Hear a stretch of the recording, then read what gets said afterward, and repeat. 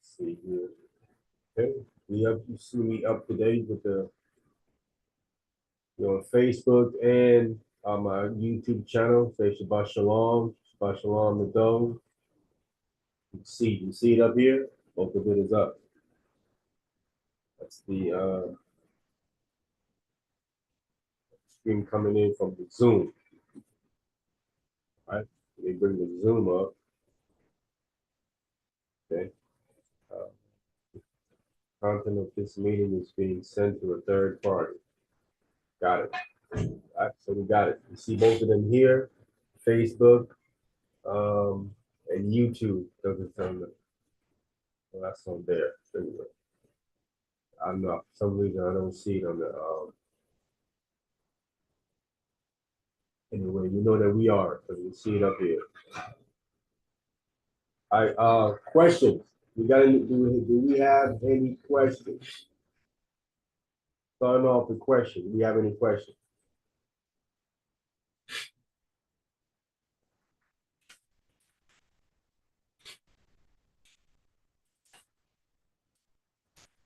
All right, no questions.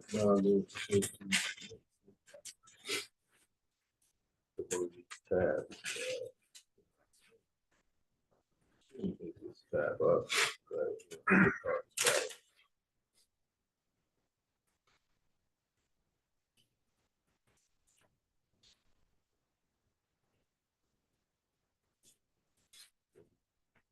Let's see. All right, this is the one we had. Up. We can give you the option to even label the class. Anyway.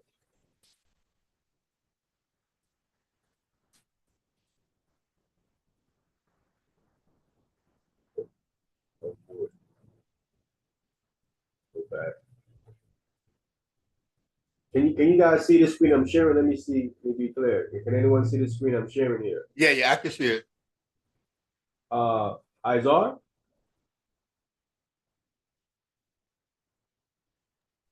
I can't see it.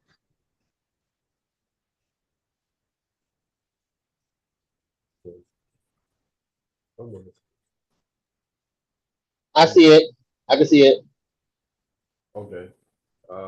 Someone just came on. I don't. Where is it? Why is this thing blocking it? Oh, T-Miles. It's blocking it.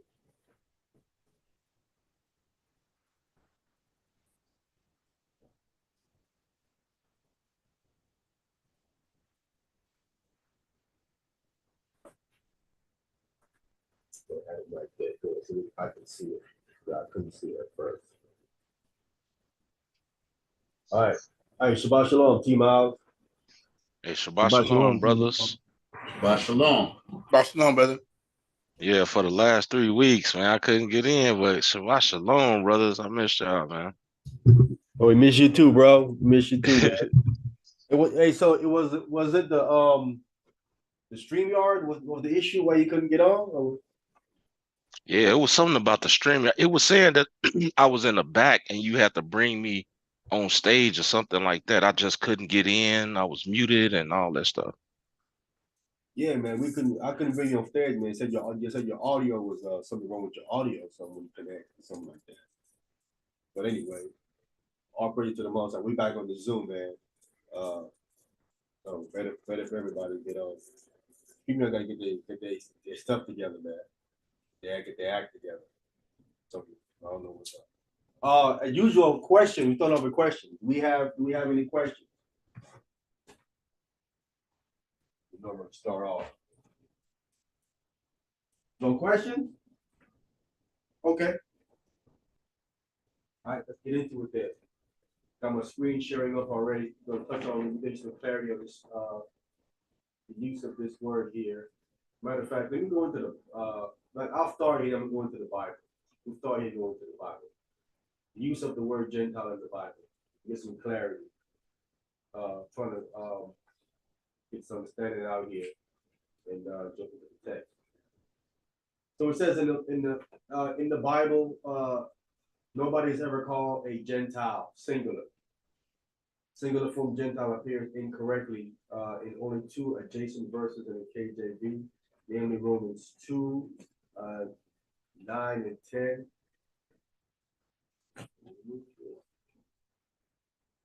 9 and 10, in both those verses, the Greek word incorrectly translated as Gentile. The word there is Helen, Helenos in verse 9, and Hellenai in verse 10. This Greek word means a Greek person, and thus many translators have corrected these two KJV mistranslations to correctly read the Greek instead of Gentile. Right? So when you see Helen, it's supposed to be meaning a Greek person, even though there's verses where the word Helen is used, and it is not a Greek person at all whatsoever. But the word Helen, it's there, but it's not speaking of a Greek person from Alexander. Apart from these two in the KJV mistranslated verses, the singular Gentile is never used in the whole Bible. This means, as I stated above, that the Bible never refers to any individual as a Gentile. Singular. The plural form Gentiles appears 30 times in the Old Testament and 91 times in the New Testament. Can we get Romans chapter 2, verse 9 and 10? Romans chapter 2, verse 9 and 10 is what we need to get. Let's read this verse right quick to get some understanding. Romans chapter 2, we're going to read verse 9. And we're going to read verse 10. I'm there. All right, go ahead. Romans chapter 2, starting at verse 9. Tribulations and anguish upon every soul of man that doeth evil, of the Jew first, and also of the Gentile. So the Jew first, also of the Gentiles. So here his word is Helen. Right? So they're saying this is Helen. This is supposed to be a non-Israelite. Go ahead. But glory, honor, and peace to every man that worketh good, to the Jew first, and also to the Gentile. Right, again, so this is Helen again, it's singular. And this is supposed to be referring to a non-Israelite, even though in these two verses here, this is referring to Israelites. Okay, these are referring to Israelites. When you read this word is referring to Israelites. Right? Let's continue to read down, Isaiah. Come. Verse 11. For there is no respect of person with God. There is no respect of persons with God, but there is a respect of nations with God. There's a respect of nations when it comes to God, right? Can we get that? Hold that. Someone give me Exodus chapter 2, verse 25. Exodus chapter 2, verse 25 is what we need to get. Exodus chapter 2, verse 25, and it reads, and God looked upon the children of Israel, and God had respect unto them. Right, so God looked at the children of Israel, and he said he had respect unto them. So he got the respect of nations, the respect of the nation of Israel. Not the respect of persons with God, and that goes back into people's titles. Most people that have these titles, they don't even not applying the title correctly, not living up to their title that they're supposed to be had. Let's go back to the book of Romans chapter 2, and let's get verse 12, Isaiah. Come. Verse 12. For as many have sinned without law shall also perish without law. So many people who have sinned, they don't have Torah. They don't know about the Torah, right? They're gonna die without knowing the Torah, right? Many people have, right? Die without having knowledge of the Torah, right? So they're gonna die without having that knowledge of the Torah. Go ahead. And as many have sinned in the law shall be judged by the law. So if you have sinned knowing the Torah, that's going to judge you. Because you have, right? The first part of that, people who have died without knowing Torah, just going to just die. It doesn't say that Torah is going to judge them. They're just going to just die not knowing it, right? And because now we know that that death, that comes all the way from what Adam and Eve did, right? So even if you knew it or not, death came from Adam and Eve and death is transferring all the way down, right? To everybody, right? Yeah. Except for those who the Most High selectively is going to like make death not pass you because you're keeping law, statutes, and commandments, which actually gives you life. That's what Enoch did. That's what Elijah did, right? Kept law, statutes, and commandments. They never saw death. So there is something you can do to not see that. But if you don't know Torah, obviously you're gonna be violating it. But you're not held accountable because you don't know it, right? Can we get say where we are? Can we get Romans chapter 5 real quick? Romans chapter 5 verse 12. We're gonna come back to Romans chapter 2. Romans chapter 5 verse 12. Check this one. Romans chapter 5 verse 12. Hold on. Let me make sure. Oh. Yeah, go ahead. Romans chapter 5 verse 12. Therefore, as by one man sin entered into the world. See that? By one man with Adam, sin entered into the world. Go ahead. And death by sin. And death by sin. So even if you didn't have the Torah, you was going to have to die anyway. Because death entered to one man through Adam. Right? But Torah gives you the option where you cannot die if you apply it correctly, right? You have an option to not see death. You can circumvent it by doing Torah, right? Not violating Torah. We see two men clearly have done that, and they was able to circumvent and not die. So not knowing it, clearly you're going to be violating it because you don't know it, but it's not held accountable. We're going to read that. Go ahead. And so death passed upon all men, for that all have sinned. Now, if death passed upon all men, for all have sinned. This is where you got to go into this word pause all again and find out. Because clearly all men did not die. Right? Enoch and Elijah did not die. Death passed upon, this word, Greek word pause, can also be translated as individual. Hold up, let me show this. What they say, I'm making stuff up again. I'm going to pull the word.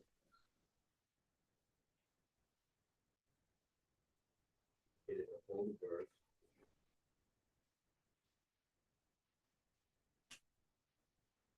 On the way down the road. Go back. Chapter 5.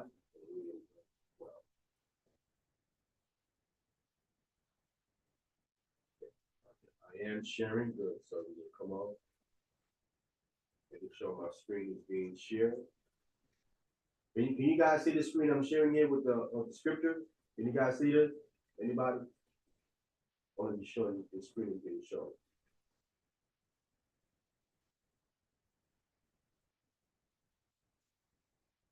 Okay. Nobody saying it. All right. Yeah, I can see it, man. Then passable all, the word all pods.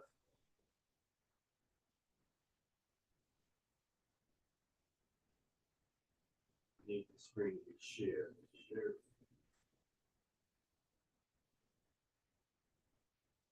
Let's see.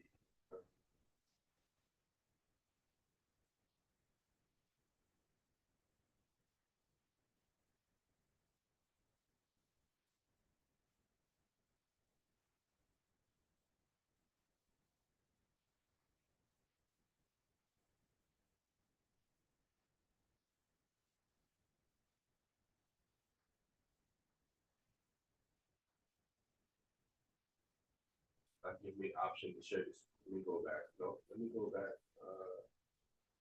Share it again. Here we go. All right.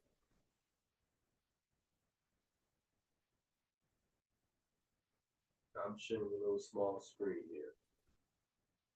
It should be sharing.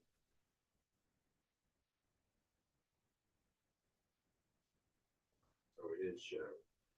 See here, we'll go up, it's pause, right? Including all the forms of the conciliation. Currently primary word, all, any, every, whole, all, manner, means, always. Any, daily, ever, everyone, as many, thoroughly, whatsoever, whole, whosoever. Scroll down, this is the Hebrew Strong, it says right here, in individually, each, or every man, all, the whole. So you gotta get the definition that fits the context of what we're dealing with. So this will be this word here. It'll be individual. They have to be individuals. But death passed upon individuals, not everybody. This is the definition for this word. Individual. I want to show that. Let me stop sharing that. Go back. Share my screen again that I had.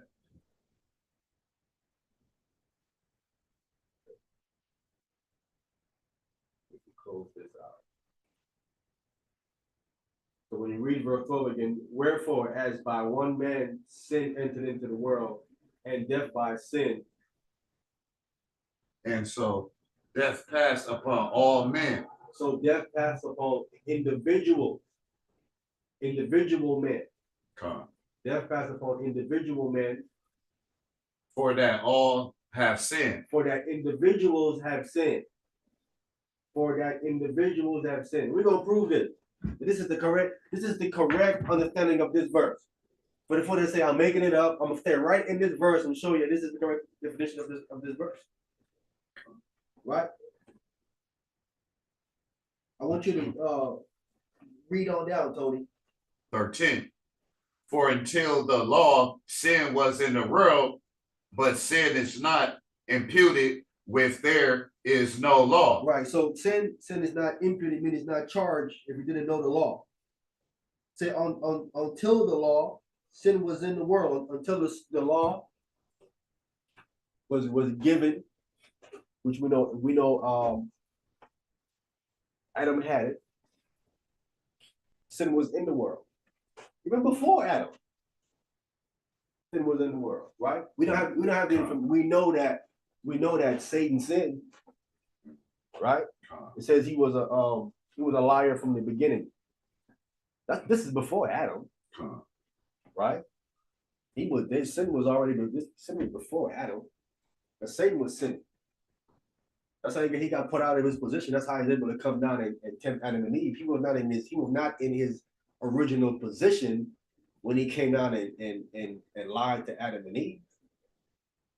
He had lost it at that point, right? But I mean, he don't sin already. So sin was before that, before Adam and Eve.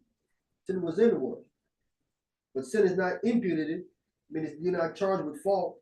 You attribute guilt to a person where there is no law, where you have no knowledge of the law. Right? Go ahead, Tony. 14. Never death. Nevertheless, death reigned from Adam to Moses, even over them that had not sinned after the similitude of Adam, transgression, who is the figure of him that was to come. Right. Similitude is the likeness. Is the likeness. And the figure is a model or a copy, right? Who is so Adam is the figure or the model or the copy. See, he's a copy. Who's the original Adam? Also, Hamashiach Yahushua. Christ is the original Adam. The Adam in the flesh, he's the copy. Right? He's not the true Adam, is Christ. Right? he's the second Adam. Call him the second Adam, but he's really the true Adam, right? Because Hamashiach Yahushua didn't sin. But who did? Adam. The copy did. The copy did, right? Con. The original didn't, but the copy did, right? Con. Right? And if the verse talks about how be it that which was spiritual. When we read it in the book of Corinthians, we're gonna read it because Paul is telling us how is it that the spiritual wasn't first. Even the spirit come before the carnal. We would agree. Con. Wasn't the flesh didn't come before the spirit. Spirit beings created fleshly beings, right? Con. So we know Christ predates Adam. He was there with the Most High in the beginning before anything was created. He was the first. He's the original, right? Con. Adam is a son of God, right? God be a Mashiach Yahushua. So he was before. So when Paul is talking about it, we're gonna read it. He said, "How was it that which was spiritual was not first, but that which was." We need to read it. Let's read it. Hold it. Let's read it. Wait. So just to be clear, Adam is a reflection of Yahushua? He's a copy. Let me read it. Let me read it. Can we get correct? First Corinthians. Let me read it. Okay. Yeah. 1 Corinthians chapter 15. Let's get that. Let me read it. Paul and let us know. 1 Corinthians chapter 15. And let me start at verse because he tells us this about the order of how things was.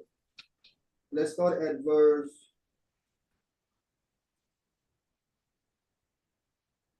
45. 1 Corinthians chapter 15, and let's start at verse 45. I got it. Hold on, let me see, can I pull it up here right quick? Since we here. Everyone can see it. 1 Corinthians 15, and we will start at verse 45. Oh wow.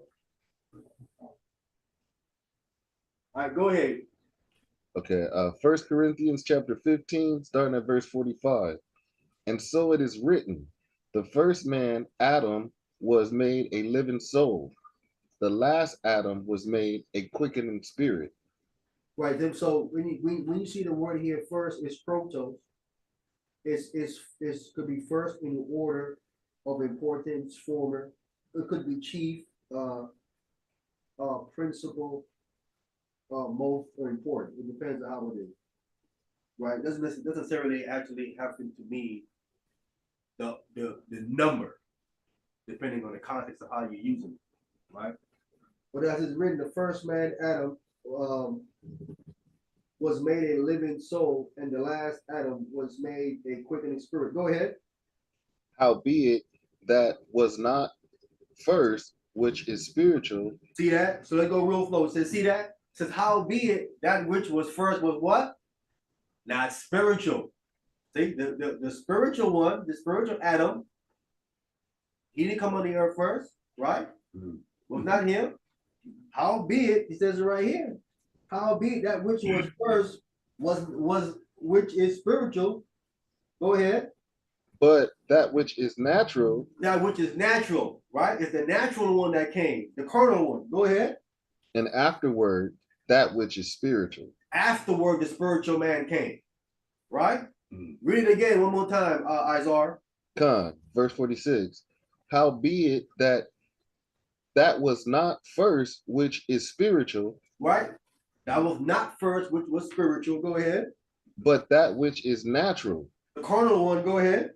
And afterward, that which is spiritual. Then the spiritual one came. See? But we know the spirit one was first. But the one that came up on the earth was Adam of the carnal one.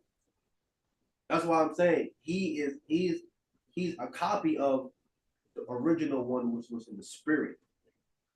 Which was in the spirit. You know what I'm saying? Con. That's what he was.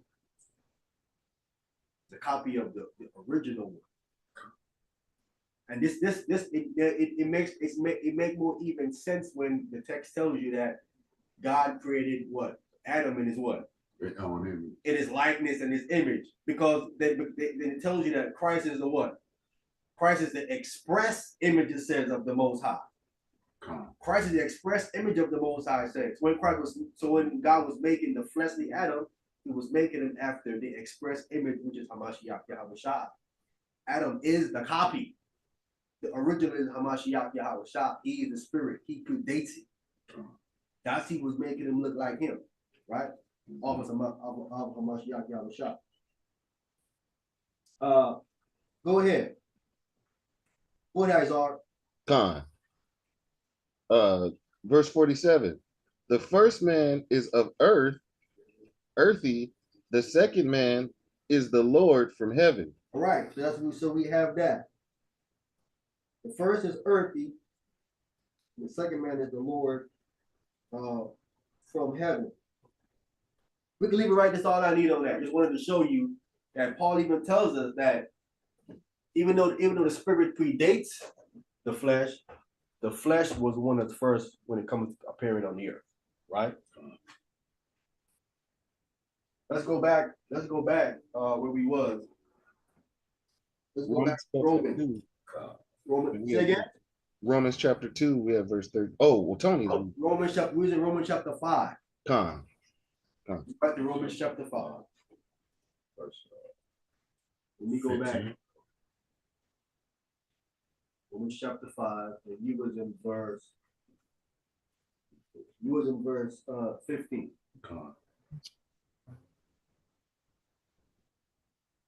Go ahead. Romans chapter 5 verse 15. But not as the offense, so also is the fig tree. Free gift. Free gift. Go ahead. For if though the offense of one many be It dead. said, but through the offense of one, it says what? Many be dead. See? Offense of one many be dead. Many be dead. And stop right there. So we cleared this verse right here. Paul is saying again, all didn't die because what Adam did. He says, through the offense of one, many be dead. Not all. That's why when we were translating verse 12, I was saying this word all does not mean all. It's individuals. Because verse 15 is confirming that through the offense of one man, it says many be dead. Not all, because all didn't die. This would be a contradiction of verse. It'd be contradicting if you translate verse 12 as all men died. Because verse 15 is saying, through the offense of one, many be dead. Not all. There are certain people who live. Again, we don't have all the records. The records that we do have let us know that 2 people didn't die. There could have been more that we don't have the records on, because we don't have all of our records. Remember, when we read into the Kings, there's many books. There's the book of the prophet Edu, right? Many other prophets that we have, many of the books that they wrote that they have, the Chronicles of the Kings of Judah and Israel. There's many other books out there that we don't have. Those books could have told us about other people that didn't die. We know 2 of them did, but that's the record that we have. We're missing some of our records. Go ahead, Tony. Finish that verse off. Much more the grace of God and the gift by grace, who is by one man, Jesus Christ, have abundant unto many. And has abounded the same way as abounded unto many. Through Jesus Christ, many people are going to be saved, but not all. Through Adam, many died, but not all. In Jesus Christ, it's the same situation. In Jesus Christ, many going to be saved. Not all. All are going to be saved in Jesus Christ, because all didn't die in Adam neither. It's just mirroring the same thing to make it equal.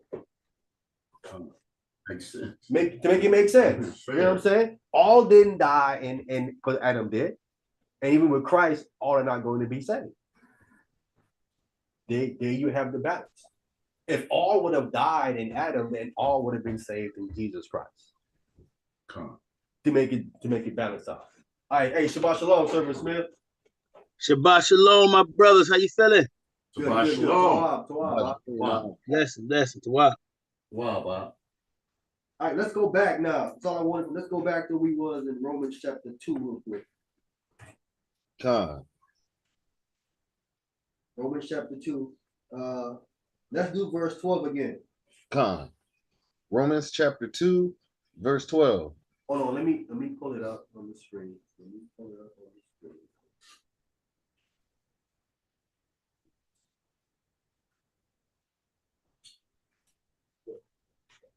Okay, go ahead, brother.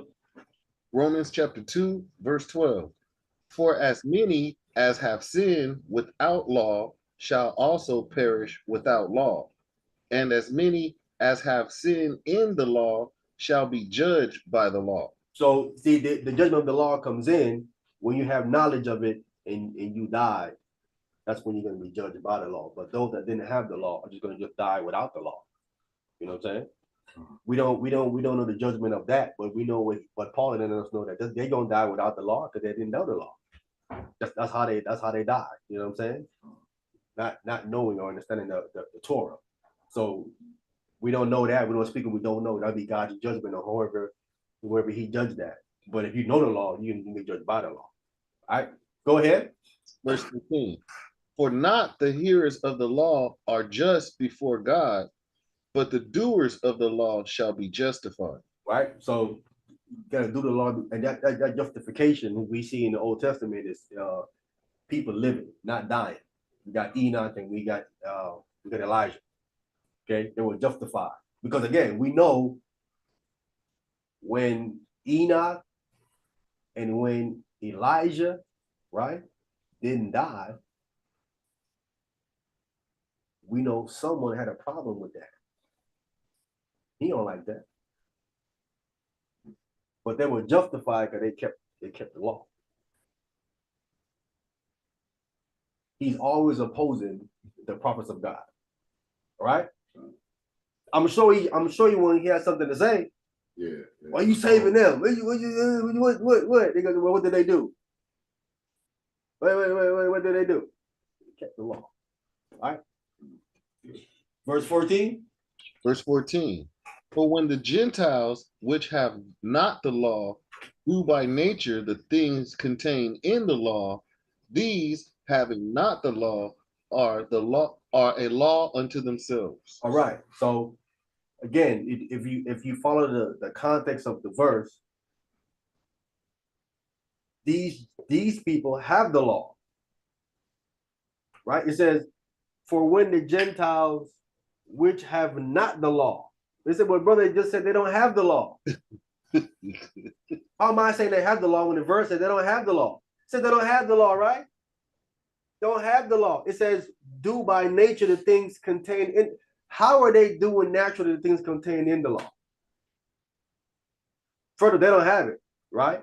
But by naturally they're doing the things contained in the law. It says, these having not the law are a law unto themselves. If they're a law unto themselves, what does that mean? It means that they obviously are what? They're like a walking Torah. God, it is like naturally do the law. Right. Naturally. If they do it naturally, then it must be somewhere on their person. It's engraved in their heart. Somewhere. It's got to be somewhere. If they're doing it naturally, it's got to be somewhere on their person, somewhere. But the text starts off and says they don't have it though. When the Gentiles which have not the law, they don't have a physical copy, right? They don't have a scroll in front of them. Because the verse goes on to say, do by nature the things contained in the law. How are they doing that without having a physical copy? How are they naturally doing having a physical copy? He says, these having not the law, I mean they are a Torah unto themselves. How are you a Torah unto yourself? You are a walking Torah. They living it out without having a physical copy, right? And then he goes and explains to you what he's saying. Can we get verse 15? Verse 15. Which shew their work of the law written in their hearts. See, that show that now it tells you where the law is on their person. It's written in their mind. That's how they're doing it naturally, because it's written in their mind. They are walking Torah. And once you see that phrase written in their heart, you know that is the new covenant that God talks about in Jeremiah 31:31. He says, I'm gonna write my laws in their hearts, in their inward parts, he says. And it only goes to one people. So when you see this written in their hearts, this is how you know that these are speaking of Israelites, because the text only speaks of this happening to Israelites. I got a question. Go ahead. Well, why would we call them Gentiles then? Say again? Why would we call them Gentiles if they keep in Torah? Because they're dispersed abroad. So they don't have a Gentile. Are you saying they don't have a Gentile mindset then? No, I'm talking about as far as the label placed on them because they're dispersed. That's what Israelites in Judea called they dispersed abroad brothers. They call them Gentiles.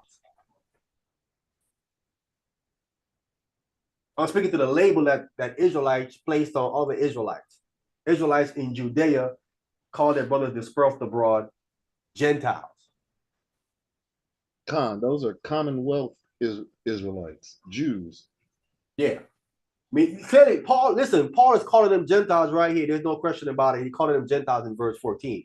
But in verse 15, he clarified that these people are doing the law naturally because it was written in their hearts. Where is this phrase written in their hearts correlates to?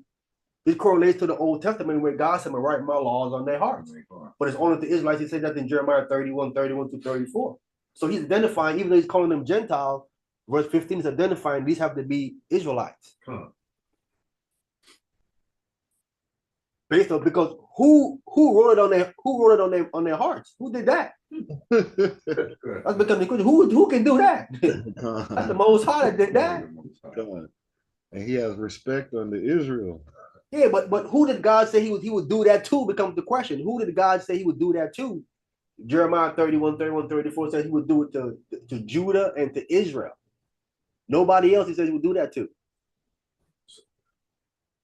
Yes, sir. So that's the reason why everybody kind of only be so hard on the army about getting it right. It ain't the individual, it's all of us. Come. Yeah, he's gonna write it on you, but based on he's gonna write it on you based on you what? Based on him first calling you, right? There's a call, and then you accepting his son, right? Right. He's gonna write it on you, the laws. So we see clearly here. You just get the understanding that these people, you probably have not met people, but there's people out here who don't have a physical copy of Torah, but they're living it. It's been written on them. And they're doing it. This is what Paul is saying. When Paul went out, Paul was coming across Gentiles, meaning the first of all Israelites, and they were naturally keeping Torah. Written Torah. That's why he says, which show forth the works of the Lord written in their hearts. He was coming across brothers and sisters like that, that were dispersed abroad when he was going out. Hey, bro, I'm a chill, but I just gotta say this, brother. In all love. These guys were uncircumcised, brother, so they couldn't have been keeping Torah in their heart. Because the first thing you're gonna do is get that meat cut. I'm not following what you're saying. If the Torah is written in their heart, right? If these are Israelites and the Torah is written in their heart, these people, we can show that they was uncircumcised. So how could an uncircumcised person have Torah written in their heart? Like, it don't matter if you keep eating pork, crab, shrimp, and lobster. I mean, let's say you're not eating pork, you're not eating crab, shrimp, lobster, you keep the Shabbat. If that meat ain't circumcised, bro, you can't even do the feast days. Okay, so I'm not. So you saying that they're not circumcised, right? But they have the law written in their hearts, correct? No, and I don't believe. You know my stance, but I don't believe these Gentiles. I don't believe that they had the law written on their hearts, because if it was, brother, if the law was written on their heart, brother, they be circumcised.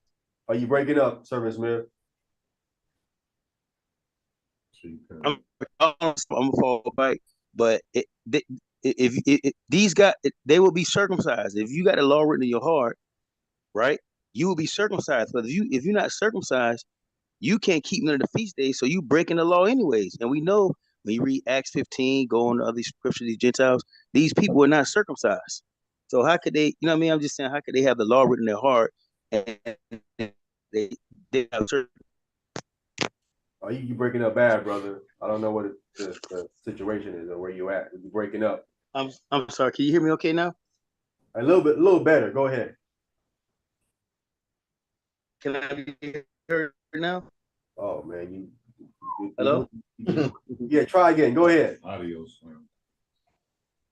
Can I be, Yes, sir. Nah, you're still in the matrix, man. I'm gonna go out and come back. Come. Hold on. Can I be heard now or no? Yeah, go ahead. Okay, can I be heard? Yes.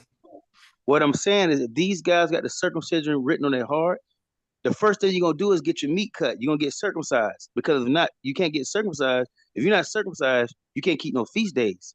So how could they be Israelites? Like, how could they have the law written in their heart and they uncircumcised? That will make them unclean.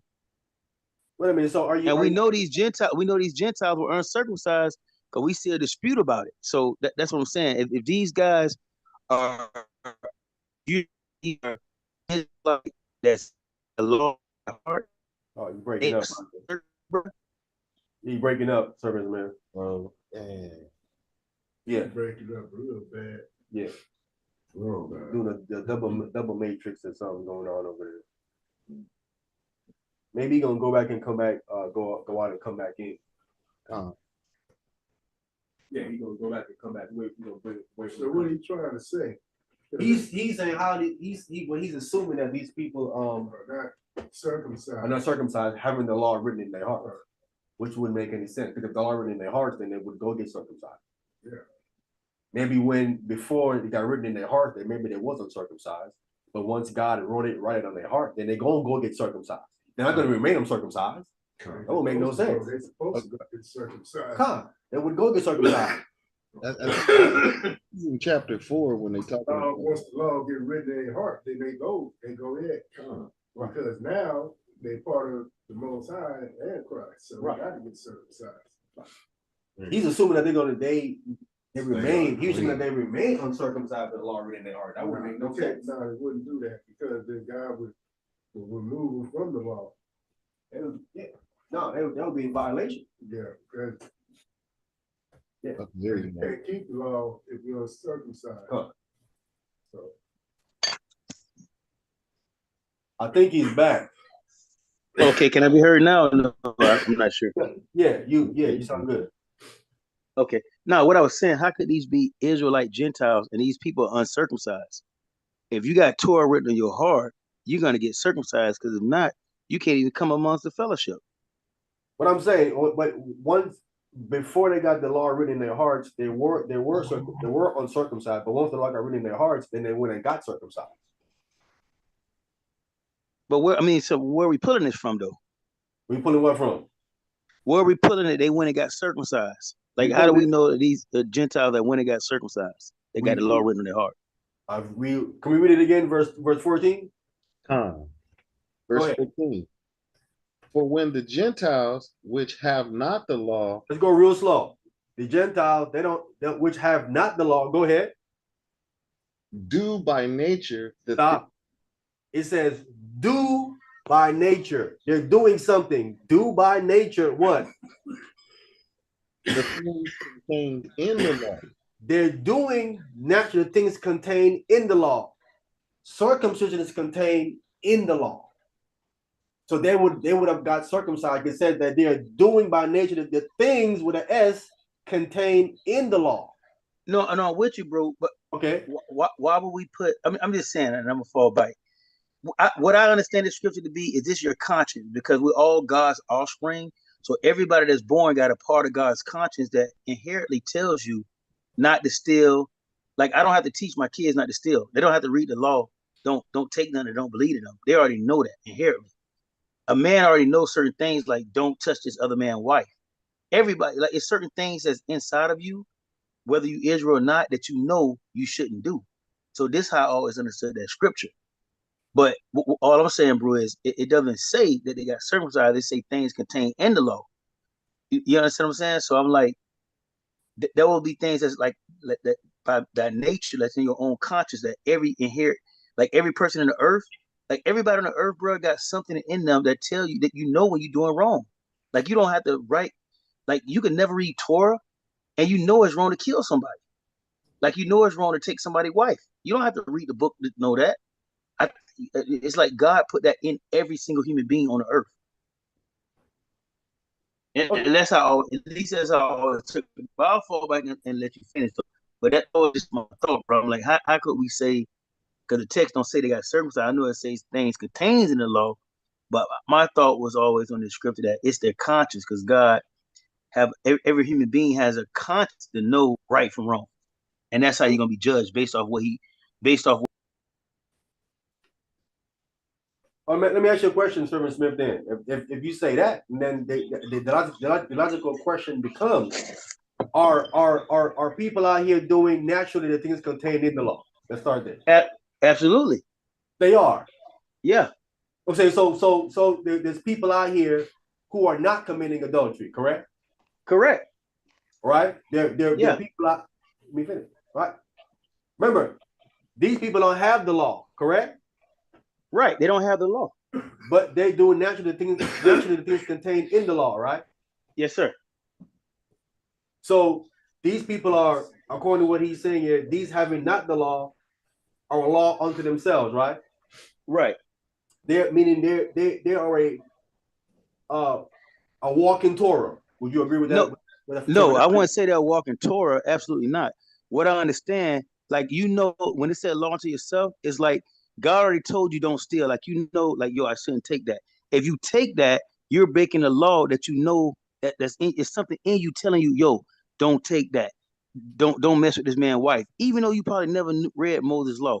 When you about to take something that don't belong to you, it's something in you to be like, dog, don't do that. Or don't do that. When you go against that, you're going against the law that's already written in you. You see what I'm saying? Okay. Wait a minute. This is what it's talking about. So who wrote it in there? God wrote it in there. Okay. If God wrote it in there, do God require circumcision? Yes or no? Absolutely.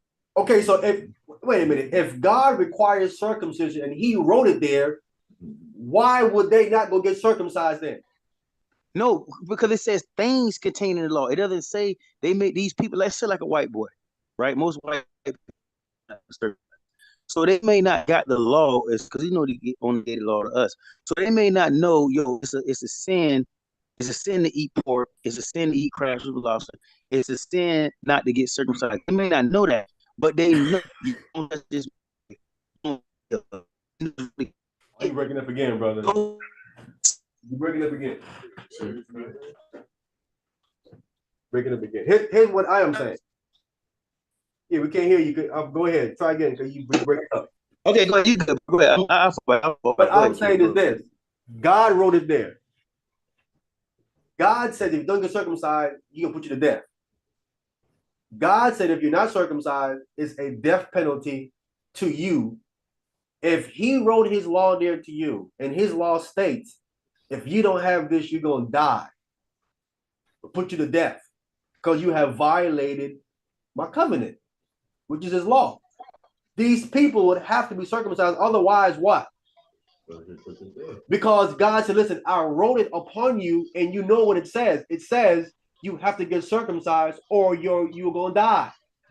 They would immediately so brother, I got to go get circumcised before God because God had made it known to me. He wrote it on, letting me know on me. Listen, you got to get circumcised or you're going to die. Now they know. I wrote it on your stance be now. So I'm young. Would your stance be now that the dispersed Israelites, they do have the law, but you only call them how they dispersed? Is that your stance now?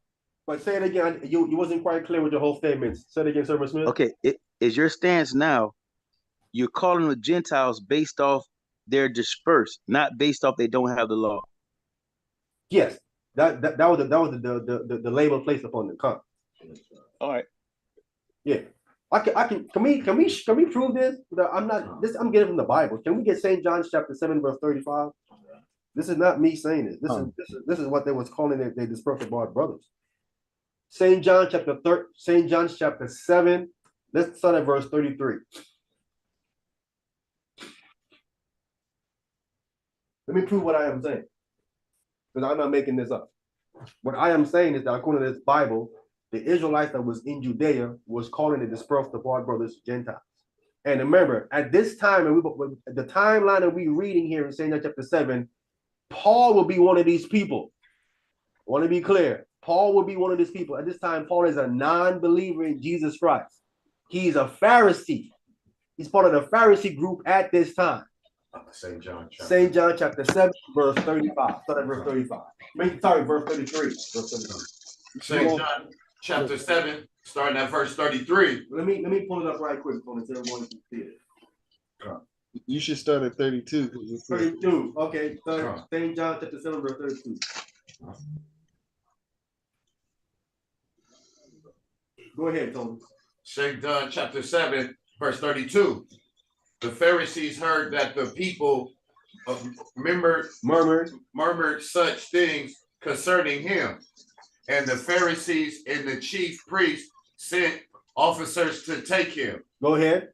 33. Then said Jesus unto them, yet a little while am I with you, and then I go unto him that sent me. So he's saying unto them. So he's speaking to Jews, Israelites in Judea, right? Remember, these are Pharisees. Again, Paul will be one of these people. I want to be clear. Go ahead. 34. Ye shall seek me and shall not find me, and where I am, thrifter, ye cannot come. All right, go ahead. Hold on. Let me move this thing out the way. This thing is in the way. Get this out the way right there. Go ahead. 35. Then said the Jews. Wait, then said who? The Jews. Then said the Jews. These are the ones that's in Judea. Then this is the response of the Jews in Judea. Go ahead. Amongst themselves. Amongst themselves. Go ahead. Whither will he go that we shall not find him? Where they said among themselves. Wait a minute. Where is he going to go to find him? Right? Go ahead. Will he go unto the press? Disperse amongst the Gentiles and teach the Gentiles? So they're saying, is he going to go to the diaspora, the dispersed abroad Israelites, who are where? Who are among non-Israelites, Gentiles, and what? And teach who? Gentiles. They're calling the dispersed abroad brothers Gentiles. The dispersed amongst Gentiles and teach who? The Gentiles. They say, oh, that's where he's going to go. He's going to go to the diaspora amongst the other nations and teach the Gentiles. This is showing you that Israelites that's in Judea call the diaspora Gentiles. At this time we're reading it, Paul is a Pharisee. He would have the same terminology for diaspora, Gentiles. We see it something in his writings. He calls them the same. He calls them Gentiles, diaspora. Hey, bro, I'm gonna fall back. I'm just gonna listen because I honestly, I just want to learn. To be honest, but so I just want to ask you one last question, brother. So Cornelius knew the law. I don't know if Cornelius knew the law. I can't say a factual yeah or no. I don't know why, bro.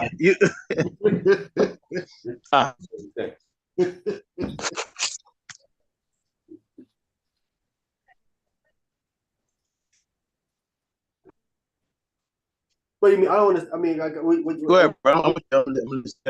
Again, my thing is this. My thing is this. Listen, the Bible says this. The Bible says prove all things. If I say, yeah, he has it, the next thing is going to be proven. Right or wrong?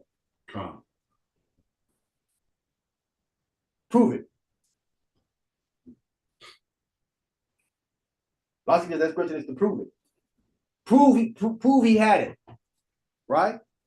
I can go into the text and say, well, it says right here, he kept alms, he did good to the people. it'll be argued. But man, listen, man, he was just a good brother. Doesn't mean he had the law, right? That's what it'll be argued.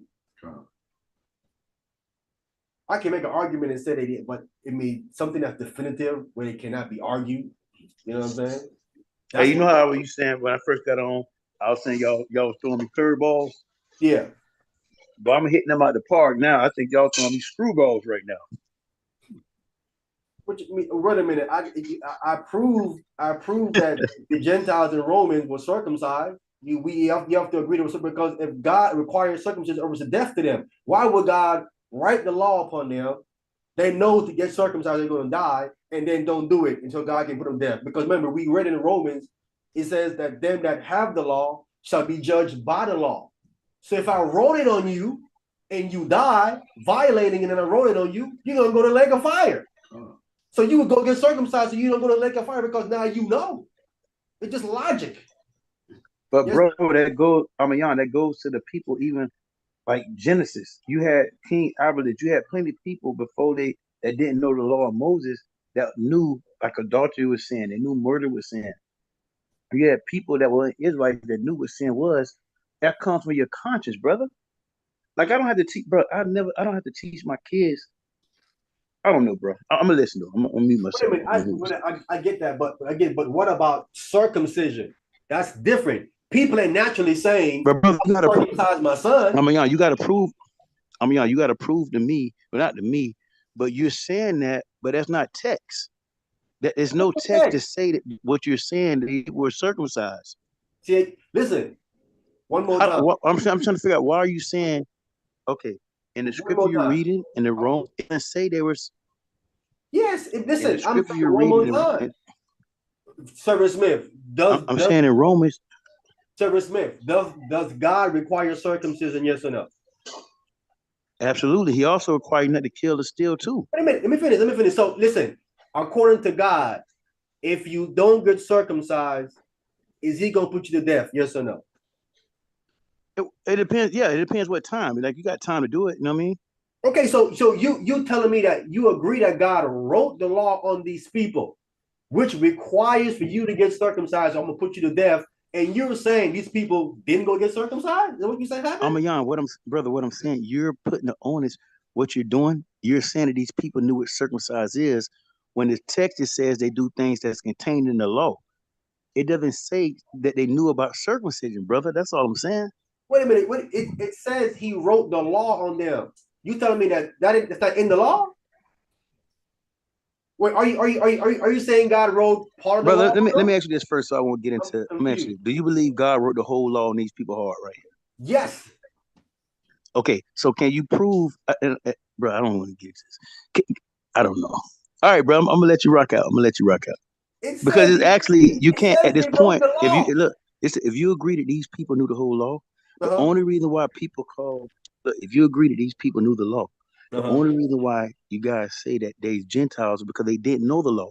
Now you're saying it because they dispersed. No. It wouldn't matter if they dispersed. You say that. You say the Gentiles because they knew it. I said the Gentiles because their brothers in Judea were just calling them that. That's what I said. But why would they start calling them Gentiles? Because they were living like Gentiles and among Gentiles. That's why. So why would they be living like Gentiles and the law written in their heart? That's before God written on their heart. Before.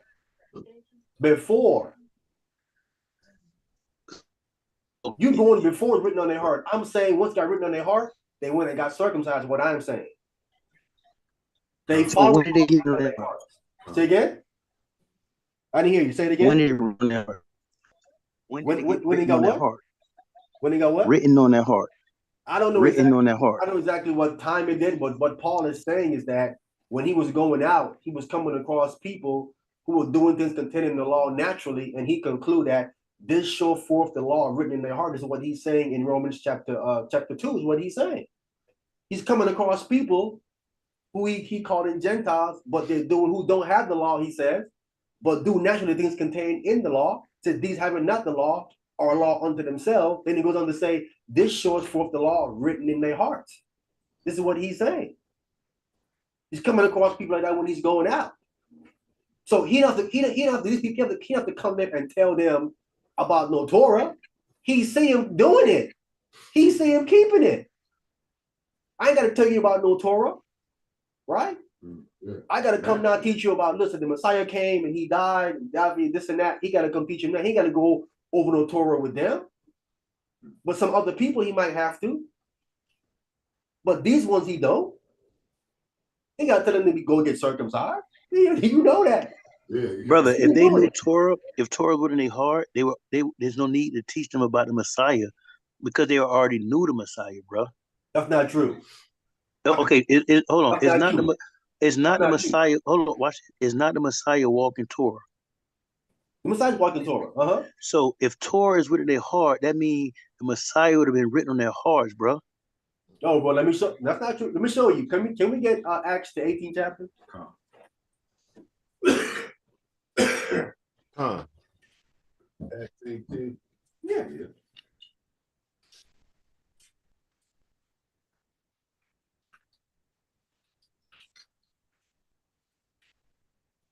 Let me get the correct verse. Let me make sure it's Acts 18.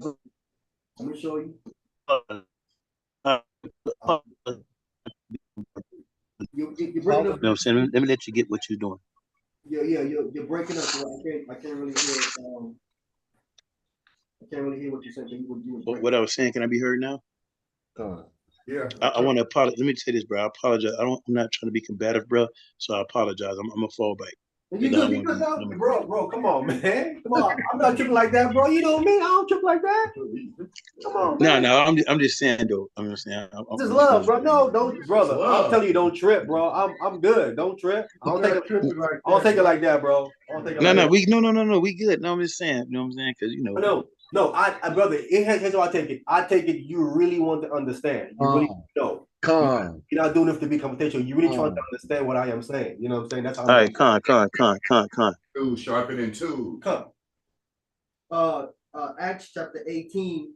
Let's start at verse 24. I got it. let me pull it up right quick, your Acts chapter 18, and we're gonna start at verse 24. We're gonna read all the way there. All right, go ahead. This is the book of Acts, chapter 18, verse 24. And a certain Jew named Apollos, born at Alexandria,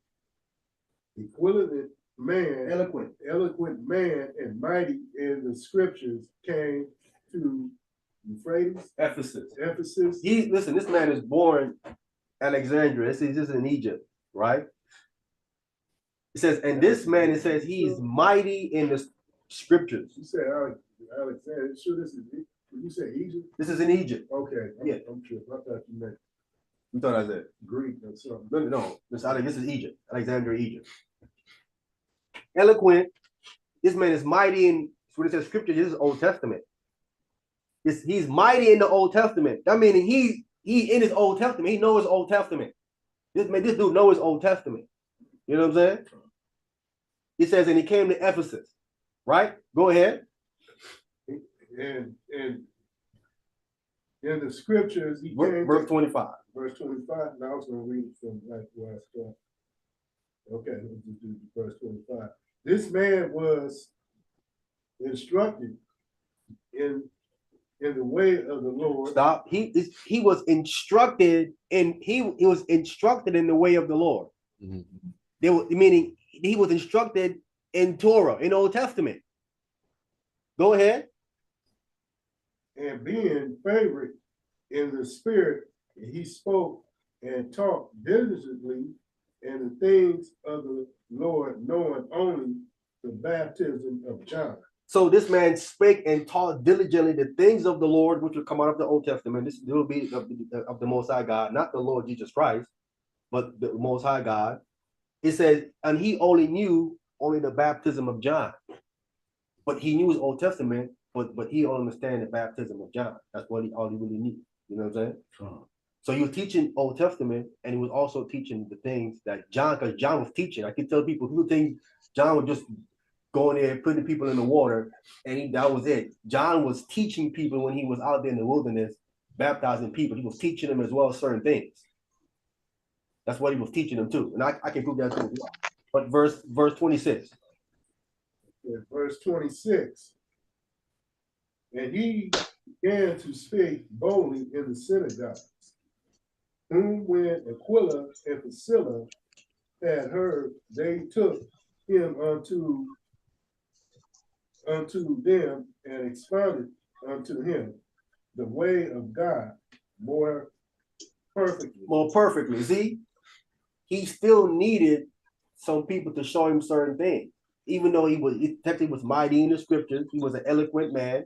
He was instructed in the way of the Lord, it says, speaking these things in the synagogue, and he knew of the baptism of John, and he was in the synagogue saying certain things in the synagogue. But when Aquila and Priscilla saw him, they understood there's a little bit that you don't know. They took him to say, and they start expounding on him the way of God more perfectly. They start showing him some things that he didn't know. Even though he was mighty in his Old Testament, there's still certain things he didn't quite fully understand, right? That's what I'm saying. But the thing, this guy didn't know Christ, though. He didn't know Christ. That's what I'm trying to. That's what I'm trying to say to you. Even though the Lord wrote the Torah on these people, so they know the requirements of what Torah requires for them.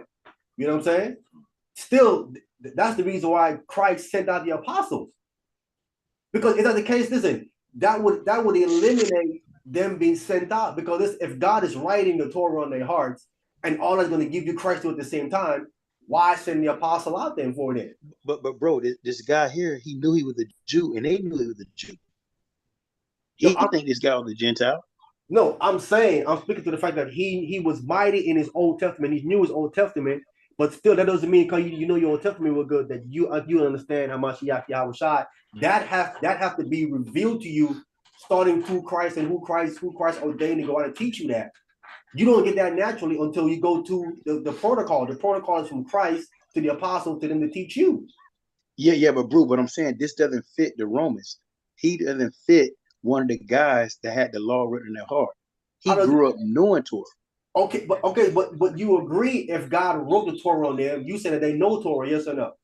Yeah, but this is not. I'm saying this guy here is not one of those guys.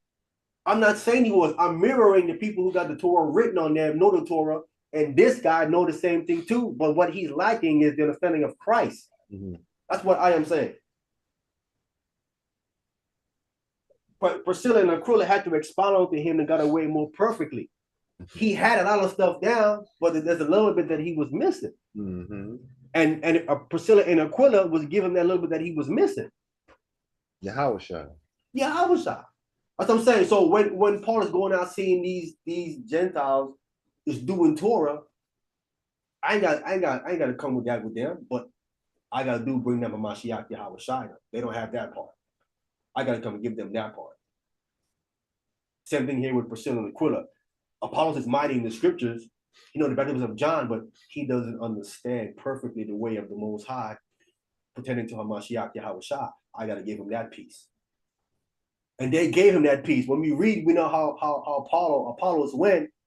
Can we finish reading what Apollos did? When Aquila and Aquila showed him about Hamashiach Yahweh? Who was reading? Go ahead. That was at verse 21. I want you to read verse 27. 27. Verse 27. And when he was disposed to pass into Achaia, there wrote, exhorted the disciples to receive him, who when he was come helped them much which had believed through grace. Verse 28. Yeah. For the mightily conceived the Jews, and he mightily convinced the Jews, and that publicly shown by the scriptures that Jesus was Christ. See that? After Aquila and Priscilla thought to expound to him the way of God more perfectly pertaining to Mashiach Yahweh, it says he mightily convinced the Jews. These were the naysayers, his own people who didn't believe, but he convinced them once Priscilla and Aquila showed him, because Priscilla and Aquila was taught by Paul. Let's be clear. Paul taught them. And then they taught Apollos. And Apollos went and convinced the Jews mightily, and he did it publicly. He didn't do it in the secret, did it publicly, showing what? By the scriptures. which he was mighty in, but he couldn't do that at first without Aquila and Priscilla. He could do this part right here. He couldn't publicly show Christ through the Old Testament. He says, showing by the scriptures that Jesus was the Christ. Now he got it. Because this the thing though, brother. When we read Acts 13, right? You see these Gentiles are in a synagogue, and the Jews there, they all were together. They're not dispersed, bro. In Acts 13, when the Jews and the religious proselytes in the synagogue, it says Jews, religious proselytes, and Gentiles, all of them in the synagogue. All of them was dispersed, bro. So why would these? No. You saying Paul? You saying Paul and them were dispersed too? You said didn't you just say Paul was among the dispersed? No. I said Paul was born from a dispersed, but he was raised up in Jerusalem. Okay, so what I'm saying is, when you get the Acts in Romans and that synagogue in Antioch, would you call them dispersed Jews? No, the one that they're calling Gentiles and religious might again, but the one that was there, no, they would come from Jerusalem and they going around. They're the one running the synagogues in these different places. Because they're pushing oral Torah. So they that's why the Christ said that in Matthew. It said you travel land and sea, turn one into a proselyte. So they were setting up synagogues all over the place. What Paul considered a dispersed Israelite? You breaking up, bro. I can't make out what you're saying. Would Paul be considered a dispersed Israelite? Yeah, based on when he was born in Tarsus, yes. So he, according to what you're saying, bro, he would have been called a Gentile. Yeah, what I'm saying, but he was raised in Jerusalem under the feet of Gamaliel. He was raised in he was originally born in the dispersed abroad country, but he was raised up in Jerusalem under Gamaliel, as he said. All right. Yeah. Okay. Let's go back. I would love for you to show him your timeline, how you hang things on the timeline one day when you have a chance. But that's another story. But I digress. Yeah, but I'm saying Paul was born. He dispersed abroad Israelite, but he was raised in Jerusalem like Gamaliel. But he himself was calling people dispersed abroad Gentiles, right? Mm-hmm. Even though he was originally born in dispersed abroad land. But it makes sense that God would send him to disperse abroad Israelites. That's originally where he was born, and he would be termed a dispersed abroad Israelite based on how originally where he was born in Tarsus, which they would be set in Turkey today. That's where he originally was born, and his parents obviously brought him down to Jerusalem and left him there and had him to be raised under the Pharisee, the Gamaliel, as he said in his own mouth. That's how he was raised at this man's feet. I mean, from he was young, he was being taught by this man. Raised up under this man Gamaliel, and this man is a famous rabbi. Even these fake Jews know this. Who know who this guy is. He went Paul. We will talk about Paul himself. Okay, let's go back. We was originally in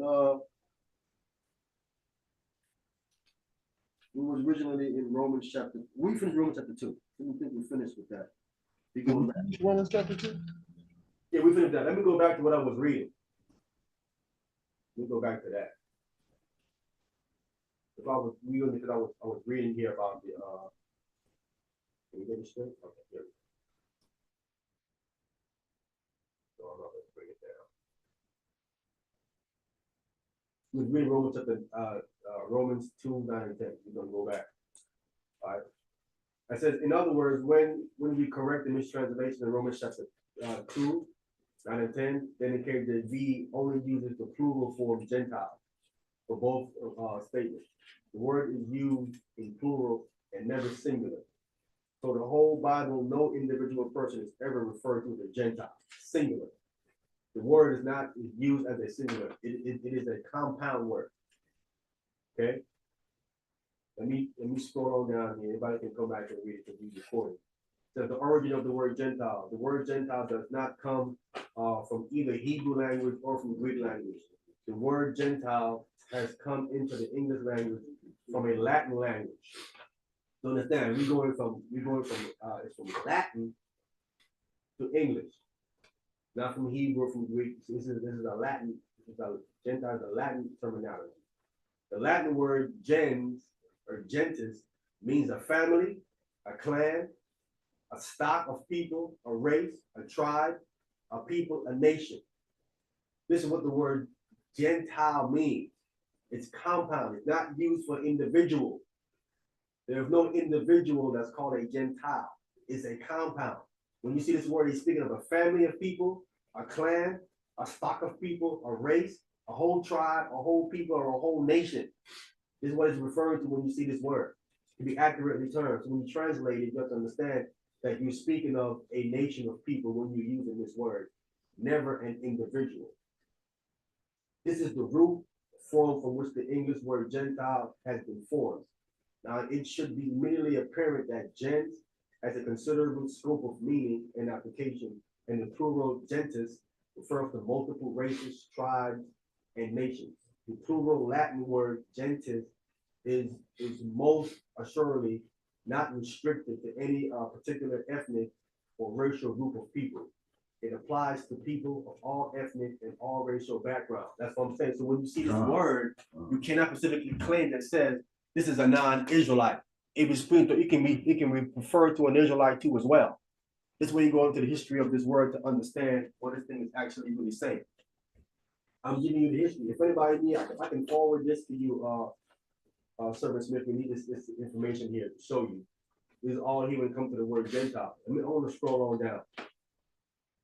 If anybody can remember when it comes to the Old Testament, the word goyim, when you see the word nations there, it's not necessarily talking about a non-Israelite. The Hebrew word goy or goyim, the Hebrew word translated as Gentile in the Old Testament, goy, the plural form being goyim, throughout this article will present these two words, goy and goyim, to indicate whether we are dealing with the singular or the plural of this word.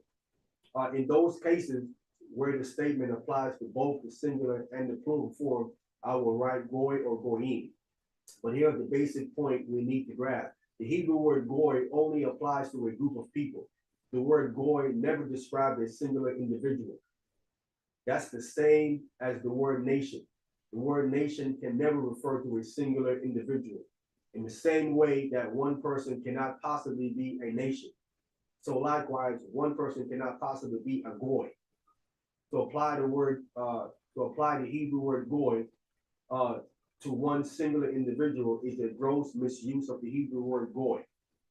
So the singular form goy always means more than one individual, just like the singular form words nation and family always means more than one individual. And like the word people always means more than one person. One individual cannot possibly be a family, and one individual cannot possibly be a nation, and the individual cannot possibly be a goy. So we see right here how it is used. The word goy is used 558 times in the Old Testament, and is thus a fairly common word in the KJV Bible. This word goy or goyim is translated by 4 different English words. You will see it as nation, heathen, Gentiles, and people. Again, all these can be non-Israelites or Israelites when you see it. It's only the context will let you know exactly if it's an Israelite or non-Israelite. People are so programmed and used to when they see this word nation or heathen or Gentile, they immediately mean these are non-Israelites. And this is not true. This is the translating this one single word, goy or goyim. And it can be Israelites or non-Israelites. Again, it goes back to the context. Right? That's all I want to really show you. I want to go through the whole thing because a couple of verses that I really want to pull out again. I'm going slow so anybody can slow the video down later on and read through all the stuff here that you see here. I want to try to get to the point here. Goy or goyim throughout the Old Testament. The first time the word goy or goyim is ever used in the Bible is in Genesis chapter 10, where it is used 6 times in 4 different verses. Here are these 4 verses. By these are the eyes of the Gentiles, goyim, divided in their land, everyone after their tongue, after their families, in their nation, goyim. Genesis 10 and 5. These are the sons of Ham, after their families, after their tongues, in their countries and in their nations, goyim again. Genesis 10 and 20. These are the sons of Shem, after their families, after their tongues, in their lands after their nations, Goyim, Genesis 10:31. These are the families of the sons of Noah after their generations and their nations, Goyim. And by these are the nations, Goyim, divided on the earth after the flood, Genesis 10:32. So in these four verses, the King James translators decided to translate Goyim 5 times as nation and 1 time as Gentiles. Who told them to render Goyim as Gentile? In the first part of verse 5, and then render it as nation in the second part of the same verse, as well as in all 4 of the subsequent verses of Goyim in the chapter. So we can see that the translators are picking and choosing what they want to translate. The same word is just one word, and they translate it differently, and that's how they're confusing people. Because people think that how that Japhet are only Gentiles, based on how they translated the word. Throwing people off, and it's the same word, Goyim, same word. Okay. Again, I want to read through this whole thing here. I'm gonna go real slow. Anybody can slow the video down and read through all of this. This will show you clearly that you have to go back to the context. You can't focus on just a singular word to assume this is speaking of a non-Israelite. These words are interchangeable. They can be Israelite or Gentile. Okay, you can see it all here. And we have all the verses. The guy got enough verses here to show you exactly what he's saying, to prove exactly what he's saying, because he's putting enough scriptures. Scriptures are all over the place when you look at this article, and he's proving exactly what he's saying. I want to scroll down so everyone can see. He covers again, this is an exhaustive use of the word Gentile, Goyim. It's all here. Everything you're looking for, you can find it all here in it. Everything is here. All right? Nothing missing. This article will explain to you exactly what I have been saying. If you cannot say Gentiles are non-Israelite, you can say nations in the Old Testament is a non-Israelite. Okay? You see it all here. All you go into the Greek New Testament. But I want to come down to the word Gentile in the New Testament. That's what I want to hear. The word Gentile in the New Testament. The Greek New Testament word that is translated as Gentile is ethnos. This word is used 164 times in 154 different verses in the New Testament. It is in the King James of our Bible translated by the same 4 English words that we find used for the Hebrew word goy, nation, people, Gentiles, and heathen. Ethnos is translated 93 times as Gentile, 64 as nation, 5 times as heathen, and 2 times as people. The Greek word Helen is used 27 times in the New Testament. 20 times it is correctly translated as Greek, but 7 times in 6 verses it is incorrectly translated in King James as Gentile or Gentiles. In 2 of those places it is translated as singular Gentile. We went to go to Romans then. In the other 5 places it is plural, Gentile. We will ignore these 7 obvious mistranslations. Clearly. It should not come to a surprise that the Greek language LXX version of the Old Testament of the Hebrew word goy is usually represented by this Greek word ethnos. The Greek word ethnos and the Hebrew word goy mean the same thing. Because we're talking about translating from the Old Testament, goy or goyim, and bringing it into the New Testament, you would get the word ethnos. So we're speaking of a plural nation, people, tribe. We're not speaking of individuals here when we see this word. That's all I want to show. I'm going to scroll down. You can see the rest of the article. I want to go pull these certain scriptures here, right? Anyone can see it. Again, when you see the word Helen, you cannot immediately assume that it is a non-Israelite, and I'm approving. We just read the verse. I'm going to show it from the Greek that the word there is Helen, but the word Helen there is speaking of an Israelite. Can we get St. John chapter 7? I'm scrolling this down. Where we were direct to the point, St. John chapter 7, verse 35. I'm going to show you in the Greek what Greek word is there. And the context telling us that these are Israelites. Want to be clear. St. John chapter 7, we can read verse 35. And I'm going to show you in the Greek version. So yeah, we have this here. We're going to get into the Greek. So anyone can pause the video and you can read everything that I just read. So I just pull it down. I'm gonna show you the Greek word was there. I'm going to St. John chapter 7, we're gonna read verse 35. Who has that? Check this out. So John chapter 7, verse 35. Then said the Jews amongst themselves, whether we will go, that we shall go find him. Will he go unto the dispersed amongst the Gentiles and teach the Gentiles? Right, so we see the word here, the Gentile. Would he go into disperse among the Gentiles? Okay. This word is Helen. Let me share this so we can show you. I'm gonna share it. So where to see it.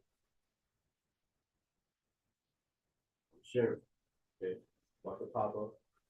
Make sure it's popped up. Okay. It's sharing now. This is the word, the Greek word, Helen. Read here. This is the word. Would he go among the Gentile? It says Gentile. He's gonna disperse abroad, Gentile, but the word there is Helen, right? A Helen, Grecian, the inhabitant of Hellas, by extension, a Greek-speaking person. Especially it says a non-Jew Gentile, Greek, Helen, right? Let me stop sharing that and go back to who was now. That's not the Helen that Achilles and them was fighting over, is that That's a woman. Name was Helen. Helen? Just speaking of the language. Oh, okay. Yeah. This means the culture, the Greek culture. Hellenistic, yeah. Yeah. Now back in 35, where again, the next word says, and teach the Gentiles. That's clearly they're speaking of this first of all Israelites. But this word is the same word that's here. It's Helen again. Let me share it. It's the exact same word again.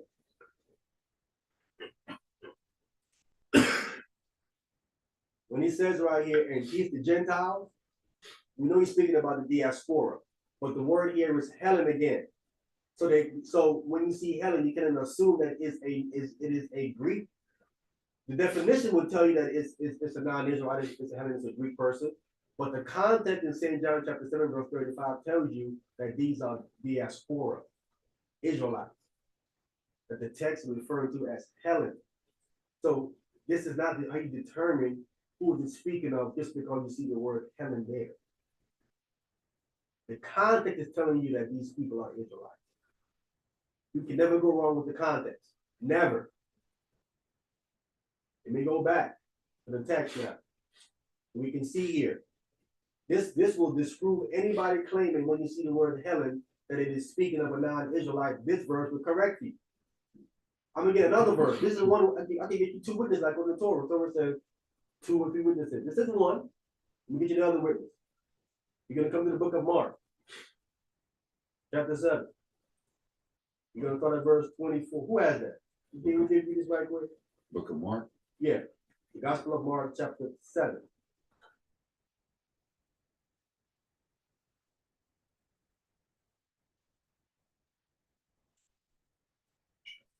You're gonna read 24, 25, and 26. That's all I really want to get real quick.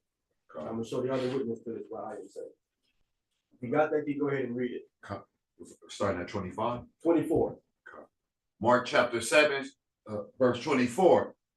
And from thence he arose and went into the borders of Tyre and Sodom and entered into an house and would have no man known it, but he could not be hid. So he went to a house and he was trying to hide, but it wasn't working. Go ahead. 25. For a certain woman whose young daughter had an unclean spirit heard of him and came and fell at his feet. So this woman heard of Jesus Christ. All the miracles he was doing, his fame went all the way out. So she heard this thing that these men can do, that he was doing, and she know this guy can catch this devil out of my daughter. So she heard of him, and she was in that area. Go ahead. The woman was a Greek. The woman was a what? She was a Greek. Hold on, let's pull the word up. The woman was a Greek. It's the same word Helen. I'm gonna share it so we can see, and I'm not making this up. It's the exact same word. right? Hmm. Right? Hellenes, a Grecian. He says, i.e., non-Jewish woman, Greek. You see it right here. Let me go back to the text now.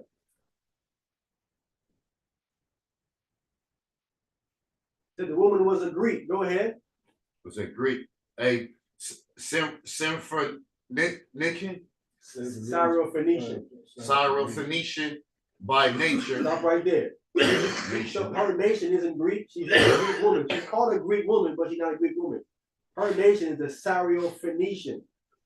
This is a so-called black woman. Greeks, according to this word Helen, we say this is a so-called white woman. But the text letting us know this is a Syrophoenician. This is a Phoenician woman. Syrio speaking about her language, Syriac, Aramaic. Phoenician is her nation. She's a Phoenician woman. This is the so-called, these are black people, so-called black people. This is a so-called black woman. Now, when I was coming up, the brother was from the one North was teaching us that this was a white woman.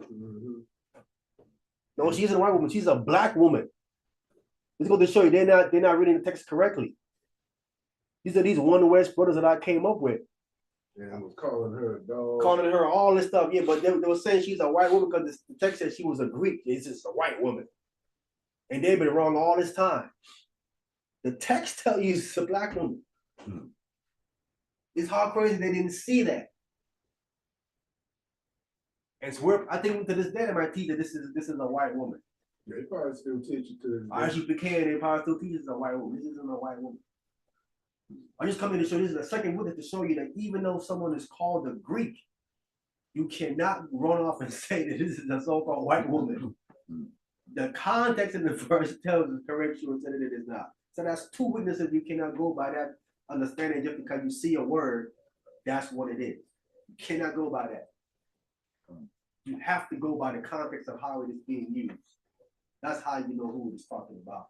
Get that Gentile, heathen, no terminology out your head as far as thinking it's only one way. Get that out your head.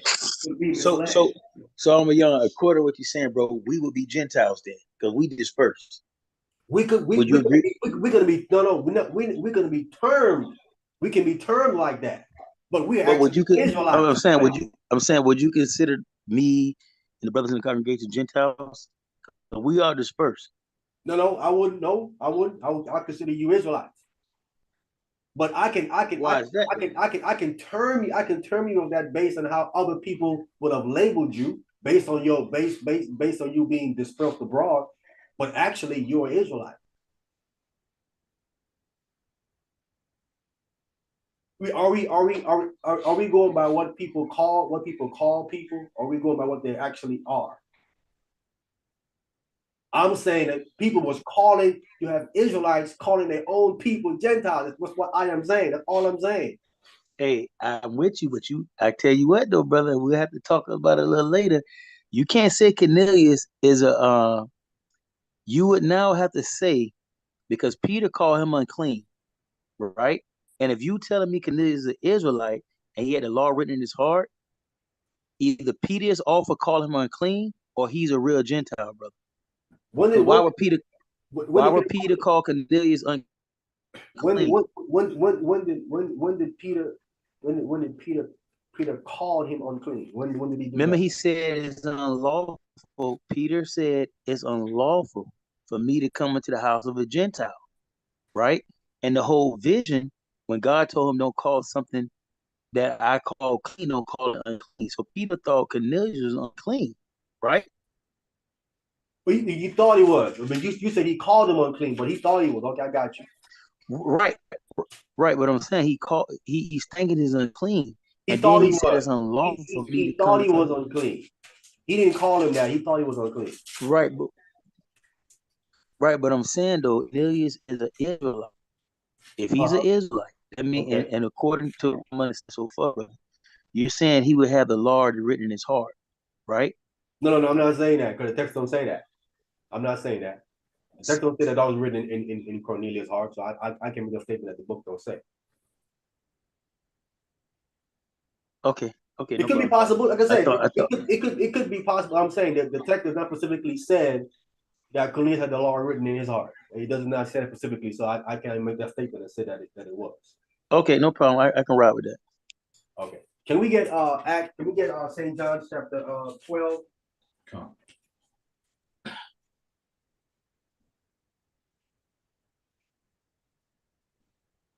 St. John's chapter 12. And let me get the verse I'm looking for. Verse 20. St. John chapter 12, verse 20. I'll take this one. You gonna go read? Who's that? Isaiah, you want that Isaiah or what? What's going on? Oh, if you want to, go ahead. No, you go ahead. You go ahead and read. Okay, St. John's chapter 12, verse 40. No, 20. 20. You said verse 20? 20 on 20, yes, sir. 20. St. John's chapter 12, verse 20. Yes. And there were certain Greeks among them that came up to worship at the feast. Right. So here, there's a feast here, and it said there were certain Greeks that came up. There were certain Greeks among them, it said, that came up. Now, the question becomes this: are these Israelites or non-Israelites? Comes the question. Can we get hold where we at? Hold where you're at, Isaiah. I need someone to get me Acts chapter 21, verse 28. Acts chapter 21, verse 28 is what I want. Acts chapter 21, verse 28. Yes. Let me go to it too as well, so because I need to see it. Acts chapter 21, and we're gonna get verse 20. All right. Hold on. All right, go ahead, brother. The book of Acts, chapter 21 and verse 28. Yes, sir. Crying out, men of Israel, help, this is the man that teaches all men everywhere against the people. So they're talking about Paul. They're trying to say Paul is the one going around teaching everywhere against the law. Go ahead. And the law in this place and further brought Greek also into the temple and had polluted this holy place. So they said Paul also brought Greeks into the temple. He says, and polluted this holy place. Now, in St. John's chapter 12, verse 20, it said there was Greeks among them. And at the feast, they will be in the temple. If these Greeks were non-Israelites, the Israelites would have deemed them as being polluted. You polluting this holy place. If you are non-Israelites and you're in the temple on the feast days, they would have deemed you as polluted. This is what they're saying about Paul. You brought Greeks in here, this temple, polluting this holy place. These Greeks in St. John's chapter 12, verse 20, have to be Israelites if they're at a feast day in the temple. Because the Jews would have thrust them out. Because they would have deemed them as polluting this holy place. It would not make any difference. They're accusing Paul of doing that. So they couldn't just waltz up in there on a feast day up in the temple, being among, because remember, they wanted to speak to Jesus Christ. That means Christ was inside the temple. That's where he always is teaching. He ain't teaching outside the temple. He's inside the temple. When the Greeks can say, yeah, we want to talk to Jesus Christ. That means they're inside of the temple. Non-Israelites cannot come inside of the temple because they deem them as polluting this holy place. So it wouldn't work. So I'm determining that when reading St. John chapter 12, verse 20, these are Israelites. But brother, that's my point, Amayan. How could they be polluting the temple if they got the law written in their heart, brother? What you mean? I'm saying our other disagreement was, are they Israelites or non-Israelites? I said they're Israelites. You said they're non-Israelites. If they're non-Israelite, they would have been polluting the holy temple. Wow. But if they're Israel, I'm saying if they're Israelites, right? if they're Israelites, why is he being accused and polluted? Because according to what I'm understanding, you said he got already got their heart, right? So got circumcised. You're breaking up, brother. According to what you okay. You're breaking up, You're breaking up. Can you hear me now? Yeah, try it again. Okay. You're still doing it, bro. Cool. Yeah. Let him come back in. Let him come back in and see what he says. Because I think he's saying if they got the law written in their hearts, then it will be polluted and plain, but then you'll be admitting that they're Israelites. If the law is within their hearts, then these only pertain only to Israelites. As I've been saying, these Greeks in St. John's chapter 12, verse 20, these are Israelites. It only makes sense. Because if not, they polluted in the holy place. They would have been killed. And how can you write a law amongst you and you're bigger than the law though? You ain't gotta follow it. I just gave you this law though. You ain't gotta follow that. They'd have been killed. That's a death sentence. I give you a law, you don't follow it. Yeah, you get polluted, they get it, you been killed. There's nobody bigger than the law. Oh, we'll bring it back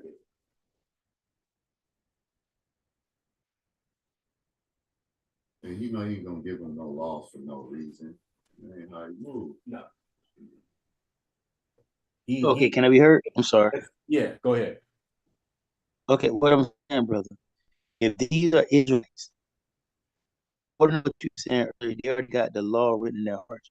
So these guys would have been circumcised, right? I mean, yeah, you can't keep a Timothy circumcised. You I'm can't. saying Timothy, Titus, all these guys would have already been circumcised, right? Yes. If they got the law written in their heart. So how are they polluting the temple then? Why are they being accused of polluting the temple? No. I'm not saying that. I'm saying that what we're reading in Acts chapter 21, verse 28 is that they were accusing Paul and saying that he was teaching against the law. It says, and more, it says he brought Greeks into this temple, polluting this holy place. This is what they were saying, but Paul never did that. So I'm saying, right, no.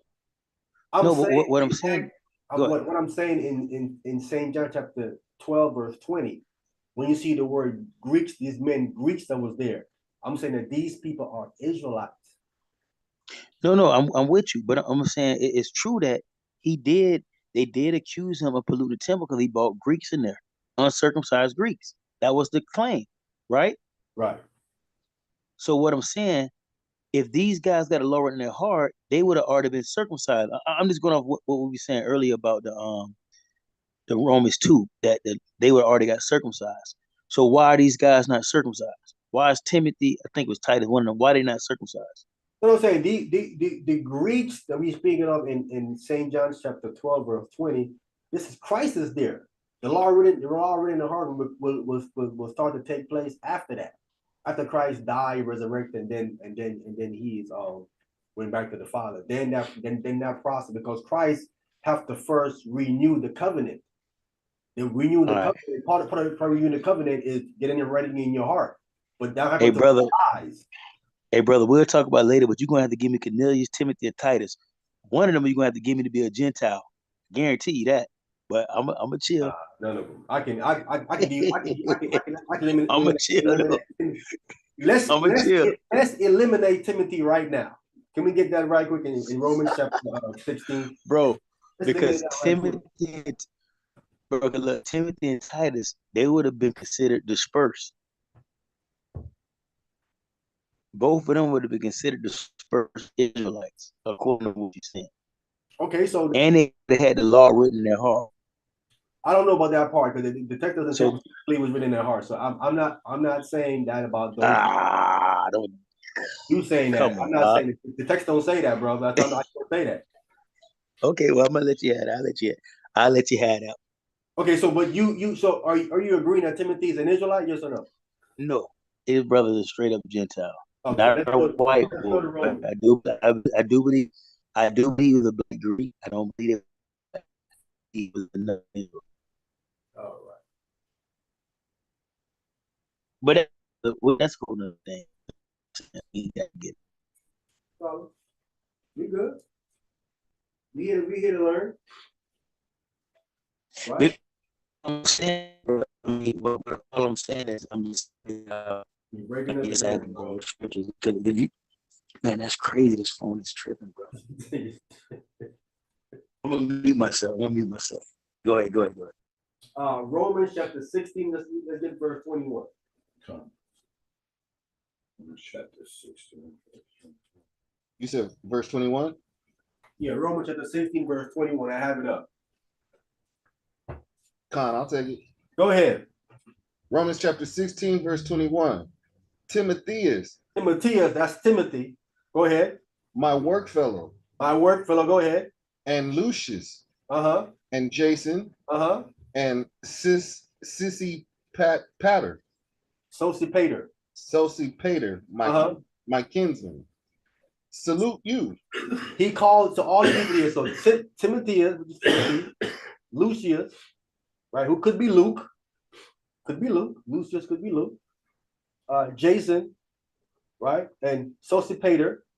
Paul called all these people here my kinsmen. Look at this word kinsman right here. He calls them his kinsmen. We can go to Romans. Look up this word. All right, I'm gonna share it. Kinsman. Go to Romans 9. And do what? I mean, they said we said something about kinsmen. No, look up the word, the definition of the word. Who are called Israelites according to the flesh. You could use that. I want to look up this word though, so we can see. I want to share this right here. I'm clicking on the word. Kinsman. This is the word right here. Means this is the word right here. All right. So that's son genes. Soon genes. Soon genes, it says right here, a relative by blood.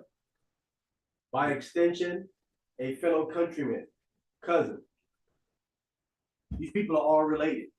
And it's by blood. If he's saying Timothy, Lucius, Sophipater, and Jason are kinsmen, he's saying that somehow we're related by blood or we're countrymen.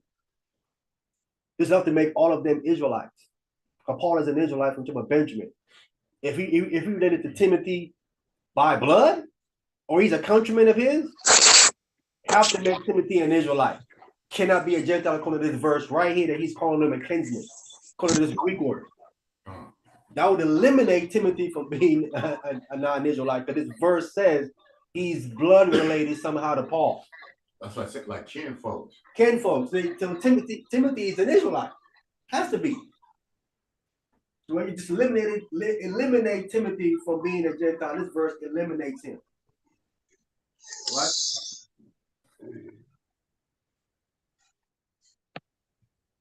There's no way. Let me go back and shit. I will cut it. Are we clear? Yeah, my phone was messing up, brother. I'm Go ahead. Go ahead. We can hear you now. Okay, now you hear me. Listen. So I'm not sure which one, because I can't go to my Bible app. I don't want to mess with my phone. Which one of them brothers was it, Titus or Timothy, that wasn't circumcised? That wasn't circumcised? Yeah. I think it was Timothy, right? Wasn't it Timothy? Which one of their daddies was a Greek? Timothy. That brother wasn't circumcised. He wasn't. So my thing is this right here, brother. Now, if this brother, and maybe you're not saying this, maybe I'm hearing you wrong. Are you saying this guy was an Israelite, but he still knew the law? No. I'm saying that he was raised up, but his father did not circumcise him. What I'm saying. But I'm saying, okay, so you're not saying like these guys, like you're not saying these Gentiles had to. Because what I understood earlier, you were saying the Gentiles had the law written in their heart, like the Israelite Gentiles had the law written in their heart. That's what I thought you were saying earlier. But no, I said the certain of them that Paul came across, not all of them. Okay, all right. Certain one of them, Paul come across certain one of them that had that happen to them. Yeah. I would need. Could you show me? But not now. I mean, I ain't trying to. You know what I mean? Whenever you get time, I would need to see a brother that he came across that was an Israelite that had the law written in his heart. I would have to see that. But that's what he's saying in Romans chapter 2. He says it says Nope.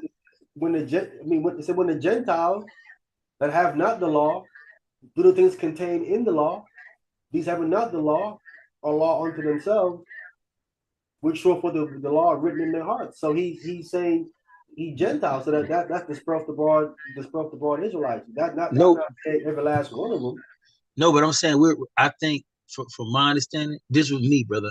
When I read that scripture, I understand it to be Gentiles by nature. Okay, these are not Israelites. These are people as Gentile by nature. And we go to King Abilich, we go to all these people in the Old Testament that were not Israelites, that were keeping the law, that knew they were sinning. You know what I mean? Like they knew adultery was sin. How did this guy knew adultery was sin? Because it was in his heart already. It was already in his mind, his conscience. When they say heart, it's talking about the mind.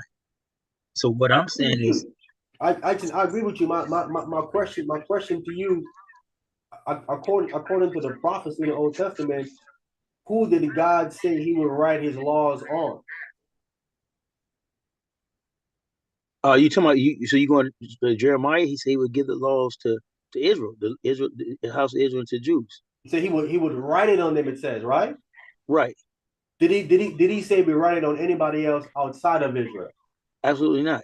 Okay, so when we're reading in Romans chapter 2, verse 15, when Paul says, which show forth the laws written in their heart, and he's calling these people Gentiles, they would have to be Israelites then, correct?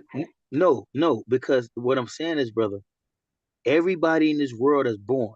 When it's talking about the law, right? Everybody in this earth have a certain part of that law, because everybody on this earth right now, from Adam, have a certain God consciousness in their mind, because we all are the offspring from Adam, right? That's not true. Every last one of us. Edomites. That's not true. So hold on, hold on. So you don't believe that everybody on the earth right now is from Adam? No. I said everybody on the earth don't have that God conscious in them. Yes, it Born with does, it. because Adam, I can prove it. All of us come out of Adam, right? Yes, we all come on. Yes. And Adam knew the law. Adam knew the law, right? Uh-huh. Yes. So Adam taught all his people the law. Even when we get all the way down to Noah, we see Noah taught Ham, Shem, and Japheth the law. All them brothers knew the law. Now, whether they didn't keep it, but they still knew it. You see what I'm saying? That's why when we get to Genesis 29, Genesis chapter 20, verse 9, Genesis 39, verse 9, uh, forget the other part of Genesis, but you got these people that's not Israelites that know they're in sin. How do they know they're in sin, bro? Who are you talking about? Okay, the King Abilich, he knew he was committing adultery, right? No, he didn't know he's committing. He don't know he's committing adultery. He thought when Abraham told him, "Well, shoot, that was his sister." So he didn't know he was committing adultery because he wouldn't have done that. Bro, no, what I'm saying, he said you almost made me sin. How does he know what sin is? Because sin, according to the Bible, is transgression of the law. So he knew if he'd have slept with that lady, Sarah, he would have been committing adultery. No, he said because that's another man's wife. He know that they think another man's wife is wrong. Not specifically because he understood that was from the law of God. He know that thinking another man's wife is wrong. Exactly. That's my point, brother. That's what I'm trying to say. Inherently, everybody knows what sin is, whether they call it adultery or not. Not everybody. Not yeah. You making a general thing. You saying not every. I can show you. I'll show you where that's wrong. But I would say I would guarantee you this right here, brother. It's not one person you know. I would guarantee this, brother. It's not one person on the unless they're retarded. I'm talking about everybody got a good mind that went to school or whatever. Brother, every little kid know when they doing something wrong, brother. It's in you to know when you're doing something wrong. You That's know when you're doing it. That's wrong. Okay. That is incorrect. That is wrong. Way off. You could that's so why you tell me some people in the earth that don't know is brother, yeah, bro. You know what that would mean? You know what that would mean, brother? In that case, God couldn't judge them then. He can't judge somebody when they don't know they're doing wrong. Of course. I mean, I agree with that. So then those people show me where God is judging people. Show me where God is judging people for not knowing. No, I agree with you. So if you're saying that means these people, these Gentiles that don't know the law, they automatically get into the kingdom. No, doesn't prove that. No. Listen, what I'm saying. If the only way you go to the lake of fire The only way you get cast into the lake of fire is because you break the law. You breaking his commandments, right? No, who said that's the only way? Well, I mean, is there another way? Of course, you mean you okay, so can we read Romans chapter right, chapter 2 where we want? Yeah, because with me, it's either you righteous or you unrighteous. There's no in between.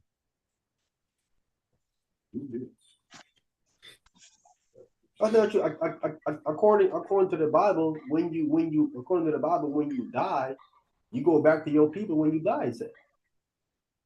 You go back to your nation where you are. Wherever your nation was, you go back to your nation after you die. Right? Yeah, but he's hold on. You agree with that, right? Hold on. Either he gonna destroy all nations. Say again? Either he gonna destroy all nations. No. How you gonna do that? Who's gonna serve? No, I don't know. Okay, hold on. Wait a minute. Hold on. Am I Okay. gonna call it again? Say again? Go ahead, bro. Bring the scripture. I'm sorry. Go ahead. Call the chapter and verse again. Romans chapter 2, verse I think it's 12. And verse 14 is the key to that whole text, though. Romans chapter 2, verse 12. I'll take this if anybody. Go ahead, read it. Romans chapter 2, verse 12. And it reads, "For as many as have sinned without law shall also perish without law." If you die, if you have read it again. For as many as have sinned without law shall also perish without law. Right. So Sir Smith. Right. So these people are sinning and they don't have the law, right? Without law, correct? But when you keep reading, it's going to tell you because they went against their conscience. No, that's something. No. When you keep reading, when you get down to 14, it's going to tell you. It's going to tell you the law. Keep reading. Get to 14. Wait a minute. Hold it. It says, "For as many have sinned without the law." Right, because that's telling the people who did not have Torah. They didn't have Torah written. They didn't have the law written down. That's what it's talking about. But you don't have a physical copy, you saying? Correct. Okay, so people have died without having a physical copy of the law, is what you're saying that verse is saying, correct? Absolutely. Okay, then you saying that they're going against their conscience afterwards? Yes, because what happened before the law was written down, you could deal with any Israelite before Moses, right? Before the law was written down, he was judging people by what's on their heart. If you read Genesis 8:21, when you read Genesis 8:21, it tells you man is evil from his youth, right? Wait a minute, but you said that you said they are born with this God conscience. That's what I'm trying to explain to you. That's what I'm saying, brother. They're born knowing, like before the law got written down, right? Before Mount Sinai, before Israel even existed. You do agree sin was in the earth, right? Yes.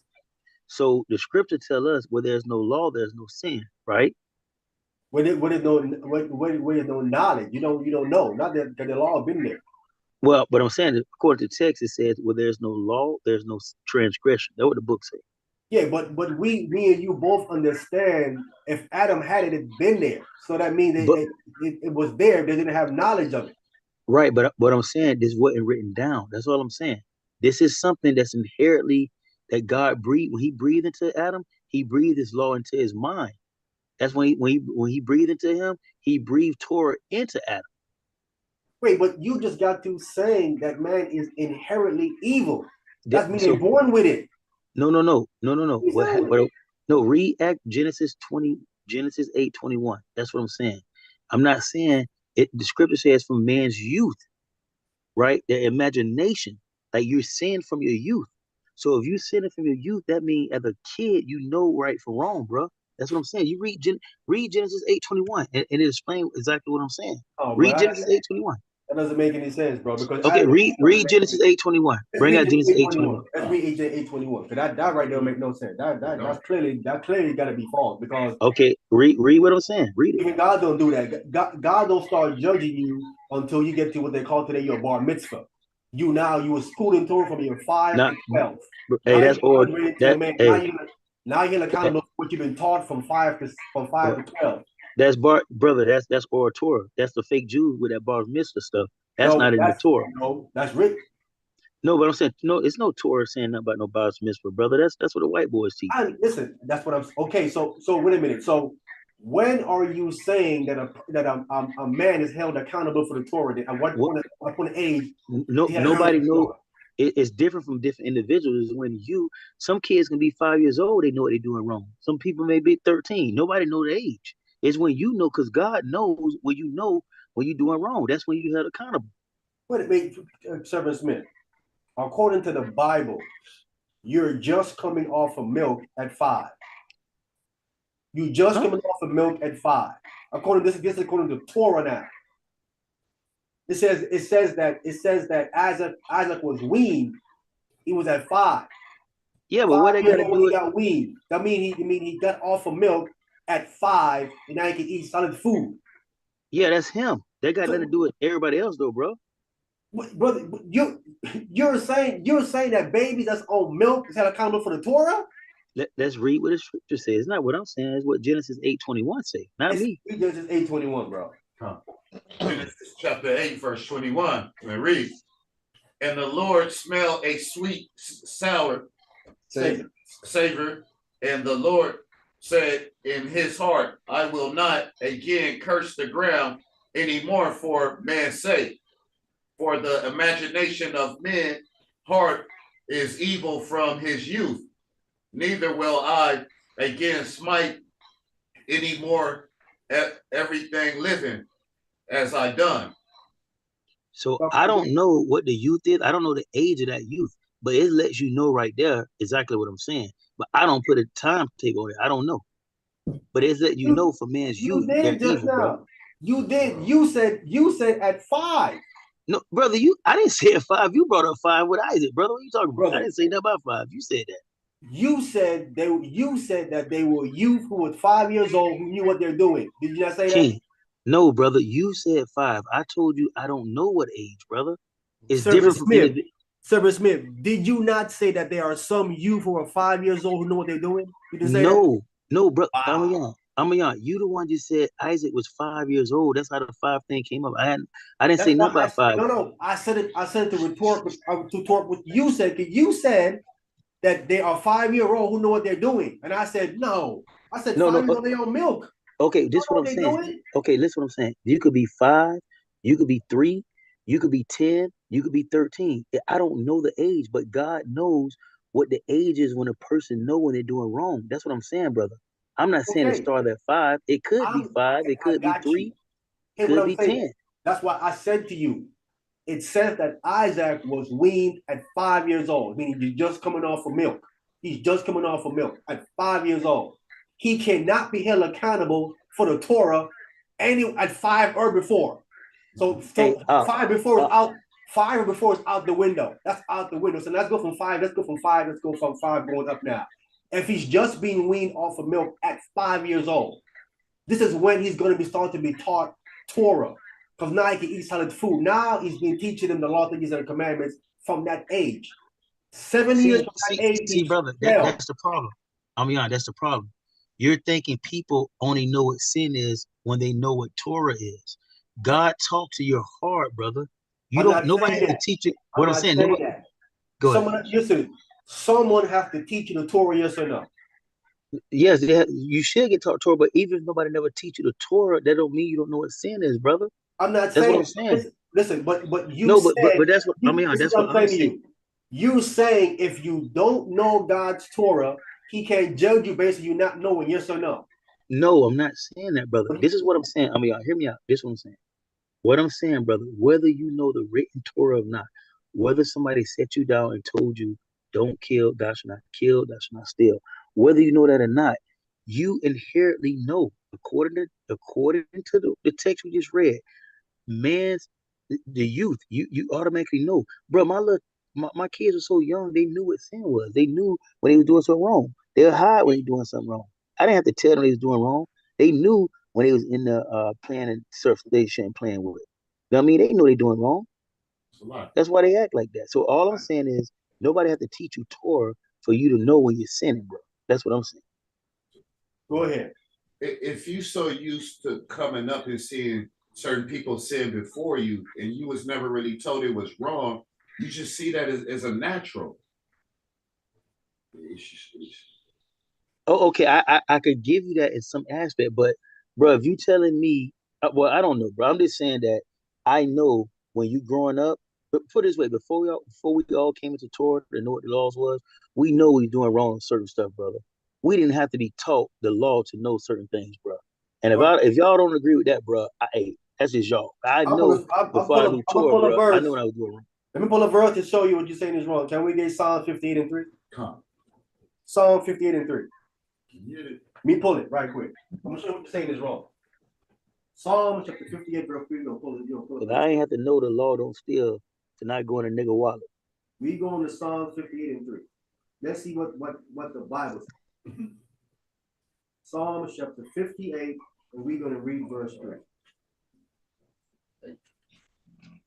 We're gonna read verse 3. I'm pulling up on the screen. You gotta go ahead and read it. Come. Psalm 58, starting at verse 3. The wicked are estranged from the womb. The wicked are estranged from the womb. Go ahead. They go astray as soon as they be born. As soon as they be born, they go astray. Go what? Speaking lies. Speaking what? Speaking lies. As soon as they're born, they're lying. The dribble. They're estranged from the womb. As soon as they're born, they're speaking lies. Do you agree with that? Yes or no? Yeah, but what is that? What is it gonna do with what I'm saying though? This is telling you that these people don't have no inherent conscience of God in them. No, brother, that's mean they just lying, brother. It's brother. All that's saying is that they're lying from the beginning. That don't mean they don't. That doesn't mean they don't know that doesn't mean they don't know they're lying. As soon as they're born. Wait, as soon as they're born. Brother, hold on. You don't think a liar know when they lying? That's what the devil did. Servant Smith. Hold on. I'm young. Let me He's not even a month. He's not even a month old yet. Hold on. I'm young. Let me ask you a question. Do you think a liar know? Hold on. Do you think a liar know when he lying? It depends on what he's lying about. It depends on what he's lying about. People have been lying about Christ being a so-called white man. They didn't know he was a black man. You was a liar because you were lying because you didn't know. You don't know better. It depends. So let me ask you this: how do you interpret it? Genesis 8:21? How do you interpret that? Okay, do you agree with this verse right here that I just got to read? Yes, I agree with that 100%. Okay, I believe people come out. I believe people come out. Yeah, go ahead. You have a God conscience, you come out lying? That's not make no sense, bro. No. Yes, brother, I don't think you understand what I'm saying. All I'm saying is, I'm not saying these people know the whole law, but I'm saying whenever God speaks to them and tell them don't do something, and they do it, that's sin to them. It becomes a law to them. When God speaks to each individual and tell you don't do certain things and you do it, whether you know the law or not, that's a law unto you, bro. You know what I mean? So I'm saying, it's people in the earth that never knew the commandments. God would speak to your heart and tell you, bro, go left, go right, don't do that, shut up, don't say that. When you go against that, when you go against what's in your heart, bro, you're sinning, whether you know it's against the law or not. You know what I mean? You in sin. Like, say for example, bro, if God tell me to like shut up right now, say I heard the Spirit say, "Yo, be quiet, don't say nothing else," and if I keep talking, I'm in sin. Y'all don't know that. I can't find it in Torah, but that's still a sin because faith came to me and told me to shut up. We're just looking at one aspect of the law, bro. Servant Smith, how do you know that that's God talking to you? Brother, I know when the Spirit is moving, talking to me. How do you know? Whether it's in the law or not. If you have never heard about God before, how would you know that voice is from God speaking to you? How do you know Satan saying something to you? Excellent question. Because you can feel it when you know you're doing something wrong and you shouldn't do it. It's kind of like this. I'll give you a perfect example. Wow. I'll give you a perfect example, brother. I'm gonna give you a perfect example. Go ahead. You ever, and I don't know if this ever happened to y'all or not, but I'm gonna say this happened to me.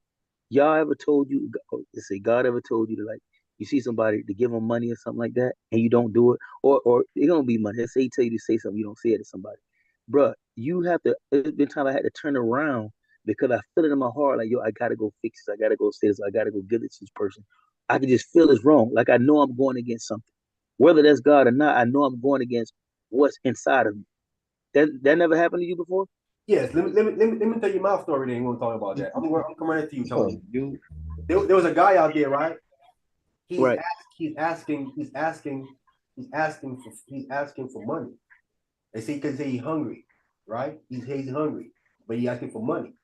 I said, bro, I'm gonna buy you something. He said, give me the money. He said, okay, cool. I went inside of this. I said, what you want? I said, what do you want in the store? Just buy it. Just pick it out. I'll pay for it. Right? He buys it, right? Right. I pay for it. You know what he did? He walked outside and sold it. I watched him. He walked outside and sold it. He bought one of those cakes that just wrapped up. One of those wrapped up cake. He walked outside and was trying to sell it to somebody else. He didn't even want the food. He just want the money. But I felt like, you know what? This person is coming to me. I felt in my heart, you know what, man? I gotta do something for this person. You know what I'm saying? I can help him out. I don't want to give him the money because he might go buy drugs with it. So let me just buy the food for him because he stays hungry. Right? So that's what I did. But he turned right around and went to sell it. He didn't want the food, he went to sell it because he wanted to use the money to go buy something else with it. So, but that's how I felt. So it doesn't mean because you feel sympathy for these people that they want to do something wrong with it. You could be completely off with your feelings and thinking that, oh man, this is an opportunity from God. God put in my heart to do something for him that's good. And look, and it turned out bad. Well, so let me ask you something, y'all. So that way I'll be clear. Do you believe God speak to people hard, and when they go against it, do you think that's sin? But I'm saying to you, how do you determine if that's God speaking to you and then just you feeling sorry for them? What I'm saying, I'm just asking you that question so I can understand. Do you believe if you go against what the Holy Spirit spoke to you, not something that's in the law, like if he tell you to do something, you don't do it, do you believe that's sin? Of course it is. But listen, anybody can argue and say, I wasn't sure that was you. No, but what I'm saying though, bro, forget anybody. What I'm telling you is individually, you know when you can feel it, bro, when you know you're supposed to do or not do something. So what I'm saying, all I'm saying, King, is when you don't do that, that is sin. So I believe everybody that's into this earth, according to what that scripture we just read, and do So okay. Let me ask you this. Okay, so check this out. Maybe you can help me on this thing. I'm being for real. That Genesis 8:21. Do you believe that's talking to all people, or just Israel, or is that for all men? Wait, can we read it? Yeah. Yeah, let's read it. And actually, you can break this down for me because this is what this is my point. My thing is this, but you're speaking of people that don't have no kind of acquaintance with God, and you saying God is speaking to them. How would they even equate to say this is God? I don't know nothing about no God at all. Period. Right? Well, I know about no God. Yet I hear a voice speaking to me. How can I say that's God? That's why I'm asking you to break down the scripture because this is before Moses even. This is before Moses even went up to the mountain. Go ahead. Yah is saying this. Go ahead. Read it again so I can get what you're saying. Genesis 8:21, think of what he wants. Let me pull it up right quick. Genesis chapter 8 and verse Genesis 21. chapter 8, verse 21 is what I think you read. But he's failing to realize it's the consequences. Oh, my bad, 20. I was about to go to you, 20. Go ahead. It's the consequences and repercussions of why people realize they're doing wrong. Like, you're getting a spanking or going on punishment for that. Farther than that, it would have kept doing it. I didn't see nothing wrong with it. It was fun. I wish I could have kept on. Listen, I know people that would they take a stance like this. If anybody outside that's out there asking me for money, you should give it to them. It don't matter what they do with it. You did your part. You did the right thing, gave them money. They stand is like that. So the person you give someone some money, he can go ahead and get some crack and whatever and smoke or whatever the case might be. None of that matters. They say, well, listen, that's on him. That's on him. I gave him the money and he wouldn't do with it. That's what he do with it, right? That's wrong. But that's some people's stance. That's people's stance upon the situation. I did my part. It's up to him to do what he'll do with it, which is completely wrong. Grab some weapons. Because that's how God works. When God bless you with something, if you use it for the wrong thing, he take it back from you. He take it away from you. That's how he works. Right, but bro, why I understand this is because Sodom and Gomorrah, the Bible say they sinned against God, and that's why he judged them. So Torah wasn't even on earth. So we would have to say one or two things, brother, because we can't have it two ways. How you gonna say Torah was done in the earth? You agree that Adam had it? Okay, listen so this one for to tell you. Okay. You can't have it. Watch one for to say you can't have it both ways. Either you have to tell me Sodom and Gomorrah had the Torah, or they're getting judged by what's on their conscience. Wait a minute. Sodom. Did you know that? Did you know that? Did you know that according to the book of Jasher, Sodom and Gomorrah was under a brotherly covenant?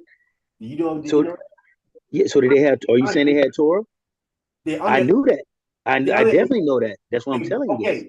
Okay. What is a brotherly covenant? You tell me. I know what it is, but I'm gonna let you walk right There's into it. Go a ahead. brotherly covenant according to the book of Jasher. A brotherly covenant, not specifically speaking of your immediate blood brother from your mother and your father. The brotherly covenant is for anybody that's not your people that come in there, you're supposed to treat them like they're your brother. Not to mistreat anybody. That's the covenant that they was under, how they supposed to treat people, anybody that comes to their town. They didn't do that. And that's what the text said that they cried, came up to God, because they entered into a brotherly covenant to treat people with respect and equity as a brother. How they want someone to treat, when they travel to their city, I'll treat you the same way. Come to your city, treat me the same way. They wasn't doing that. They was violating the brotherly covenant that they agreed to. So Amiyan, so you saying God? So when they said they sinned against God, are you saying the sin where they broke that brotherly covenant? Yes, that's what I am saying. Okay, so Because what about? That's the same thing that God said to Esau. He said that you kept your he said you kept your anger forever and you forgot the brotherly covenant, it says to Esau. And that's why God said, I'm gonna get rid of you completely. So brother, would that have been a law to Sodom and Gomorrah? Would that have been a law that was in their conscience? Because that wasn't nothing written down. We can't prove that was nothing written down. That was something that was told to them, correct? I don't know. I think it was written down. No, I know it wasn't written down. But it wasn't written down. Hold on. Let's read it. We'll do one thing at a time. We'll do one thing at a time. Let's read. What's that? Genesis first. You want to get Genesis 8:21. Yeah, you can get Genesis. Genesis chapter 8, verse 21 reads, and the Lord smelled a sweet savior, and the Lord said in his heart, I will not again curse the ground anymore for man's sake. For the imagination of man's heart is evil from his youth. Hold on. Let's pull that Hebrew word evil. Let's really get some understanding. Right. So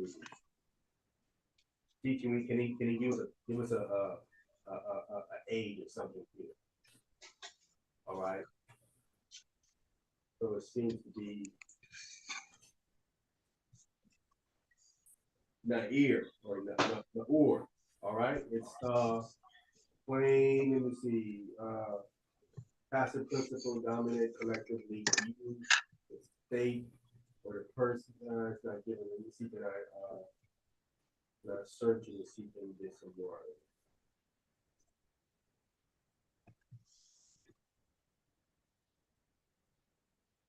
All right. All it says here, youth or early. It says early life. Now R. So now R. A youth or early life.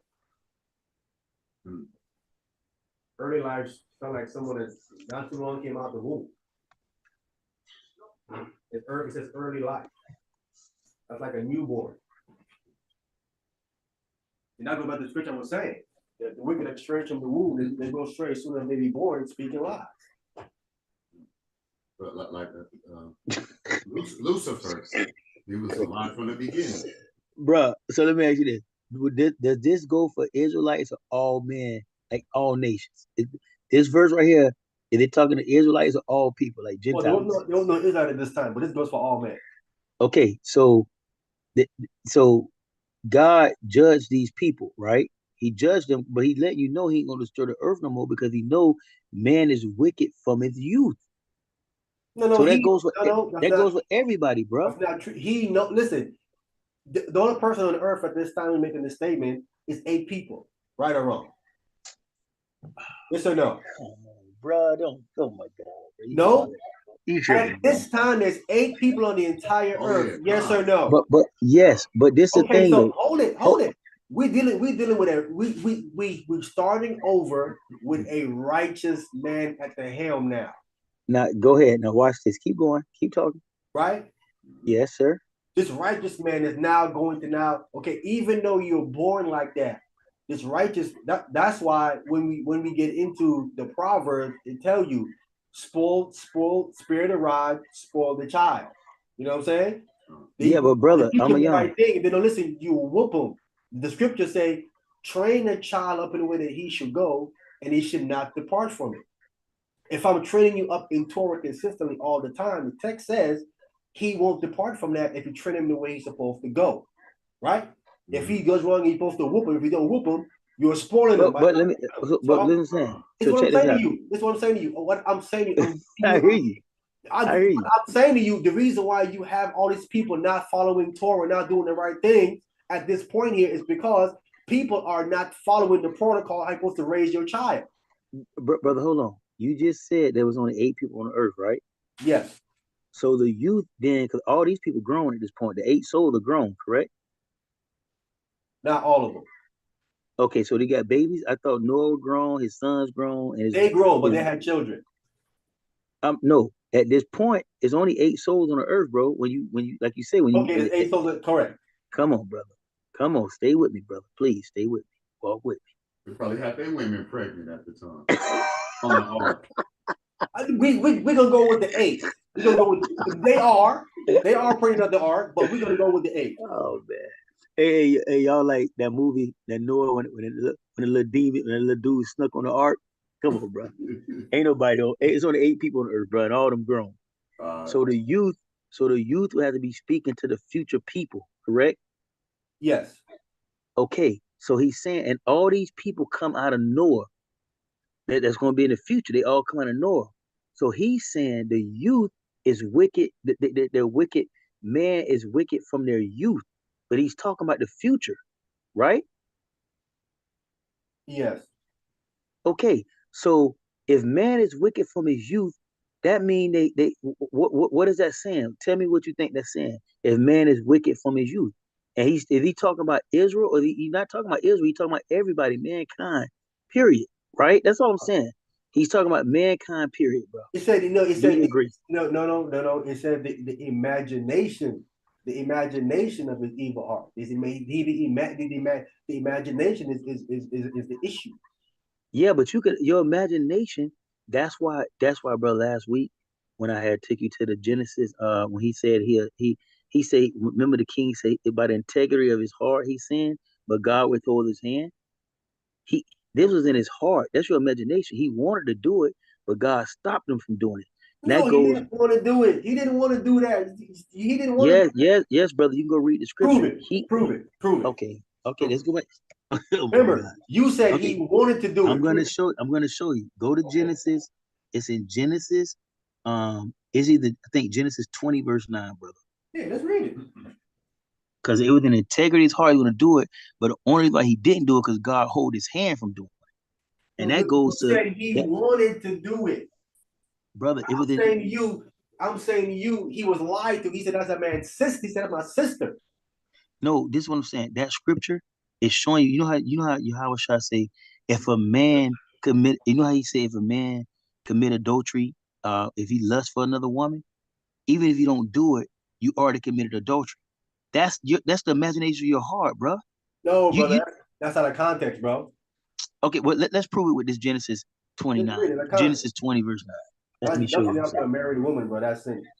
Yeah, but what I'm saying, you don't have to. So if I'm lusting at the married woman and I don't touch her, I'm doing it in my heart, right? In my mind. Yeah, but what about a single woman that's not married? No, but I'm not talking about that. We agree is with a married woman. So I'm saying, brother. So listen, do you agree? Let's say I'm listening to Beyonce, boy, she thick, she fine, I want to bust her down, masturbate off her. Am I committing adultery if I'm married? In your heart. Okay, but let me ask you this. That's not nothing physical I done. That's in the imagination of my mind, right? That's not who? That's in the imagination of my mind I done that. Uh-huh. So am I committing sin? Yes. So that's what the Genesis 8:21 is talking about, brother. Brother, Genesis 8:21 is talking about the imagination of your heart, bro. Right. So the imagination of your heart is when you. So that's what I'm saying. The imagination of your heart, and when we read. No, you lusting. This not an imagination. This is lusting. Brother, you lusting after someone you know is married. I tell you what, and when I used to do that when I was younger, I have it at the park, I have it on the back seat of my car and all type of stuff. My imagination was real strong. So Yeah, however you want to put it. Smith, the text spoke of youth. Imagine if they youth. The person Right, you're reading isn't youth. This is a grown man. You was a grown man too when you was doing that. Not you wasn't youth. You wasn't a youth. You brother, was because when in you're young, life. because look, okay, I'll give you an example, brother. I'm gonna give you a clear example, and we're gonna read that text. Just say this for example. You like when we was young, your mom and dad told you not to do something, and you cuss them out in your mind, or you shoot birds at them in your mind. You're sinning, but this is in your imagination. You saying all these crazy stuff in them in your mind. No, God know you you're doing imagine that. it. That's sin, bro. That's not an imagination, brother. Yes, that That's is. what's inside of you. Yeah, but You didn't bro, you imagine that. imagine it. But Service Smith, you, did you imagine cursing out your parents, or did you actually curse them out in your mind? man, I imagine slapping them, kicking them, but I wouldn't do it because I get in trouble. Man, I don't imagine so many times knocking my dad upside the head, but I know I can't do it because I get in trouble. Be like, man, boy, I bust him in the head. But I mean, at least me, I ain't saying everybody, but I don't imagine a whole bunch of stuff in my mind against people Yeah, but in you my, need in my mind. yeah, brother, you need pride. Just imagination. Hey. That's that song, right? It was just my imagination. But all I'm saying though, Play brother, with me. Pops would drive hands in it, brother. I don't know, man. Like I said, Marvin he's Gaye. raised. Listen, he was raised differently. I'm scared to even imagine it hit my parents. You know what I'm saying? man, I remember sometimes my dad and my mama when they would go to the skate You know ring. what I'm saying? I couldn't go to that skate ring or something Yes, like that, sir. man. I'd be so mad, but I'd be cussing them out of my mouth. Yeah, but some people are raised differently. Some people ain't raised like that. Yeah. Even they even imagine nothing to their Yeah, I parents. ain't saying everybody. I'm saying Yeah. me. I don't imagine some Right. crazy stuff, bro. Right. I don't Yeah. imagine I've been sitting in my job. I imagine buzzing my manager in the mouth. What you mumbling? Yeah. Brother, I hear you. I'm just saying. We're speaking of Abimelech. Abimelech didn't want to do that. He didn't know what he was doing. What I'm saying. But God told him, God gonna say, yeah, but in integrity of your heart, if God didn't withhold his hand, he would have done it. If God didn't stop him, Abimelech would have went with Sarah. He would have had sex with her. Right, because he thought she was Abraham's sister. He didn't thought he was sinning. What I'm saying. Right? He didn't thought he was sinning because he thought that was Abraham's sister. That's why he would have went through and did it. Hook me up with your sister. Yeah, he didn't feel that this was actually a man's wife and wanted to do it. Yeah, okay, but my point, brother, for bringing that up. This is my point for bringing that story up. Is that it still was going to be considered sin if he would have done it, right or wrong. Of course it would. So But all I'm would saying, he would have been accountable? Would he have been accountable though? yes, I No, believe he yes, would he not. would have. No, he would not. Prove that. Prove that. Prove that. Prove what? But he was like, prove if he would have slept with Sarah, he would have been accountable when Abraham lied to him. Prove that. Yeah, because okay, the scripture say you caused this great sin to come upon my house. I believe it say something like that. Like man, like he would tell Abraham, like bro, you almost like caused like his whole house would have been messed up if he would have done it. So he was gonna get judged off that, but God didn't let him do it. How he gonna judge him when he was lied to? That's unrighteous. What are you saying? Yeah, that don't make no sense. Brother, whether you know, my people perish for lack of knowledge, brother. Brother, we're talking about God. You said God was going to judge him if he did it when Abraham told him that was his sister. He lied to him. It was tricked. Oh, okay. This is what I'm saying, bro. All I'm saying in that, Shaquem, the brother still knew it was wrong. All I'm saying, he knew it was wrong to touch another man's wife. Do you agree with that? I agree with that. But I Okay, don't so what you say so if he did it, he would get held accountable. No. so my point is this. My point is this right here. King Ebelich did not have the written law, right? Wait. How do you know what he had and didn't have? Let's start there. Okay. Hey, either one or two things, brother. I'm saying he didn't have it because Moses had not yet went up into the mountain and got it, right? Abraham had it. Okay, so then that would mean he would have to give it to this non-Israelite. So you would have to agree the non-Israelites had the law then. Brother, I already told you Wait, was Adam an Israelite? No, Did Adam have the law? I believe so. Yes. Okay, so then non-Israelites had the law then. We Uh, already told you plenty of times. okay. So so you believe now Israel had the law? I didn't know that, brother. I didn't know you believe that. Abraham, I've, Noah. I've been saying that for the past, I don't know how long. So you believe now Israelites have the law then? So then we have to say that. So then, brother, that means the other nations could have had the law then before Israel, right? Yeah, brother, if Noah had it, they had it done before Israel. Interesting. Okay, Melchizedek, interesting. Hey, that's the interesting. priest of the Most High God was teaching Hey, God the law before I, Israel. if I was around you, I'd dap you up. I agree with you 1,000% on that. So if they got the law, watch this.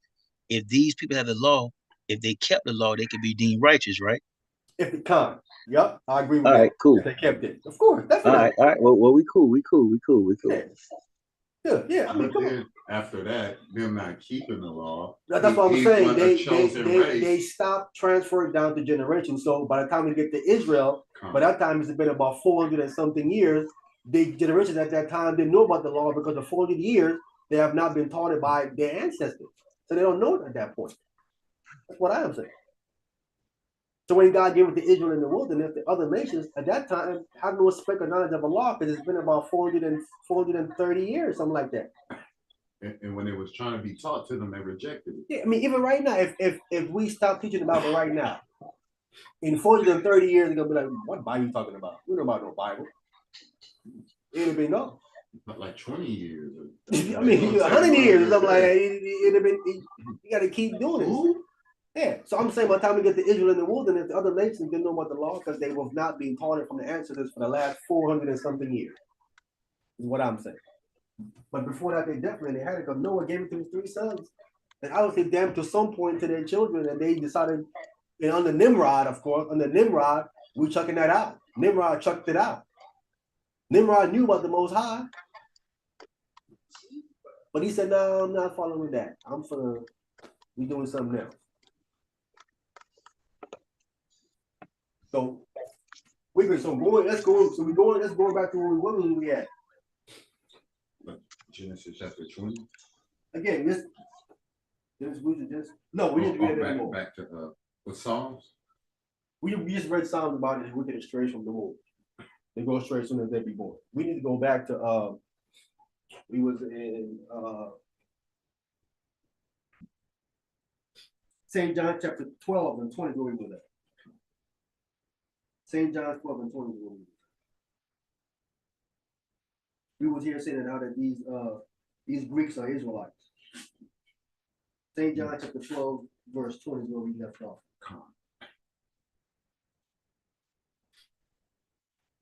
St. John chapter 12, verse 20. Reads. St. John chapter 12, verse 20. And there were certain Greeks amongst them that came up to worship at the feast. Go ahead. 21. The same came therefore to Philip, which was the Bethsaida of Galilee, and desired him, saying, "Sir, we would see Jesus." So they wanted to see Hamashiach Yahushua. These Greeks. I'm just establishing that they was in the temple, and non-Israelites couldn't come in this temple under the penalty of death. There was a sign that was up there in the temple wall that let any non-Israelite know if you pass this line, you pass me on the penalty of death. So you pass that line, you're risking your life. So you polluting this holy place, right? So we have that. So we got that out the way. We got Timothy out the way. We got Timothy's clearly of the word kinsman. The definition is related by blood or your own countryman. Yes, sir. So that sanctuary is like the mountain. You can't touch it or you'll die. Similar.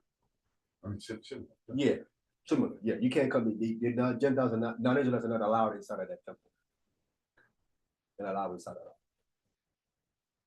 I mean, I'm talking about in the first century. We you know what I'm saying?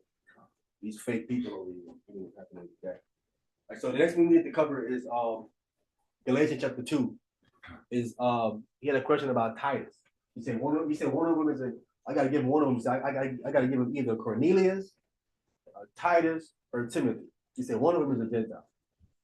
He cleared up Timothy. He's clearly not he's an Israelite. Paul says though in Romans chapter 16, verse 21. Right? Now we're gonna let's deal with Titus. Galatians chapter 2. And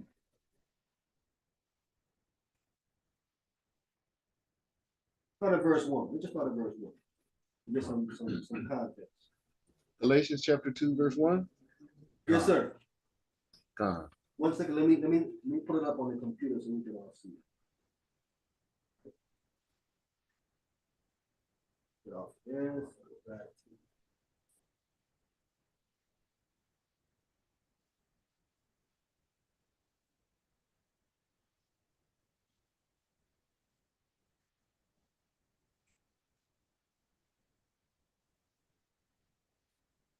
All right, go ahead. So we can put this Gentile thing to rest so we can. I'm going to go back to regular schedule programming next week. Go ahead. I didn't hear you, but say it again. No, go ahead, bro. I'm messing with you. Go ahead. Go ahead. Galatians chapter 2.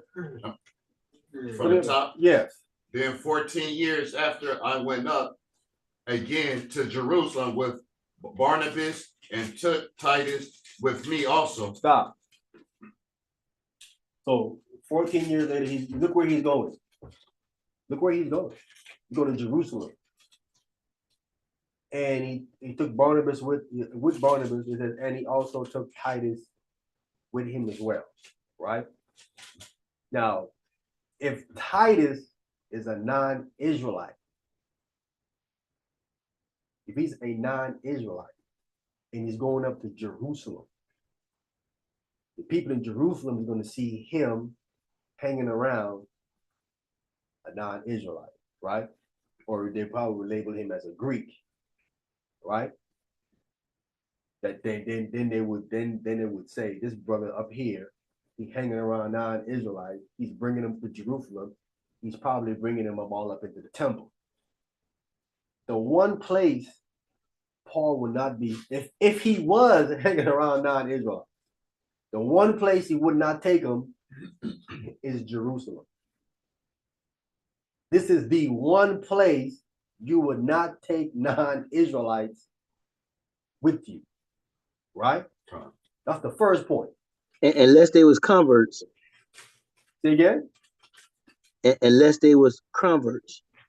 Because converts could keep the Passover if they were circumcised. Okay, so you are saying that he is circumcised then, according to Torah then, right? Yeah, no. What I'm saying is that when you say non-Israelites would not go to Jerusalem, I'm saying non-Israelites did go to Jerusalem, but those Israelites were converted into the faith. So we had plenty of Israelites coming to keep Passover at Jerusalem. Where? We got a couple that came up and asked to speak to Jesus when he was talking to the two disciples, and they were Gentiles. Where? What book, chapter, verse? Okay, where's that at? That's in hold on. That's in hallelujah. Where's it at? It's in, I think it's in Luke. Luke? You said no, couple Gentiles? No, remember it's a scripture where it says that the two Gentiles, they don't say two, it say Gentiles came up and it was seeking after the Messiah. It was doing one of the feast days. We just read that just now. Yeah. So are you saying these are Israelites? Yeah, because if they're at the feast, then they're at the temple. So brother, let me ask you this. Could non-Israelites that were circumcised keep the feast day? Yes. And they will be considered Gentiles, right? Yes. So so what makes you think this couldn't be that case? Because according to the verse, they're in the temple. They can't come in the temple. Converted. No, maybe we looking at the wrong verse. These guys are not in the temple that's coming up, the one I'm talking about. They're not in the temple. Let's read it. Let's read it. Saint John chapter 12, verse 20. Let's read it again. St. John chapter 12, verse 20. They're in the temple.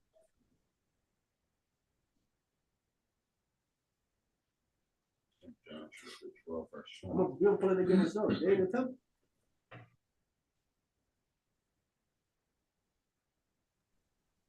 You said St. John's chapter 12, verse. 20. Go to verse 19. Show that they're in the temple. Con, I'll take this one. Go ahead. St. John's chapter 12, verse 19. The Pharisees therefore said amongst themselves, perceive ye how ye prevail nothing. Behold, the world is gone after him. So the Pharisees are saying that the world, meaning the Israelites, is going after Jesus Christ. They're following Jesus Christ, right? They're dealing with him. They're going after him. Go ahead. And there were certain Greeks amongst them that came up to worship at the feast. And there were certain Greeks among them that came up to worship at the feast, right? Now we know that every feast that you come up to, that the males are coming up to, has to take place at the temple. No, sir. I mean, bro, see. I'm gonna prove it. Hold it. Go ahead. I'm be quiet. I'm sorry. I forgive me. Salaki. I'm sorry. Let's get the law. Let's get the law to show No. I'm talking in this text, brother. We know what I'm saying. This is the text I'm talking about. This text doesn't say they were inside the temple, brother. Brother, here's what I'm saying to you. The text says they were at a feast. Yes or no? Yes. Okay, Correct. according to Torah, the feasts are held where? In Jerusalem. Specifically, where in Jerusalem? I would say that a lot of stuff happened in the temple, but that don't mean that at the temple, the Jews did go to the temple, to be correct. But it doesn't mean this scripture is not saying that just because the feast people would go to the temple. When the Gentiles, we know they wouldn't go to the temple. They couldn't go inside the temple. But I'm saying this text here don't say that these people went inside the temple. It just stated that they came up to keep the feast, brother. No, I'm not finished yet. I'm pointing out that the feast is being celebrated at the temple. I can show you from the Old Testament. No, I'm not, brother. King, I'm not arguing the fight that the feast. Good. But what I'm saying, do you agree that Gentiles were keeping the feast days with Israel? Let me finish. No. I agree with you. I'm showing you. I'm just showing you. I'm going step by step. I'm showing you first because it says the feast is held at the temple. I'm going step by step first. I'm showing you the first stage is that they're at a feast and the feast is held at the temple. Let's continue to read down. I'm showing you. Okay. Verse 21. Sorry, go ahead. The same came therefore to Philip, which was of Bethsaida of Galilee, and desired him, saying, Sir, we would see Jesus. So they at the temple. Why are you saying they at the temple, bro? Because I just got through saying it. The feast was celebrated at the temple. You cannot celebrate a feast if you don't go to the temple. That's false, brother. No, brother, that's false. Hold on, listen. That's why I asked you earlier, brother, because we can prove that non-Israelites kept the feast days, right? Brother, yes, we know that. But listen, how you if you don't go to the temple, how you talking about trying to speak to Jesus then? Brother, this is because you had plenty of Israelites, brother, that was not at the temple when you kept the feast day. Everybody that came, they go to the temple. We know the Gentiles didn't go to the temple, but they still kept Israelites the feast. did. You know what I mean? Every Israelite had to go. Okay, so brother, this says, and there were certain Greeks where among them. They were among them. Yes, brother. Brother. What does that mean among them, bro? Brother, they were among the Israelites, just like if somebody got proselytized or the Gentile that got circumcised, or just like we read Numbers 15:15, when they brought their offering to do sacrifices and offering, it was Gentiles that brought sacrifices. These people weren't going to the temple, but they were among Israel. They had to get their priest to sacrifice, right? Brother, they did. They was not among them at the feast. They brought the sacrifice and then they backed away. These people here are tapping Philip and asking him, "Hey, we want to see Jesus." But no, bro, I'm with you. They're making contact. They're making contact with another Israelite. Brother, I'm with you, but I'm saying just because they're making contact with another Israelite and they keeping the feast day, that according to the scripture, that don't put them at the temple, brother. That's all I'm saying. We can't read this scripture and conclude that this put them at the temple. That would have made Philip unclean. Oh my goodness, brother. It wouldn't? No way, brother. This somebody that's been circumcised, somebody that's been converted into the faith. This person can be around Israel, brother. A Gentile that been circumcised and converted. He seemed that one of the people that's like with us. We can chill with him. No. So you telling me a Negro, a Gentile can keep the feast day, but I can't hang around him. But God will accept him, but I can't chill with him. Yes, correct. Fact. That's wrong, brother. That's false. Let's read it. All right. Can we read Acts chapter 21, 28 again? Come.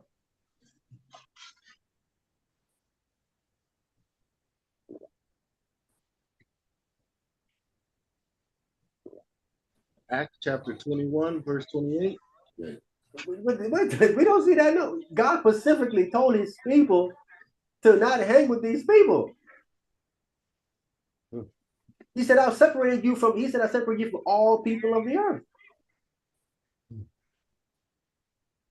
I don't know. Is that an Old Testament thing where? Because is that an Old Testament thing where Israelites were hanging around with non-Israelites? I don't see that nowhere. No, I'm with you, brother. I agree with you 1,000%. But what I'm saying on the note, listen what I'm saying. Well, I agree with you. If a Gentile has not been converted, right? If a Gentile got converted, that's different. But once a Gentile has been converted, proselytized, he's been circumcised, he keeping the law of the commandments, I can be around this dude, bro. Come on, man. Brother, okay, book, chapter, verse. Show that. Oh, Numbers 15:15. Read it. That's 15. Numbers 15:15. Let's read it.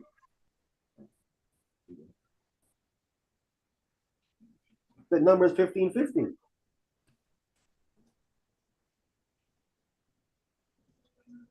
You don't stop listening to the Numbers 15:15.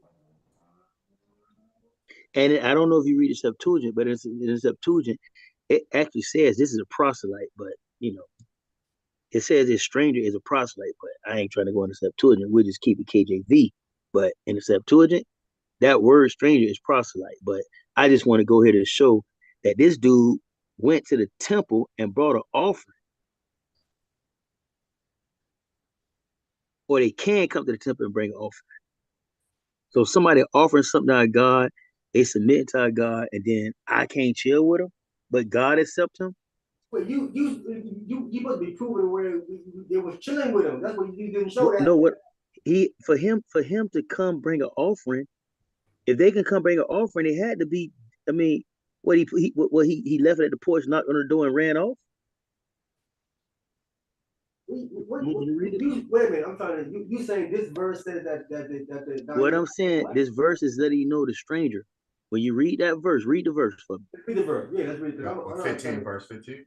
Yeah, 15:15. Numbers 15:15 is what. Number 15, verse 15 reads, "One ordinance shall be both for you of the congregation and also for the strangers that sojourneth with you, an ordinance forever in your generations, as ye are, so shall the stranger be before the Lord." So, brother, the stranger here is a Gentile. He's sojourning with us. He with us, brother. This is not some guy that's on the outside. He chilling with us. And he got the same ordinance, bro. And then when you keep reading, if you keep reading, it's going to tell you this guy can bring offering sacrifices as well. This stranger. If you keep reading it, it'll tell you that. Okay. This is a stranger that's traveling with us, yes or no? Yeah, so he chilling with us, right? No, he's not chilling. He's called a camp follower. They're called camp followers, bro. Brother, if he a camp, okay, hold on. So So I'm not trying to be funny, bro. I'm being sincere, I'm but not funny. I ain't funny but you either. know how I am, bro. So you telling me we I'm not got being funny. he sojourned among us, but your understanding that he in the back of the bus, so to speak. Ain't nobody talking to him. That's where they were. That's where they were. But brother, for him to be able to, when you keep reading, Listen, it's gonna tell you he's able to bring a sacrifice, brother. How does he get to the point to bring a sacrifice if he can't? he cannot bring a sacrifice. He's not a So priest. how? Okay, keep reading the He's text. not a priest. He can't bring a sacrifice. Now, listen, not No, even Israelites can do that. If they're no, not no. What I'm saying, Levi. what I'm saying though, if he committed sin, he has to bring forth the offering. Now he has to give it to the priest, right? The priest got to do it, but Okay. he's bringing it to the priest. Okay. So what I'm saying is, at some point, bro, we can't say this dude. I never heard that term before. I like that. He's a camp follower. I might use that. That's okay. He's a camp follower, right? Damn, That's dog. what the definition boils down to. Jesus Christ, Mixed multitude. They said the definition said they were camp followers. brother. These people were considered part of us, bro. No, bro. No, they wasn't, bro. Because when was in the wilderness, the Most High taught Israel how to travel. He said first the Levites would come and break down the temple, right, and cover up all the holy things, right? They would do it. That would be first. Then he says, then you have the camp on the east side. It would be Judah. This Let me one get and my this Bible. one. Hold on. They would break down first, and then they would go. Then the camp on the south side. This one. It speaks of all the Israelite camps would then follow. They're following the priest and tabernacle. The other tribes will then break down and go. Within those I got my tribes, Bible. there was no non-Israelite within those tribes. None of them. I got the All Bible. pure. I got the Bible. All pure. We can read it. This is what it says. Hold on. And then at the end, listen, it doesn't even mention the camp followers. Watch this. I'm gonna go here. I got my Bible. I ain't have my Bible. Before you get that, can we get first Kings chapter 8, verse 53? Hey, hold on. Before you go there, since we already there, could you read verse 14, bro? Read verse 14 to prove my point. And Numbers 15, 14. Read Numbers 15. You still there? Numbers. Go ahead. And if a stranger sojourn with you, or whosoever be amongst you in your generation, and will offer an offering made by fire of a sweet savor unto the Lord, as ye do, so he shall do. So, brother, could you break that down for me, brother? Okay, clearly, if a stranger shall sojourn with you, and whosoever be among you in your generations, and will offer an offering by fire for a sweet savor unto the Lord, as ye do, so shall he do. So this stranger, he has to offer and sacrifice as well, correct? Yeah, he can offer. Yeah, by fire. If you're going to offer, he has an option to offer. He doesn't have to. But he got to do like you do. The scripture say he do like you shall do. That's what the text says. He can do like I do, but he doesn't have. Listen, do they have to keep Passover? Yes or no? If they well, the question is, do they have to keep look it? At you, man. Boy, you like to play chess, boy. You wild. Boy. I'm asking the question because you making it sound like everything that we think they got to do, and that isn't the truth. What I'm saying though, if a guy has converted into us, and he has took that oath to get circumcised and all that stuff, he's now obligated to do what we do, brother. This is why he has to make sacrifices, brother. The only way that's true is that if he's bought with money. Well, regard, I get it. The only way, if he's a free Gentile that's just traveling with you, he do not have to do those things. I'm not getting money now. Yes, King, I'm not getting to all that. All I'm saying is that this stranger that's doing this offering, brother, he's among us. He not like hanging out in the bike. He's taking stuff to the temple, bro. Yeah, he take it to the priest. I don't know what you're saying. To the priest. But I'm saying, where's the priest? Ain't the priest in the temple? He puts it in the temple. Yeah. Okay, so he's going to the temple bringing offerings. I'm still understanding what your point is. What my point is this right here: the stranger that has been converted, has been circumcised, he's going to the temple bringing offerings, brother. Do we agree? Yes. So what I'm saying, when you go back to your script in the New Testament, it's possible that this Gentile can be at the temple if he's this stranger that has been circumcised and he keeping the feast days, bro. But you were saying that he can't come to the temple. No, I said no, that's not what I said. I said they're inside of the temple. Inside, that's what I'm trying. I said Jesus Christ is inside of the temple. He I don't need, never go there and sit outside. He always go because he's inside teaching the people inside of the temple. He's teaching them. I can read it for you. Every time he go there, he's inside teaching. If these Greeks are coming and say we want to speak to him, they have to be inside of the temple to do something like that. Because that's where he is. He's not outside of the temple or on the outskirts of the temple. He's inside of it. no, brother, whether he's inside or out, what's going on in that text you just read, brother?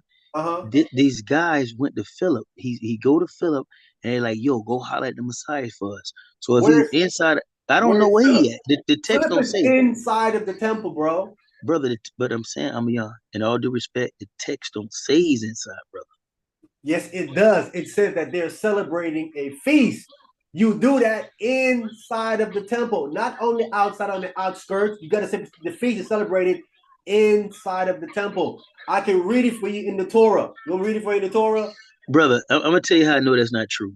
I'm gonna tell you how I know it's not true. This is how I know that's not true, brother. Every Israelite from the face of the earth that knew Torah had to come celebrate the Passover or the feast days. There's no way in the world that all of them can fit inside the temple, bro. It's impossible. So every Israelite was not inside the temple when they celebrate these feast days. They couldn't fit in, bro. Okay, That's just simple logic, cuz. you done? Yes, sir. You done? Yes. Okay. Now, can a Gentile go inside of the temple? No. Okay. Where does Jesus Christ celebrate the feast? I don't, man, wherever he want to celebrate it at. Inside. Okay, so you ain't gonna tell me that Jesus Christ was celebrating outside the temple. Brother, this is what I will say. There's no law say that you have to go inside the temple. That's not in Torah It don't to say that. celebrate the feast. No, there's no law that say you got to go inside the temple to Okay. celebrate the feast day. Not See, inside the temple. It just say you got to come to Jerusalem for the three major feasts. because you don't understand the times and the culture. You don't you Okay. say stuff like that. Okay. Now, I can take that. I can listen, take that. I don't know everything. You know what I mean? I hear can what take I'm that. saying. Hear what I understand what I'm saying to you. You correct. All of them can't fit inside of the temple. All of them can't fit inside of the temple. That's why when they did in their communities outside of the temple, they send a certain delegation that represents all of them that's outside of the temple. The delegation would come and they would represent their particular delegation that's all around the temple, and they would actually go inside of the temple. That's what they would. That's what it tells you when you go into the historical background. Every community around send a small delegation from their community to Jerusalem, and they would do that. That's how it works. Con. Okay. They all went, but those delegation that came, they all went inside of the temple. Okay. If you came as an Israelite, you all came going at the same time, but at some point you had to go in there to go ahead and give that priest your offering, because you go all the way in. Now, a non-Israelite couldn't do that. He have to go to another part where you have to leave, give it to someone that's on the outskirts of the temple, and then he would take it inside. But an Israelite wouldn't do that. He would take I would agree with you. I would agree with that. All I'm saying, when we read in the book of St. John, chapter 12, they're inside of the temple, and these people, he says that they are among them. They'd have to be inside of the temple to be among them. Wouldn't make any sense for them to be among them and then they're outside of the temple. So they're among them. Now this verse that you're reading again, the verse here in Numbers chapter 15, verse 14 would make you think that everything that an Israelite do, a Gentile got to do, which is incorrect. That is not true. And there's a certain food that we can't eat, but we can sell it to the Gentiles that they can eat it, but we cannot even eat that. A non-Israelite he don't have to keep Passover or circumcision. He said if he would keep it, let his males be circumcised. So there's two things he don't have to do. He ain't got to be circumcised and he ain't got to keep Passover. It's a choice for him to do something like that. Those are two laws right there eliminated that he don't have to do. Now, if listen, I'm gonna show you. Listen, you had a group of people that was traveling with it. Actually, Moses' father-in-law people, the Kenites, they traveled with Israel, but they were never actually a part of the camp when you read it in the book of Judges and in the book of Samuel. They was outside of the skirts of Israel. Because when Saul went to go attack the Amalekites was outside of the skirts around Israel, and Saul told him, he says, you guys treat us good when we came out of Egypt. He said, look, you need to move from around here, around the outskirts, close to these Amalekites. So I want to get you caught up with them. They traveled with Israel, but we saw where they were. They were on the outskirts of Israel, in between where Israel was and the Amalekites were. And Saul told him, you need to go ahead and move away from around these Amalekites. I don't want to get caught up in what I'm about to do to them. So we see clearly people traveling with Israel were not in Israel. They were on the outskirts, dwelling on the outside in tents, not in Israel. I can show you that in the book of 1 Samuel 15. That's what it says clearly. And listen, they go all the way back to the days of Moses. We talking about 500 years later when it comes to Saul. And they were out on the outskirts of Israel when we read the text. And that's why I'm saying we were not hanging out with them. They was on the outskirts. But can we read the verse in 1 Kings chapter 8, verse 53. Then we're going to read the verse in 1 Samuel to show you, brother, that they were actually on the outskirts of Israel.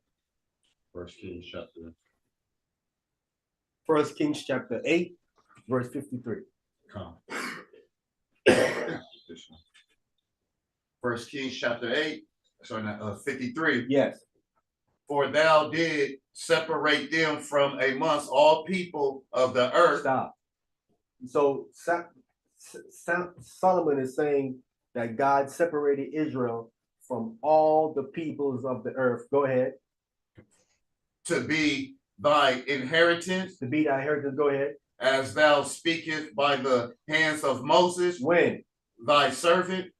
When thou broughtest our father out of Egypt, O Lord God. Now, when we came out of Egypt, right? We came out with a mixed multitude, did we not? Come. But Solomon said right here, when you brought them out of Egypt, you separated them from all people of the earth. Right? That's what it says. Mm-hmm. Even though we had mixed multitude that was traveling with us, God had separated us from them. They were not a part of us. Mm-hmm. They were traveling with us, but they will still separate from us. That's why I said they were camp followers. In the back. They were not part of the congregation of Israel who was traveling because God separated them, right? The verse says right there, when we came out of Egypt. But we know we came out of Egypt, there was a mixed people that was with us. But God separated us from them. They were not among us. It was just the extras in the movie. They was on the outskirts. That's where they were. And that's why when you read about that boy, his father was an Egyptian, and his mother was a Danite. He said that he came to try to go hang out with the Israelites. He came to go hang out with them. If he was already amongst them, they wouldn't say he came to hang out with them. He was already amongst them and hang out with them. He came from one place to another place to hang out with them. He was on the outside of the skirts and coming in to try to celebrate and try to hang out with the Israelites. And we know what happened. He cursed the Most High and he ended up dead. Because they was never amongst the Israelites. And this verse clearly tells you that's what happened when we came out of Egypt. God separated, it says from all people. Not somebody, says all people right there. And that's God that do that. And God said, I the Lord change not. So if God have done that, I don't know how at any point in Israel's future can anybody say God is grafting in non-Israelites. If you're going to do that, why separate them when you came out of Egypt? Then if the point of the situation, some point is to gather in the non-Israelites, why separate them from all people of the earth when you brought them out of Egypt then? What's the point of that? It's kind of productive to then say, now I'm going to reverse that and graft them in later. Then don't separate them in the first place. Right or wrong? Right. But God did it. See, Unless he's double-minded. They separated or not? separated. Separated according to the Most High God. So if God separated them, how now is we gonna hang out with them? Listen, I separated you from among these people, all of them. That means what? Don't hang out with them. I don't want you hanging out with them because I would have separated you from them if I wanted you to hang out with them. Right or wrong? Right. So that's clear what the Most High did. That's Torah. Separated. That's Torah. He separated them, all people. Huh. But anyway, we know that that's how Israel fell. When Israel started hanging around other nations, that's how they fell. Every time Israel fell is because they're out there hanging around these other nations and not listening in to the laws of the Most High God, because they keep getting influence from the outside is what really to throw us off. When are we going to get it that we need to stop hanging around these people? This is why we keep getting in trouble, because we keep hanging around these people. These people are not for the Most High in Christ. They talk a good game like they are.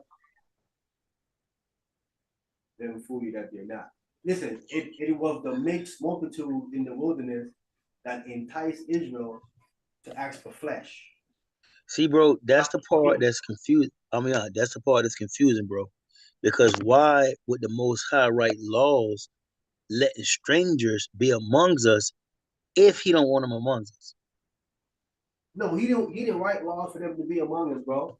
That's We temporarily. You acting like you talking about among us is like permanent, right or wrong? Bro, brother, we just read a text that said the stranger that sojourns among you. And then this is one that's circumcised. This is the one that's been like he's living among you. This is not just the guy that just passing through. The guy that was doing the sacrifice. Listen to what I'm saying. The guy that's doing the sacrifices, bro. This is not a guy that's just passing through. This is a guy that lived with you guys. No. What do you mean with us? Like in the same house, in the same thing? Not in the same house, brother. He's a person he's converted into Israel.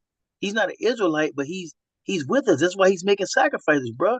This is not just a person that's like passing through. This is somebody who said, "Yo, I want to rock with y'all," and the Most High made laws to allow him to do that. Yeah, but I got you, but none of them did. We did.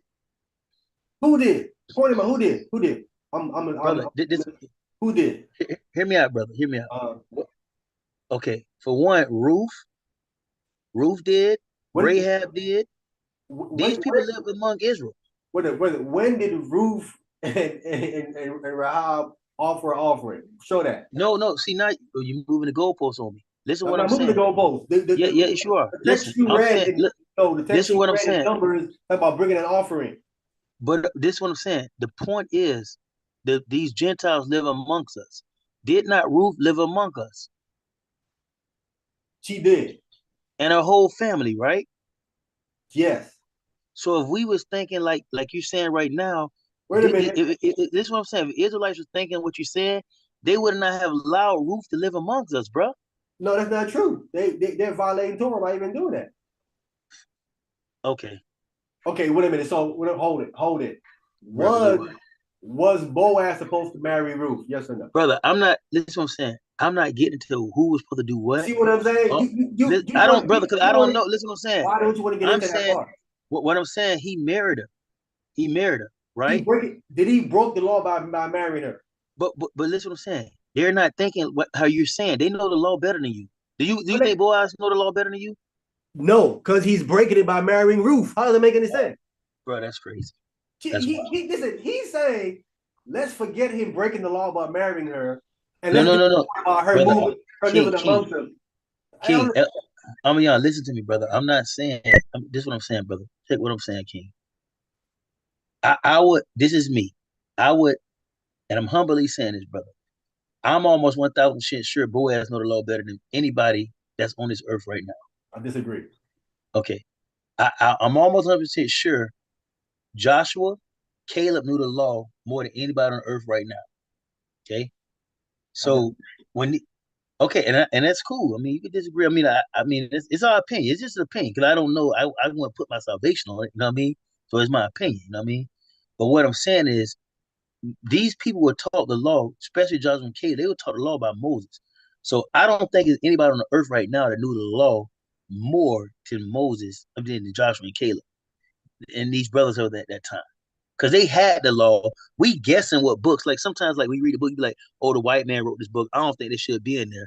We even doing that right now with the Bible we got right now. So it would be impossible for you to think that you know the law more than these people when you doubt even the books we got today on some of them or some of the stuff that's in the book. These cats had the real thing. You know what I mean? So I don't see how. I mean, I'm not coming against you, brother, but We got the they real had the, thing. You sure we got the real thing? no, what I'm saying, if we got the real, I'm saying today, like I heard you say a couple times, that shouldn't be in there. That's not an original or whatever. They had the original. That's what I'm saying, bro. They had the original. You agree? We have to research to make sure we even got the original. They didn't have to do any of that. They getting their stuff straight from the fire. So that's why I'm saying, bro, they had this thing straight from the cuff. We still trying to figure out. Well, I ain't trying to figure it out. I believe it's real. But I know some brothers like, man, I don't know if this real. What the meditative? They do textual criticism, right? They didn't back then. They didn't have to do no textual criticism. They had it from the cuff. So based off that, that's why I'm saying these dudes would have know the law better than any one of us. Now, whether they was doing it or not, that's all something different. But they definitely had the original, so they definitely knew it better than. In my opinion, they knew it better than us. That's just me, right? So Okay, I got me, you. so me saying that, brother, when y'all wrote these particular rules that these particular Gentiles were hanging around us, bro, and then I see these people allowing the Gentiles in, I wouldn't say they going against Torah because they know these cats are trying to live righteous. When you deal with when they get Rahab, because Rahab, when they go get Ruth, these are Gentiles. You know what I mean? They letting these people come inside the fold. They would have been like, if they thought like we think like we talking right now, they'd be like, oh hell no, you ain't coming in. You know what I mean? Even the text we read last week, Moses let Bethia come on in. He would have been like, yo, you stand here in Egypt. We ain't no Bethia. Ain't no Bethia here, bro. Come on. Let's first of all, you agree that Boaz was violating the Torah when he married Ruth. You agree to that? No, I don't agree to that. I Okay, don't. you I'm not know. saying. Okay, No, I'm not saying that. okay. So do we got to read it then that he was violating the Torah? Yeah, Yes. Can we get into Deuteronomy? 20, I don't think that brother was violating Torah. Okay, let's read it then. Because that's the case. Why is she mentioned in why is she mentioned? Well, see, that's going to something else. I don't know what you gonna say about it. Why is Ruth mentioned in the Luke text in the genealogy of the Messiah?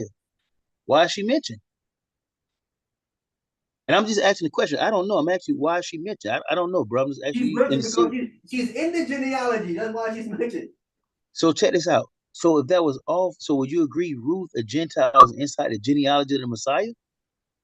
Of course, she's in the genealogy of the Messiah, but there was a gap between her and there was a gap between her and there was a gap between her and Jesse. But you see what I'm saying though? The Messiah, bro. Brother, you are listen, listen. All of that is irrelevant because the Messiah didn't come through sex. All that's irrelevant. No, but what I'm saying though, He don't bro. have that blood. So the argument about her being is irrelevant because he doesn't have that earthly blood from the sperm side, the male side. So that wouldn't even matter. Bro, even if let's check this out. Even if I don't deal with Ruth, I can deal with Abraham and his servant Eleazar. He was a Gentile. He Why is bought with money. Abraham? Huh? He's bought with money. I told you the people, the one that's bought with money, yes. But the one that just regular around there, no. If he's So bought with check. money, he has to now keep it. Okay, so check this out. So what you're telling me is, it's not so much whether they're Gentile now. Is based on what you're saying. Is based on whether they bought with money or not, right? Yes. So if they buy with money, then the Gentile can hang around us. If they're bought with money, then they're property. So they can hang around us, right? Yes, if they're bought, yeah, because they servants. They Okay. can serve you in your house. Not even your because they're your servant. Yes, that is the only way. The text says how that it's binding on them like that. When Abraham circumcised, God says, "Them that are bought with money," He said, "you got to be circumcised in your house." So I'm young. I don't know, brother. I'm being for real. I'm still learning. I'm studying. But brother, it would seem to me that Abraham was close to Yah. The Bible says he was a friend. Why would Abraham say? Why would him being a friend of God? This brother is thinking that Eliezer gonna take over his household. It would have been unthinkable if we're thinking like what you're saying. Abraham wouldn't even be thinking that Eliezer would take over his household. So he didn't have a son. That's why he don't have an ear. No, listen what I'm saying though. He's a Gentile, Eliezer. Abraham, if Abraham got the mindset like, yo, ain't no like this, you know what I'm saying? It would be inconceivable for him to think that that this guy would take over the household. Why would he think a Gentile can take over the household? That's the brother. Abraham is Abraham an Israelite? He's a father of faith. No, he's not Israelite. But he's deeper. So you're making it sound like Israel isn't affected at this point. There's no Israelite. Brother, I would say Abraham is deeper than the Israelite. What? This is what I'm saying. Okay, let me I'm explain myself. I'm gonna explain myself. I'm gonna tell you why. I'll tell you why. Go ahead. I'm gonna tell you why. Okay, check this out. All Israel is not getting in, right? All Israel is not getting to the kingdom. Don't say that. Right? The book say all Israel shall be saved. Brother, those are the redeemed Israelites. Every Israelite is not getting into eternal life. Oh, I don't know. I don't know what you believe. Do you believe every Israelite getting eternal life? Wait a minute. Does Paul say for all Israel shall be saved? Yes or no? Yes, he does. But he's talking about but all Israel. But hold on. All Israel is not Israel. So we got to understand the context. When he's saying all Israel getting saved, he's talking about those redeemed Israelites. They all will be saved. But all Israel is not Israel, meaning the ones that don't, you know, the ones that Christ said, you are your father, the devil. Them Negroes ain't getting saved, bro. They're not getting no salvation. Listen, they are not Israelites. Brother, hold on. So you tell me Pharisees weren't Israelites? No, not in the sense of Israelites being a son of God spiritually. No, they okay. See, now we're going spirit. So now you're going spiritual on me. No, I'm saying because in the same verse that you're pulling, Christ said, "You are of your father the devil." He said that your father is the devil, not the Most High. Brother, that's my point. So all Israel is not about your fleshly Israelite blood. Abraham, that's what I'm trying to tell you. It's not about you just being an Israelite according to your blood, because he called those same Israelites, their father was Satan, according to their spirit. So even though they were fleshly Israelites, that meant nothing at that time. Correct? Yeah, but the real Israel come out of the bloodline Israel only, though. I agree with you 1000%. But all I'm saying, brother, we must agree that just because you're Israelite, if you're not brought into Christ, that means zero. Of course. According to so Abraham, even though he wasn't an Israelite, brother, he's the one that everybody knew they were his father. This man had faith. You know what I mean? So he trumps the Pharisees that were bloodline Israelites. That's what I'm talking about. Well, Abraham over them. Well, you said Abraham is more than an Israelite, and that's not true. What I'm saying, he's more. What I'm saying, Abraham trumps Israelites that's not living according to Christ. That's what I'm saying. That he trumps them. The Israelites, I'm saying he trumps the Pharisee. Israelite is not adopted to the spiritual family of Christ. Abraham trumped them. That's what I'm saying, bro. Are you breaking up, bro? Do you agree that Abraham trumped the Israelites is not adopted into Christ's family? They're not Israelites. What do you see? You playing games, man. See, I'm not playing games. You're playing games, brother. Listen to me. Are they? Hold on, bro. Are they Israelites according to the flesh? Yes. Okay. So I'm not getting spiritual, brother. Don't go Christianity on me here. I'm staying in the flesh right now. What I'm saying, according to the flesh, they're Israelites. But Christ says, do you believe Abraham trumped those Israelites that don't believe in Christ? Let me ask you a question. Because the reason why I'm going is because what you're doing is that you're using a spiritual element to make a point, and when I do it, you're trying to dismiss it. No, I'm not. I'm not. You said Abraham was the father of faith. Is that carnal or spiritual? This will be both. So faith is carnal? No, yeah, no. See, you use the carnal. Faith without works is dead. So Okay, even though he had, hold on. Even though he had faith by the Spirit, he still had to do some work. So it's okay, both. okay. So we dealing with something that's spiritual, correct? Correct. But physical too. I don't want to just stay on the spiritual aspect because it has to come manifest in the flesh, bro. Okay, you're okay. So when I said that these people here wasn't Israelites, I'm pointing to people who ain't even keeping. They don't even keeping no Torah. These people of the devil. They ain't even keeping no Torah. So I said, Okay. So do okay, so Abraham trump them? So you agree Abraham trumped them, right? that's why I said they're not Israelites because they're not even keeping the law. Brother, hold on, brother, listen. They're Israelites according to the flesh, right? Yes, bro. But Okay. who? So Abraham. Okay, the only reason why you bringing Abraham up because of the faith aspect. Yes or no? correct. Okay, so these ones that you bringing up, do they have faith? Yes or no? They have the opportunity, but they was disobedient. Yes, they had faith, but they didn't obey the faith they had. Yes, they had faith, but they didn't do it. Okay, they have. Okay, so if they have faith, right? If they have faith, why didn't they do the Torah? Because they was wicked. What? Yeah, because they were disobedient. Just like today, faith come by hearing the word of God. When I tell somebody don't eat pork, crab, shrimp, or lobster, faith is coming to them, but it's up to them whether they want to do it or not. They No, just didn't want to do it, bro. you just got to saying faith without works is dead. Right. So So they if they're not doing something, then they have no faith. It's dead. brother, Is it not? no, listen to me. Faith comes to you by hearing, right? Yes. Okay.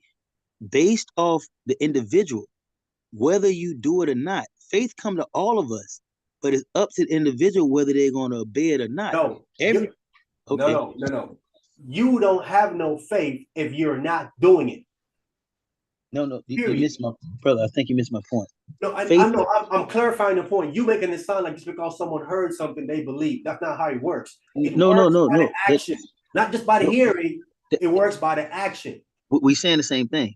That's what No, I'm we not. telling you. No, we not. You saying Okay, that you saying that faith came to them because they heard something. No. okay, brother. Let me ask you this. How does faith come to every individual on the earth? Faith, according to Hebrews, it says faith come by hearing the word of God, right? Okay. Yes, right. So Okay, so no. so hear me out.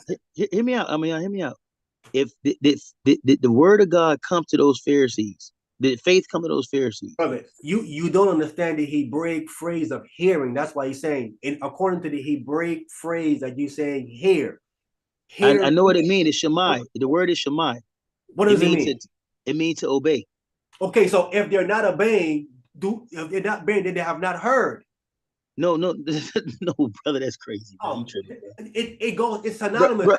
If you're no, not brother. doing it, they're gonna say you ain't heard it. Brother, come on, man. Okay, brother. That's Hebrew. I'm giving you the Hebrew. Brother, that has nothing. Brother, that has nothing to do with Hebrew, Greek. That's just straight English. I have to know the Hebrew to understand this. Check this out. If I tell my son to do something, right, and I know he heard me, but he don't do it. It don't mean he didn't hear me. He just didn't act obedient to it. But he heard what I said. No, he didn't hear you. He didn't hear you. He didn't hear you. She said, what I'm saying was going over your head right now. No, it's not. Yes, it is. It's going over your head right now. Brother, it's going over your head right now. Because you know why it's going over your head right now? Because if he truly heard you, that means he would have understand what you were trying to convey to him and who was saying it to him. And he would have done it. Brother, no, that's the point of being disobedient. You hear what I'm saying, but you choose not to do it because you want to do what your flesh say. You don't want to live righteous and holy. When I tell a Negro don't eat pork because the Bible said, they hear me. But they choose not to do it because they want to live according to their flesh. That's all of us. That's why I'm saying to you, you keep missing the Hebraic understanding of hear. You thinking hear is just you heard some words, and that's hear. No. I'm trying to say to you, the Hebraic understanding of hear is that you are doing it. Brother, I know what Shema mean, brother. I know what Shema mean. Why are you limiting to just hearing some words and not action? Because what I'm trying to explain to you is just because I didn't act on it, don't mean I didn't hear it, brother. How you That's don't what understand? but that's how the Hebrews would determine. They would say to you, if you didn't do it, they're gonna say you didn't hear. That's how they would determine you from a Hebraic understanding. They would say he didn't No. hear.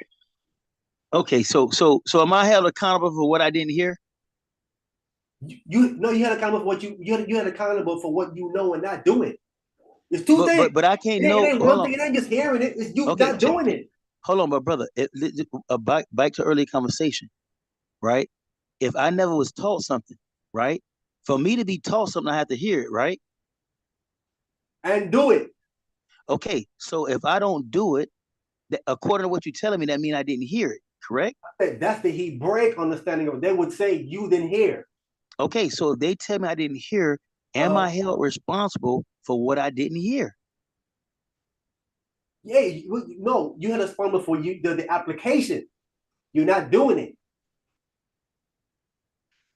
If the application, they're not doing it.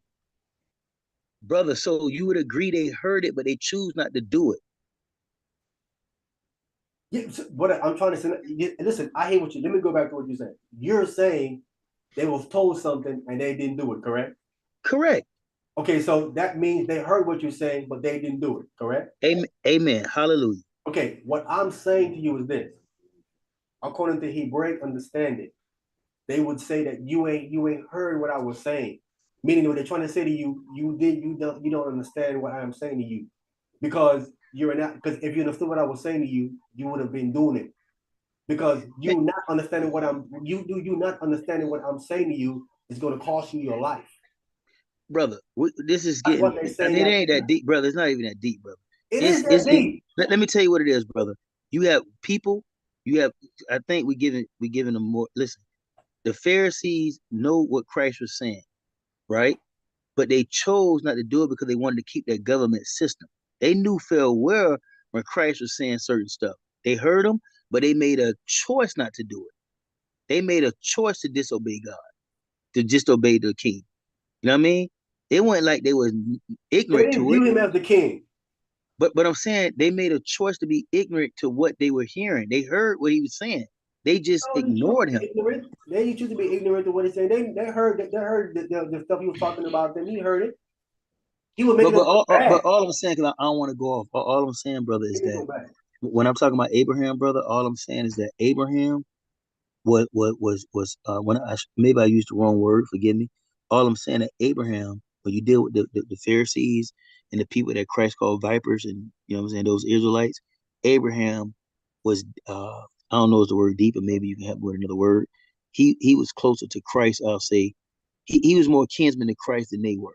Put it that way. If that could say that, maybe I'm using the wrong, maybe I'm using the wrong term. But what I'm trying to say is Abraham, Isaac, these particular brothers were closer than Christ than some Israelites that didn't obey Christ. That's all I'm saying, brother. All right. Okay. Do you agree with that? No, I don't agree with that. Okay. I mean, because like I said, so let me ask you a question. Was Elijah closer to Christ? Then this will be the Israelite, the Pharisees? Absolutely. Okay, was he closer than Abraham?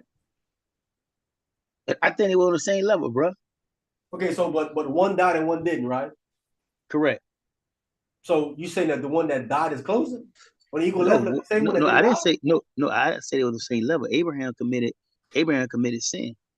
Okay, so how is According to someone you, that committed what sin you closer to say, someone that didn't? I don't no, get it. no. What I'm saying, all I'm saying, brother, is that when you look at Israel as a whole, there's no way in the world you can make me believe that all of Israel is more closer than Christ than Abraham. Hey, did you? Because Hey, Abraham is called their father, bro. Even they know Abraham is above them. Come here's a on, bro. question.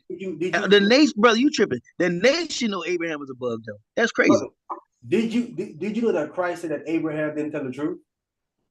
You say what? Christ said Abraham didn't tell the truth. About what? I don't know that. I don't know. He What do you didn't, he mean? didn't say specifically what. He just said he didn't tell the truth. That's what Christ said about him. You Okay, I mean, I never knew that. I never knew that. I didn't know that. So with okay, with that information, do you still see it the same way? Damn right. Yes, sir. Okay, so Christ is saying that this man isn't a man that didn't tell you. He didn't tell you the truth. Right, but he's still above. So and you saying, and he is closer to Christ than John the Baptist. See now you bring a holy Israelites into it. I already told you I'm talking. You are. I already told you, brother. Is he an Israelite? No, look, brother. I told you I'm talking about Israelites that he called vipers and snakes, the ones that were disobeying Christ. Abraham is above them. That's what I told you. That's the whole premise of my thing. Right. Okay, now you're saying you said that before. You said first it was above Israel. Then I said, nah. And so we moving on then. Now. Let's move on. So we got any questions? We're gonna move on. We're gonna shut it down in a minute anyway. Any questions? Or we continue to go on. We're about to shut it down. All right. Let's finish what we was in Galatians chapter 2. Verse 1. That's what we want. Hey, so give me something before I know what should I study, bro? Because I'm being real, bro. I'm trying to, like, sometimes I write down stuff, bro. I'm trying to see, like, are you saying, so I know what to study, bro, like, straight up. Are you saying that, okay, because I don't want to be confused when I'm studying. Are you saying that the Gentiles, hold on, let me look at my notes. Are you saying that the dispersed Gentiles had the law? In Romans 2:12, are you saying these are Israelite Gentiles? Some of them had the law written in their hearts, yes. Okay. You there? Yeah. Okay, come. Galatians chapter 2 from the top. Yeah, what we're dealing with to remind everybody is that he says that I gotta give him one of those people, the Gentiles, I gotta give him either Timothy, Titus, or Cornelius. One of them is a Gentile. And I'm going slowly and showing all three of them are Israelites. We just eliminated Timothy. He's an Israelite. Paul calls him a kinsman, and that's related by blood or a countryman. He called it to Timothy, Luke, Lucius, Jason, right? Kinsman. And the Greek word they let you know they're related by blood or they're countrymen. So Timothy cannot be a non-Israelite. He has to be an Israelite according to that word. Now we're dealing with Titus. Galatians chapter 2, verse 1. Galatians chapter 2 from the top. Then 14 years after I went up again to Jerusalem with Barnabas and took Titus with me also. Stop right there. He took Titus with them also as well, correct? So he's traveling with Paul. We know when Paul was going to travel and go out, right? And he was bringing someone with him. He was bringing Timothy with him. He circumcised Timothy before Timothy went out with him. Rest of them. We agree, right? Because he wasn't circumcised, right? Now, if Titus is doing the same thing, if Titus is traveling with Paul, if Titus was not circumcised, Paul would have circumcised him. This happened with Timothy, right? He's not partial. So if he circumcised Timothy, he would have circumcised Titus too as well. Before Titus would have went and traveling with him up where? To Jerusalem. He'd have circumcised him. So we know Titus right here, he is circumcised because he's traveling with Paul to Jerusalem because Paul did the exact same thing when he's traveling with Timothy. The exact same thing. So at this point, we know right here, Titus is circumcised. Clear, right? Go ahead. Verse 2. I went up by revelation and communicated unto them that gospel which I preach amongst the Gentiles, but privately to them which were of reputation, lest by any means I should run or had run in vain. Right. Okay, so he said he went about revelation. That means that's come from God. God revealed something to him for him to go, right or wrong, right? So God is directly dealing with him going up there. So we know that God will not have no Gentile going up to Jerusalem with Paul and Barnabas. Barnabas is a Levite. When people don't forget, he's a Levite. He's a priest. He's traveling with a Benjamite. And they went about revelation. And they're going up to the council in Jerusalem. and he communicated with them the gospel that he taught amongst the Gentiles. All right. Now here's the verse. Go ahead. Verse 3. But neither Titus, who was with me, being a Greek, was compelled to be circumcised. Stop. This verse now sound like, wait a minute, bro. Titus ain't circumcised. He wasn't compelled to be circumcised. Wait, how was he traveling with Paul not being circumcised? If that's the case, so what the conclusion is that then when Timothy was going with him, then he made him do something he didn't have to do because he's traveling with Titus and Titus wasn't circumcised. Titus didn't have to get circumcised. Titus wasn't compelled to be circumcised. So then why compel Timothy to be circumcised then if Titus is not going to be circumcised?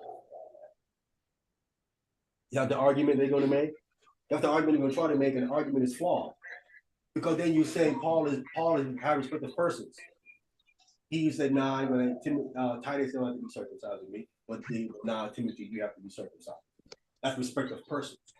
He becomes a hypocrite. He does something like that.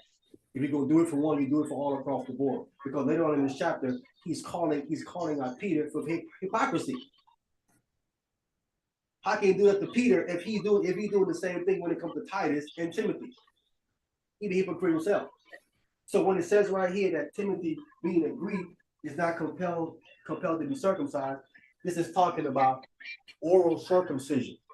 He has the physical circumcision. These brothers that came out from Jerusalem was pushing the oral circumcision on them. And that was like, nah, not doing that. And that's when the argument ensued when Paul is talking about here at that council when they was debating about do they have to keep the oral circumcision or not. That's what Acts 15 is really speaking about. He's speaking about them keeping oral circumcision. Because in the next chapter in Acts 16, he goes and he circumcised Timothy. If it's not about oral circumcision and it's about physical circumcision, and they conclude they don't have to do that, how was Paul then circumcising Timothy the next chapter over? He would be violating the decree in the previous chapter. So it has to be oral circumcision that's spoken about in the 15th chapter that they don't have to do. What is oral circumcision? What is that? Oral circumcision is when they prick your private and draw blood. You talking about how them boys suck your thing? I seen on TV one time on the internet. That's a different kind of circumcision that they do that came later, according to those fake Jews, where they bite it off. Before that, in the first century, they had a process where they would prick your memory and draw blood out of it. They called that an oral circumcision. Oh, so they want like cut the head off or whatever. They would like prick it. You saying? No, because Israelites were circumcised that they ate already. Okay. And so when we read Acts 15, we're talking about grown men. He said, taught the brethren, not children, taught the brethren be circumcised. These are grown men, right? So obviously these men got circumcised at day 8 already, 8 days old. So these are men now. So he's talking about another circumcision, which is oral. Which is so they would say like you had the I never heard this. You saying they these guys are circumcised, but they have to prick them or something? Right. They were teaching that you got to prick the member and draw blood to get that circumcision from the oral Torah. That's what they would do. Oh wow, that's crazy. That's the reason why Paul and Barnabas was like, no. Come. Yeah. Remember, Paul is a Pharisee, so he know what they're talking about. When they said to Paul, like, I know what you're talking about. No, we ain't doing that. We ain't doing that. Oh wow. Barnabas was like, no. We ain't gotta do that. As a matter of fact, we take it up to the council in Jerusalem to knock this foolishness out. And that's how does it make sense for Paul and Barnabas to buck it up against physical circumcision that God commanded Abraham to do, and was going to kill Moses' son for not being circumcised? Why would Paul and Barnabas set up against that? They ain't crazy enough to do nothing like that. They ain't up there. It was bucking up against oral circumcision. Again, all this stuff is in the background of you got to do the Pharisees background, the oral Torah background, what's contained in the oral Torah, you can see that's what it was. Everything I'm saying, anybody can fact check me and look it up. Right? I didn't even look it up and fact check me and you will see clearly that's what it was. Pricking up the member and drawing blood.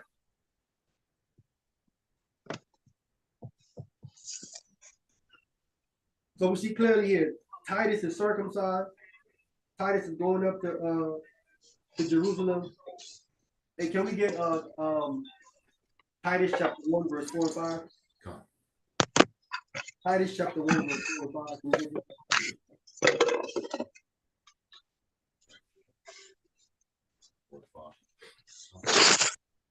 Titus chapter 1, starting at verse 4.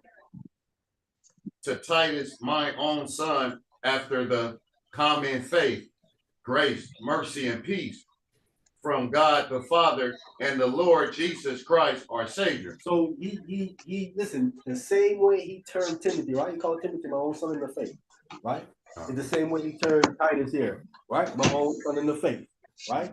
We already proven that Timothy is an Israelite, right? We see comparisons there, demon in the same way, right?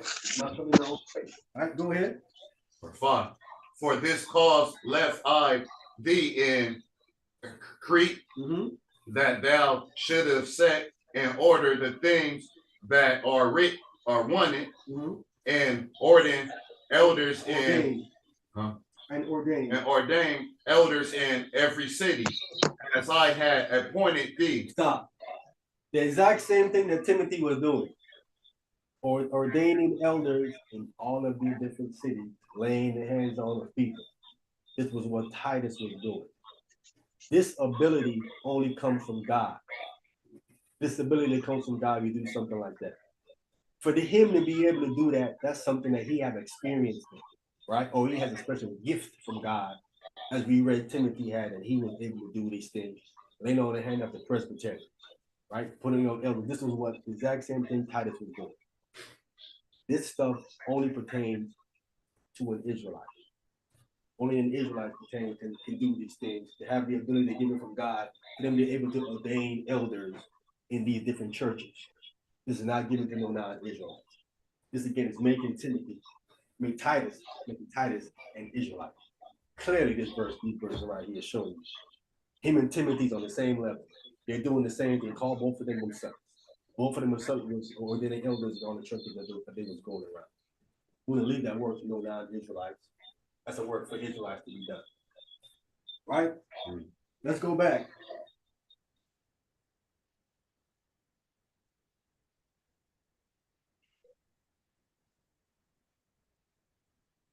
Now we gotta get one more. So we clearly show what these verses here. And I don't want to drag that out. Clearly see that Titus is an Israelite. We clearly circumcised because he traveled with Paul. He's ordaining elders in the churches. Clearly that's an Israelite word. Gentiles don't ordaining no people in the church, in Paul's time. And the last one he said, I gotta give him. He said I have to give him Cornelius. The last one. So we're gonna get Cornelius and we get rid of the shut it down. The 6:30 is time for shut it down. Right? So to clear up Cornelius, we gotta come to Acts chapter 10. Call it out again, Mark. Acts chapter 10, where we go. I think this is the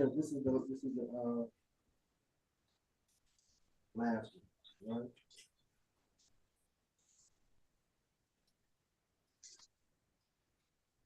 Let's start at verse 1. Acts chapter 10, verse 1. We just get some clarity. Acts chapter 10. Hold on, let me bring it up so we can be clear. Okay. Yeah.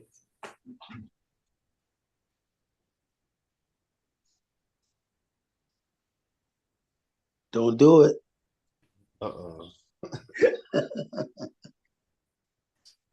Aha. You about to be surprised. Go ahead, read it. Acts chapter 10 from the top. Yep.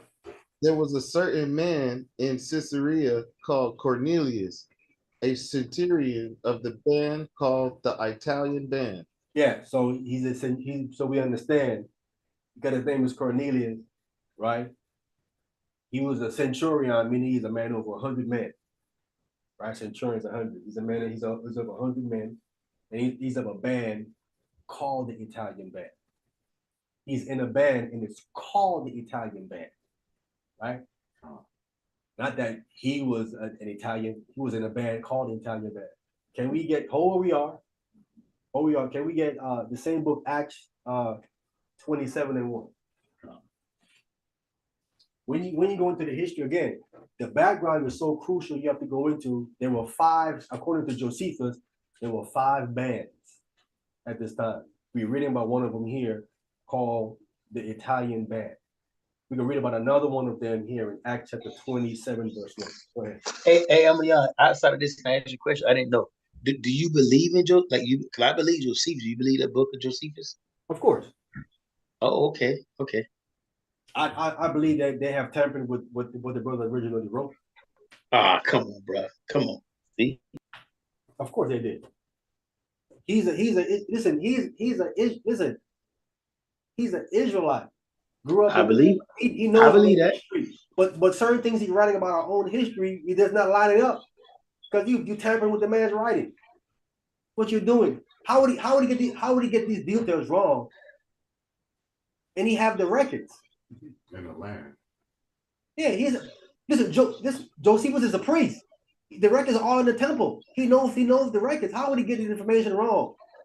I ain't gonna bring it up now. I'm not gonna go in deeper, but it's a lot of stuff in that book of Josephus. I'll text y'all in the group chat and you can look it up. I think it's chapter 13, let me see. 257, 258. I think it talks about Josephus and these Edomites, but hey. About who? Well, go ahead. I'm sorry. I don't want to interrupt what you're doing because I'm writing my notes. I want to hear what you're breaking down with these Canadian things. Definitely. Right. I just want to say, Josephus got the Masada account perfect, accurate to a T. Rapid in Masada, even though he wasn't at Masada. Well, I know in that Josephus Antiquities, I think it's volume. Don't quote me on this, but you can look up. It's volume 13. You gotta do it tonight. But it's volume. Don't quote me. I think it's 13:9, and it's around like 258, 256, 258. It's something there that's and that Josephus of Antiquities, volume 13, verse 9. That if you believe the book of Josephus, I'm definitely a little bit confused now. But go ahead. What does it say? It actually talks about how the Edomites were mixing in with us. And during this particular war, how we was mixing in with us, and how if they mixed in with us, brother, it will almost, when you read the whole thing, it will almost be impossible for you to know right now. Like, do you believe we got on the slave ship that it was Israelites and Edomites on that slave ship? No.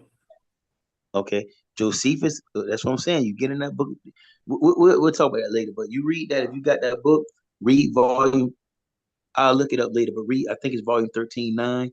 Around page like 200 and something to 258, it'll break down some different things, and I'll be interested to see like if you think that was the part you talk about that they could have tampered with, because they probably could have tampered with Josephus. I don't know. You know what I mean, but I'm just saying, huh? That brother, that happened with the Hashmoneans. The Hashmoneans converted the Idumeans. Exactly, brother. Converted them by that's all information. Converted them by force. Do you believe that though? Of course, that's the history. So Ukrainians converted them by force. So, brother, even if they got converted by force, they still were converted. What are you saying? But by force, they didn't want to. He forced them. He said either you're gonna convert or you're gonna spot. But do you believe they start mixing with us? Like, you know what I'm saying? They start mixing in with us. We start having sex with them and stuff like that. Brother. Herod was married to the high priest's daughter. So what? Killed them. Okay. So do you agree during the war of 70 AD, like during this particular war, that the Edomites helped us Israelites out? I don't know. Fight the Romans? It could be. I don't know. I don't know that part. But I'm saying it says that. It said that they joined forces with us and helped us. And when you read, you can go to Joshua chapter 90 and it'll confirm it. And but you ain't got to do that tonight. But I'm just saying. Joshua chapter 90. Yeah, when you read Joshua chapter 90, when you get time, read Joshua 90, and it's going to tell you Kittim Kittim, Kittim, because these are the Romans. Kittim actually, well, let's go into something else, man. I just wanted to, I didn't know if you believe in Josephus. I believe in it, but you say you believe in it too. I mean, so, but from my understanding, bro, it's what you, but this, listen, the Maccabees had an alliance with Rome. They were allied. It tells you that in the Maccabees chapter, in the first book of Maccabees, that they went to Rome for them to be allied. They were allies.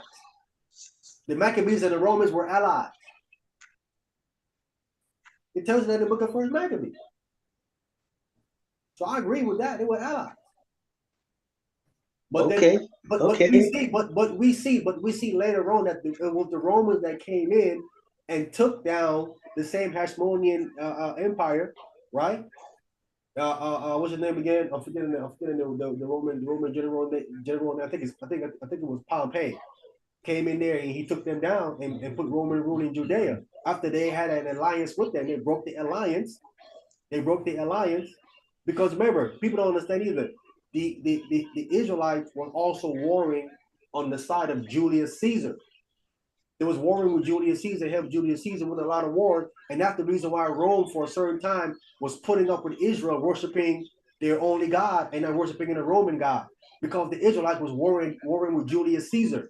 And they said because of that, they were allowing them to go ahead and keep their own customs and their own gods. Why do you think that Rome allowed them to do that? No one else can do that. Well, what I'm saying, bro, and we'll have to probably get to it at another time. I would definitely want to hear what you either, I guess, say about Cornelius, because I write my notes. But in Joshua 90, when you read it, you can read like verses 1 through 5. Because I know some people believe like Esau, the white man. Like Kittim is Rome. Kittim, the white man is definitely Rome, right? You believe that Romans are white people. But it's letting you know that Esau, if Esau is the white man, do you believe he's Rome as well? He's Roman. He's a Roman. Was he Roman at the time when Esau was on the earth? Like, did the white man come from Esau, or was white people already here before Esau? No. Okay, so that's why I guess when you get time, bro, we'll probably get into it another time during the week, or whatever. Read Joshua 90, 1 through 6, and then we'll go to Josephus because I got something to bring out when you deal with Josephus on it. But not now, though. I just you know what I mean. This is easy to clear up. This is because Zipho, who is Esau's son's concubine son. Esau had a son named Eliphaz. Eliphaz had a concubine. I forgot her name, and she had a son named Zipho. Zipho went into Kittim, and he became their king. Him and some of his men from Edom went over there, and he became king. He was king on the throne for about 40 years. And him and his men was over there, probably getting their seed amongst those people for a long time. He conquered most of the lands all around there in Kittim. And he was king over there, and his son was king after him, and so on and so forth. Right? This was when Israel was actually in Egypt, getting ready to come out. He was already over there, ruling over there in that land at that time. By the time we came out of Egypt, our history going to come all the way down about 1,000 years, come down to Hyrcanus. He took over the whole country and made the country into light-skinned people. That's what they looked like that. Before that, it was dark-skinned people. But it happened with Zipho. Just tells you that. That's what happened. Okay, so see, man, this is good. No, brother. I agree with what you're saying, but are you saying it was light-skinned black people or white people? No, they were black people, and what he did was he was promulgating his seed over there for about 1,000 years. But it was like red bone, so to speak. Would you say that? He lightened up the people to the color that they are, that we see them today. Because people keep thinking that Esau. People say that how that the black genes are dominant, and I said if that was the case, there wouldn't be no so-called white people then. The black gene for the mother would have dominated, and they would have all got back their pigmentation back. Esau gene, whatever woman he sleeps with, is the dominant gene. That baby comes out looking like him because his genes is dominant. Whoever it is, black woman, his genes is dominant. And that's why there's a so-called white race today, because their gene get dominant. We see that too when you look at the rapper. Drake. Yeah, you can see that the gene gets dominant. The baby then comes out again. You see the parents can come right back. stronger than ever. Look at Blake. It's interesting conversation. It's So good. their Yes, genes sir. are dominant. So over 1,000 years, he's been over 1,000 years, and he's the king, sleeping with all kind of women because he had a big old harem, sleeping with all kind of women over and over again, and putting his children in rulership after him. After 1,000 years, the whole nation would look white. We'll have to. Yeesh. Kittim. But Kittim is originally black people coming out of Japhet. What was that? You say what? I'm young. I didn't hear you. I'm sorry. I said Kittim comes out of Japhet. They were originally black people. Well, it was that. What was that? Italian? Yeah, the Italian. Yeah, it tells that in Joshua that he went over there to the Italians in that land, and he was over there ruling all that time, him and his descendants. Brother, and that's why I brought that up, brother. That's why I brought it up. Exactly what you said. If we saying that, how you read that gesture, you see what I'm saying. I hear what you're saying. I know that history. But if we saying exactly what you're saying, Kittim took over. It says Kittim and Edom became one people. Yes, because again, Zipho is an Edomite that went over there. Then he came back and he united his Edomite that was in the land. They became one people. They wasn't before. There was a point where they was beefing with each other. The Edomites was beefing with Zipho. Why? Zipho was mad at them because Zipho was captured by the Israelites and he was a prisoner in Egypt under Joseph for a long time and his brethren. And Esau, the Edomites was the Edomites hiring the Midianites and the Moabites to come attack to try to free Zipho from Egypt, but they couldn't. They couldn't free him. So then they had another king from Africa. He came to help them, and then the Israelite, the son of Jacob, beat them. So they're like, man, dude, this ain't working. Every time we go down there, the son of Jacob is beating us. They're beating us. We can't. Okay, I'll say this real quick. They stopped.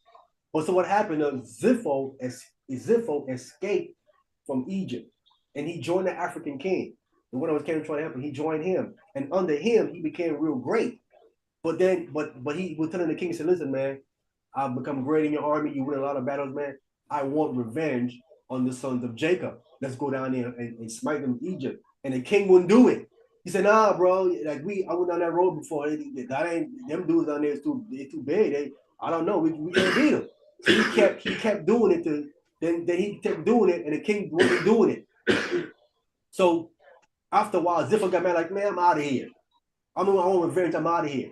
So he goes to one of the enemies that the king had conquered, which was in Italy, Kittim. I'm telling you what history says in the book of Joshua. He goes over there, right? But the African king, he would go over there to Italy. He would raid him and take little things from there. But when Zipho went over there, Zipho wasn't having it. Zipho was like killing off his men, the African dude men. When they come there with the little marauder raid, he would kill them dudes off and they wouldn't even come back. And he was like, "Well, our man to steal stuff from Italy." He said, "Hey, man, Zipho over there. Zipho over there, helping them and killing them." So the king was like, "What?" So the king goes over there. He brings his whole army to go wipe Zipho out. You know what Zipho does? According to the book of Joshua? The people, the Kittim people, told him. He said, "Bro, we ain't gonna win. They outnumber us by 1,000. It's like 1,000 to 1. We ain't gonna win. They told him, they said, "Yo, pray to the God of your fathers, man, for help." Zipho prayed to the Most High God. And he prays to the Most High God, and he invokes Abraham. He invokes Abraham in his prayer. When he invokes Abraham in his prayer, the Most High hears him, and he wins the battle. Because he was done. Because he invokes Abraham in his prayer, Most High blessed him, and he win the battle. But then the text says he forgot about the Most High. And that's how he became king of the Kittim, was able to defeat that man. And that's how the history goes. That's what happened. So let me throw y'all a curveball. And this will confuse me, bro, when I hear y'all sometimes. I personally don't believe, hear me out, no white man outside of Christ, and they don't believe in Yahweh Shai, they're not keeping the 11 commandments, that's not my brother. Okay? But according to what you're saying, the white man is your brother because he's Esau, and Esau is a Hebrew. So the Edomites are Hebrews, correct? So he would be your brother. So I don't believe like Donald Trump, Netanyahu, the president, the prime minister of Israel, those are not my brothers. But you would have to say them your brothers. I do. They're twin. You know what they say? No, they're not my brothers at all. You know what I mean? Because I don't. Got You know what I mean? They're not Hebrews. Those are like those, I don't believe the Hebrews, but we'll get into that later. Not Hebrew today. I mean, they don't speak Hebrew today, but originally they were. No, I'm saying they still Hebrew though by bloodline though. You have to say they're still Hebrew by bloodline. No, Hebrew's a language. No, I'm talking.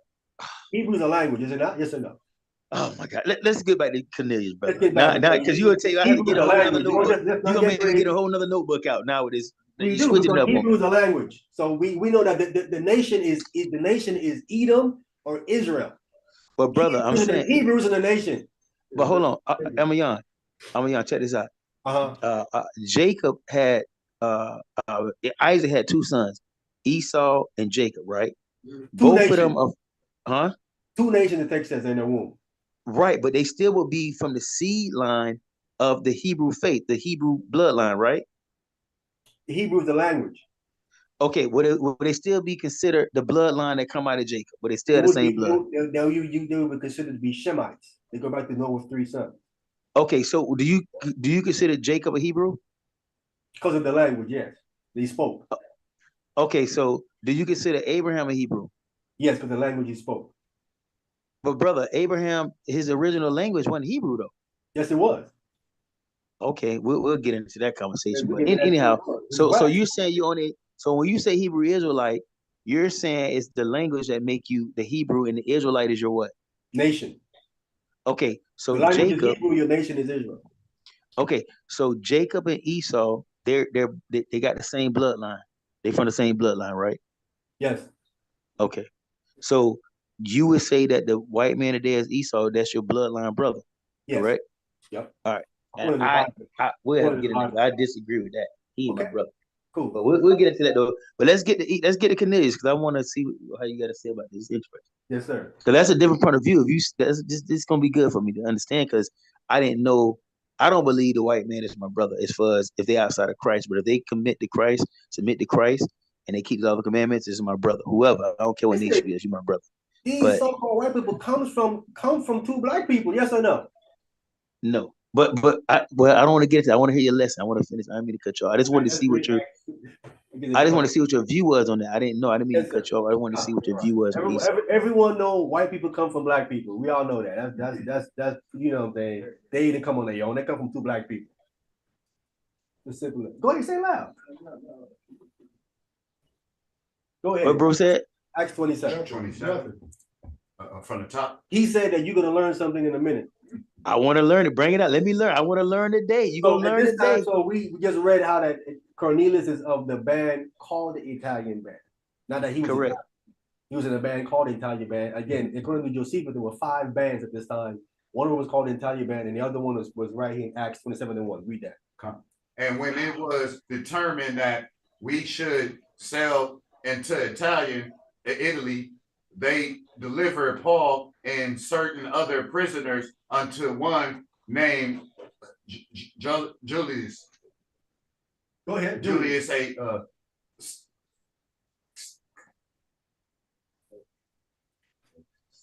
hold on, I'm not there. Let me get it. Let me go. A centurion of Centurion. Oh, a centurion. Julius. Name is Julius. Name Julius. Where is that? Read it again from the top. Read it again from the top. Acts 27. And when it was determined that we should sail into Italy, they delivered Paul and certain other prisoners unto one named Julius, a centurion of Augustus band. So this band is called the Augustus band, obviously off of the Emperor Augustus, right? So we have the Augustus band, and then we have a band called the Italian band. Again, according to Josephus, there were 5 different bands. These bands do not determine what nationality you're from. It's just the band that is called. We see the band called the Augustus band, right? So these bands have a particular name based on maybe where it was put together or what person they're putting on the band. The band do not determine your nationality. Go ahead. What you say? That's the emperor, yeah. So this band was obviously named after Augustus. Augustus has been dead at this time. He's dead already. But this band was obviously named after this Caesar, this emperor Augustus, the Augustus band. So the band does not determine your nationality. Because the people in this Augustus band, right, are not from Augustus bloodline. This is soldiers. Like they give their band a name. You got bands that they call all the different kind of names. You got Aerosmith. You got all kind of different bands. The band don't determine your nationality. This is crazy. You know what I'm saying? How can a band determine your nationality? It doesn't make no sense, bro. A band called just like Gambino, Crime Family. Yeah, but I'm saying a band do not determine your nationality. Yeah, I mean, just because they Gambino, I mean, but that's because it's under the name of Carlo Gambino. Yeah. And everybody's just a soldier or underneath, right? Yeah, underneath them. Yeah. But not everybody in these mobs that are Italian. But so you would be Sicilians and French are different people up in those bands. Depending on how them dudes put in work, put them into the mob, into the business. Hey Bruce, so you be yeah. When I was coming up, brother, years ago in the 90s, you had black people that was in Mexican gangs. Yeah. Black people was in Mexican gangs claiming they set. Coming up in the 80s, they had Black brothers in Latino gangs. Yeah. So that doesn't determine because you're in a Mexican gang, you Mexican. You're something with a band. Yeah. The reason why I don't have that no more because of Mexican mafia. Right. Mexican mafia, they cut that out. They killed that. Yeah. They needed to. I was there with a brother, locked up with a brother, and when I saw him, we started claiming Mexican. I thought he was playing games. He said, dude, I ain't playing no game. I'm dead serious. I'm from so and so and so, 13. I'm like, what? He was dead serious. Listen, when we was gonna ride, he rolled with the Mexicans. He walked over there and rolled with the Mexican side. He's getting ready to fight with us with the Mexicans. Yeah. He was dead serious. That's what he was from. And then you had some Latinos in blood gangs. Yeah. Grip gangs. Yeah. Back in the day. Facts. That's fact. So again, I'm coming here to show you that the band does not determine your nationality. So when it says he's of the Italian band, it is not specifying his nationality. Want to be clear. So how do we specify his nationality? We're gonna read down and find out. Okay. I'm just saying you cannot use that first verse to say that is nationality. People like using it to say, was the Italian band Italian? No, wrong. That's completely wrong. I definitely would agree with you, right? But I can see the other side because why would I put an Israelite in charge of a Roman band that when we oppressing Israelites? So that's why I can see it that particular way, to be fair. Why, like if the Romans is oppressing Israel, why would I put a Negro? He could be in the band, but I won't make him the head of it. And Cornelius is the head of this band. It's just 100 men. Do you know how big a legion were? Yeah, but he would be a servant though. I would not put. But I'm saying though, how big was a Roman legion? But I don't 1,000 people. No, 12,000. Way more than that. Yeah, but whatever it was, an Israelite is not going to be a Roman legion. A Roman legion, brother. You talking about 40, 50, 60,000 people in a Roman legion. Yeah, but you never going to have. He's only 100 men. I'm with you, but what I'm saying though, regardless of the situation, just like Israel, we're never going to put a Gentile over the Gentiles. So you're never going to. I can see how. Yeah, they can be a part of it, but they're not going to be a head of it. And you're just going to be a servant. You'll be a foot soldier. You're not going to be a leader, a commander. Not true. So you would put you think an Israelite would put a foot, you would make a. Wait a minute. Wait a minute. Who put Daniel over all the wise men in Babylon? This man, that's totally different, bro. Nebuchadnezzar. I'm with you, but it's totally different. It is. It's the same exact thing. Because obviously Cornelius proved himself on the battlefield why he's put over 100 men. Just the same way Daniel proved himself to be the wisest of the wise men, he put him above these men. Yeah, but unlike Daniel and Joseph, Joseph as well, but unlike them two, we don't have no text that says he proved himself. But I'm with you though. But go ahead, though. I'm just saying I agree. You know what I'm saying? I hear what you're saying, but I would have to be fair. I would have to be fair. Again, I'm just pointing out to you that this is not no isolated incident. There's history where Gentiles have put Israelites way at the top. in their nation. Even listen, Nehemiah was the king's cupbearer. He speak to the king and the queen, the cupbearer for the king. Con, I So agree. I'm showing you a history of where these other nations they have put Israelites way at the top. So Cornelius being in over 100 men is nothing. That's mediocre stuff. Compared to Israel in the past, how high they've got up in the Gentile nations, or how high ranking they have. Listen, the king sent back Ezra. Ezra was over. Nehemiah was the governor over the whole land. The Gentile king made him governor over the whole land of Israel. Nehemiah. Joseph. Listen, I could go on and on about our history, about Israel and these other. Yeah, but the thing is, bro, Cornelius just won. But I'm saying, I mean, Cornelius just went over just 100 men. These were 100 men that was in the headquarters of this place. They were very close. It would be like the Secret Service that he was over, bro.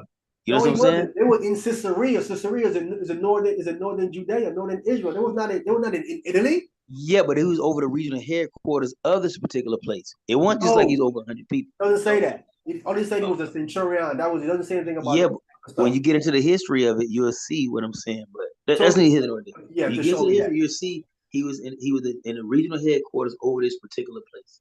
You have to show me that. I know. I don't know about that. I'll text it to you. I'll text it to you later on tomorrow. Good. Let's go to Acts chapter 10. Now we're gonna see what Acts says. Does it fit a Roman army general? Does it fit a Roman? Remember, if you are a Roman in the Roman army, right? It's a death sentence for you to worship any other god than Mithra. You'll be put to death according to Roman law. I can read for you. I read it last week where you had cousins of the king in Rome, the Caesar. They was worshiping, was leading on to the Christian understanding. They put him to death. The Roman emperor put him to death, and that's his family member. He put him to death. He says that you are atheist. He said you believe in the superstition over there. You don't believe in the Roman God, and they put him to death. In Roman law, it is illegal for you to worship any other god other than Mithra. That's Roman law. Let's go ahead and read verse 2. Acts chapter 10, verse 2. Acts chapter 10, verse 2. A devout man and one that feared God with all his house. Stop. He was a devout man, one that feared the God of the Israelites. He says with all his household. So he's a Roman soldier, a Roman commander over 100 men. He's a devout man that feared God with all his household. Now we know how it moves in the Roman army. One of his 100 men would have been like, "You're violating the Roman law. You're worshiping the God of these Jews." They'd have brought him up on charges, and he'd have been put to death. Him and his whole household, because he's violating the Roman law if he does this. So are you saying the Roman law was just for the Romans? Yeah, the Roman law was for Romans. Yes, Romans. Not you had certain people who were Romans who had double citizenship like Paul.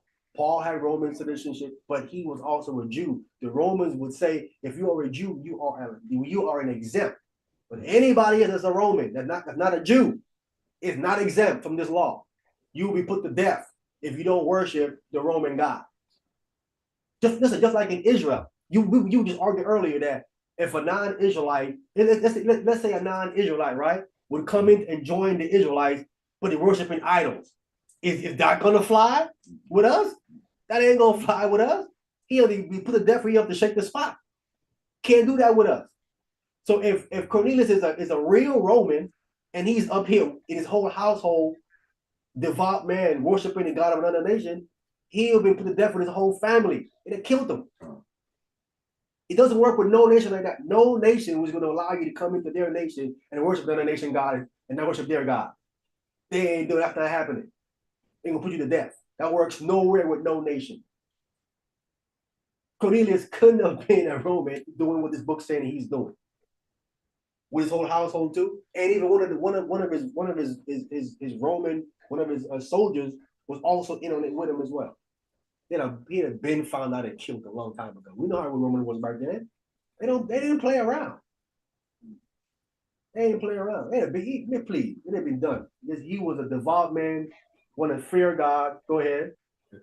Fear God with all his house, which gave much to the people. Look, he gave alms to the nation of Israel. They'd be like, wait a minute, bro. What are you doing giving alms to the nation of Israel, bro? These people don't worship our God. What are you doing? What are you doing, bro? I'm gonna turn you into the tribune, the person that's over you. It would have been off with Cornelius' head. Now, how does Cornelius fear the God of the Israelites? Who taught Cornelius, a Roman, to fear the God of the Israelites? He was a proselyte. Okay, who converted him? The same people that converted the Gentiles that came up. I would have said the people that the Pharisees. Okay, or whoever. You had plenty, bro. You had plenty people that were in Israel that were proselytes. I don't know who converted them. I don't know. But you had other people that were, like we just read in Matthew. These people that was keeping the feast days. These Gentiles. So if the Pharisees converted him, he's keeping oral Torah then, right or wrong? No. So brother, how does it work is, like I'm saying, I don't want to say of the Pharisees. You had other other people that was joining themselves to Israel way before Christ came. They just wanted to, they understand that our God was the God, so they would join themselves to us, like Ruth and Rahab. This been going on. This ain't nothing new.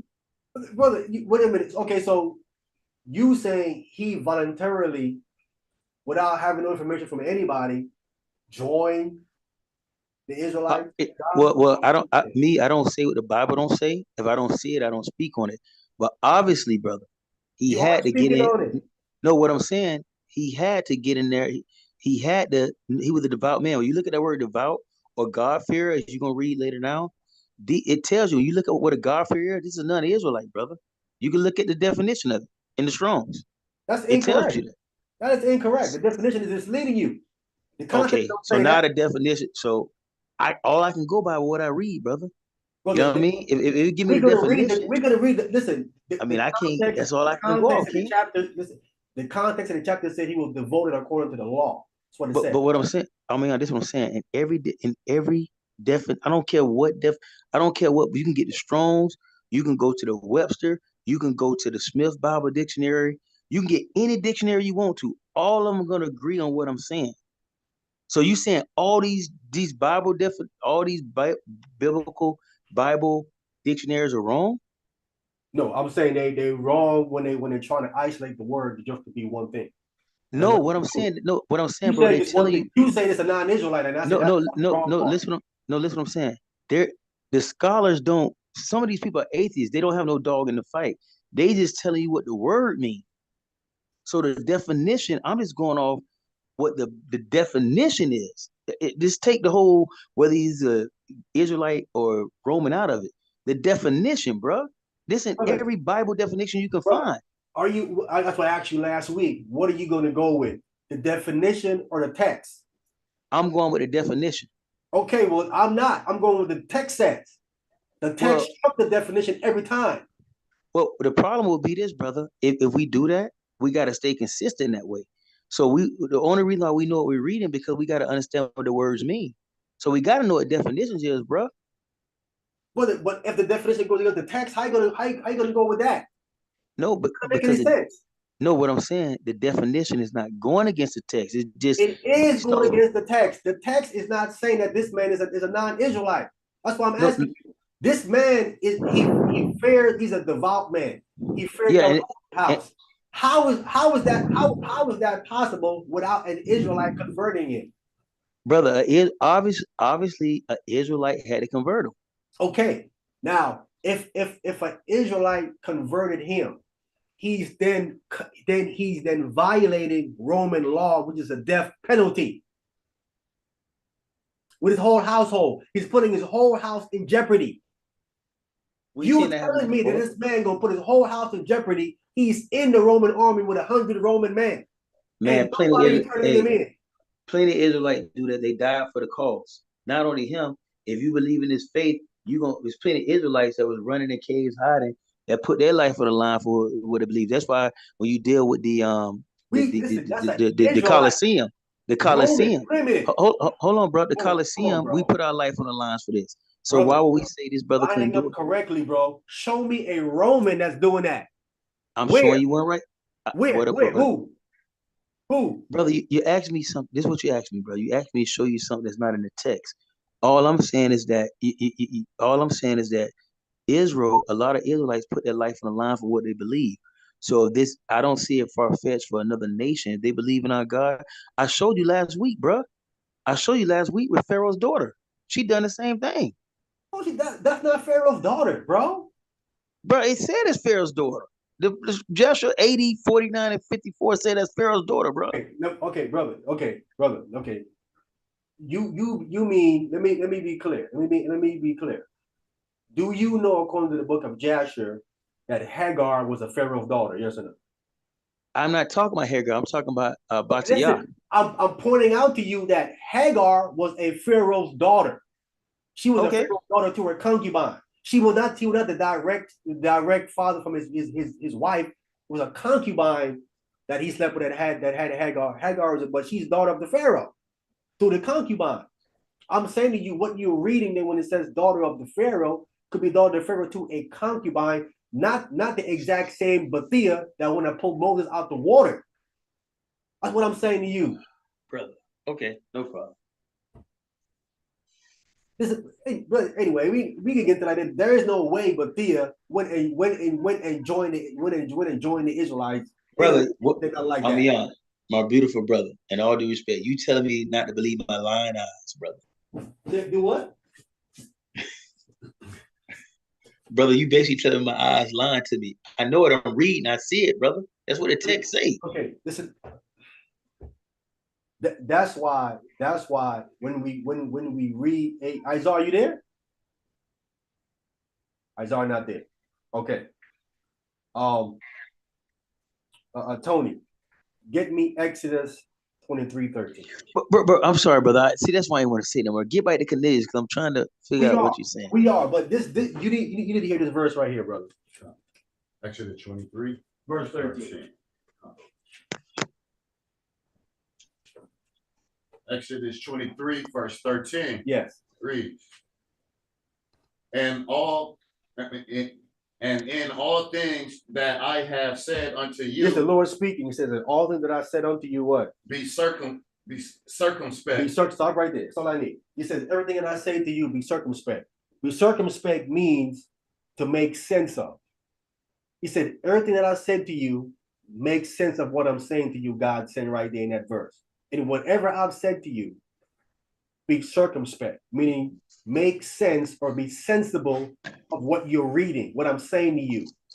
Now, if we're going to follow what God said to do right there, we're going to be circumspect with what we're reading about Bathia, the daughter of Pharaoh. If we're going to try to make sense of that, right? We got to take everything that we have about that particular situation with Bathia and everything that went down, even in the Bible and in the book of Jasher. Everything. We put it all together. We put it all together. It's clear from the book of Jasher when we read it. She did not leave with the Israelites. Then what you do with 1 Chronicles 4:18? That's what I'm trying to say to you. This can be a concubine woman from the Pharaoh, because remember, the Pharaoh drowned. He drowned in the Red Sea. He died. So you telling me, so listen, if I'm leaving out with the Israelites, right? And my brother comes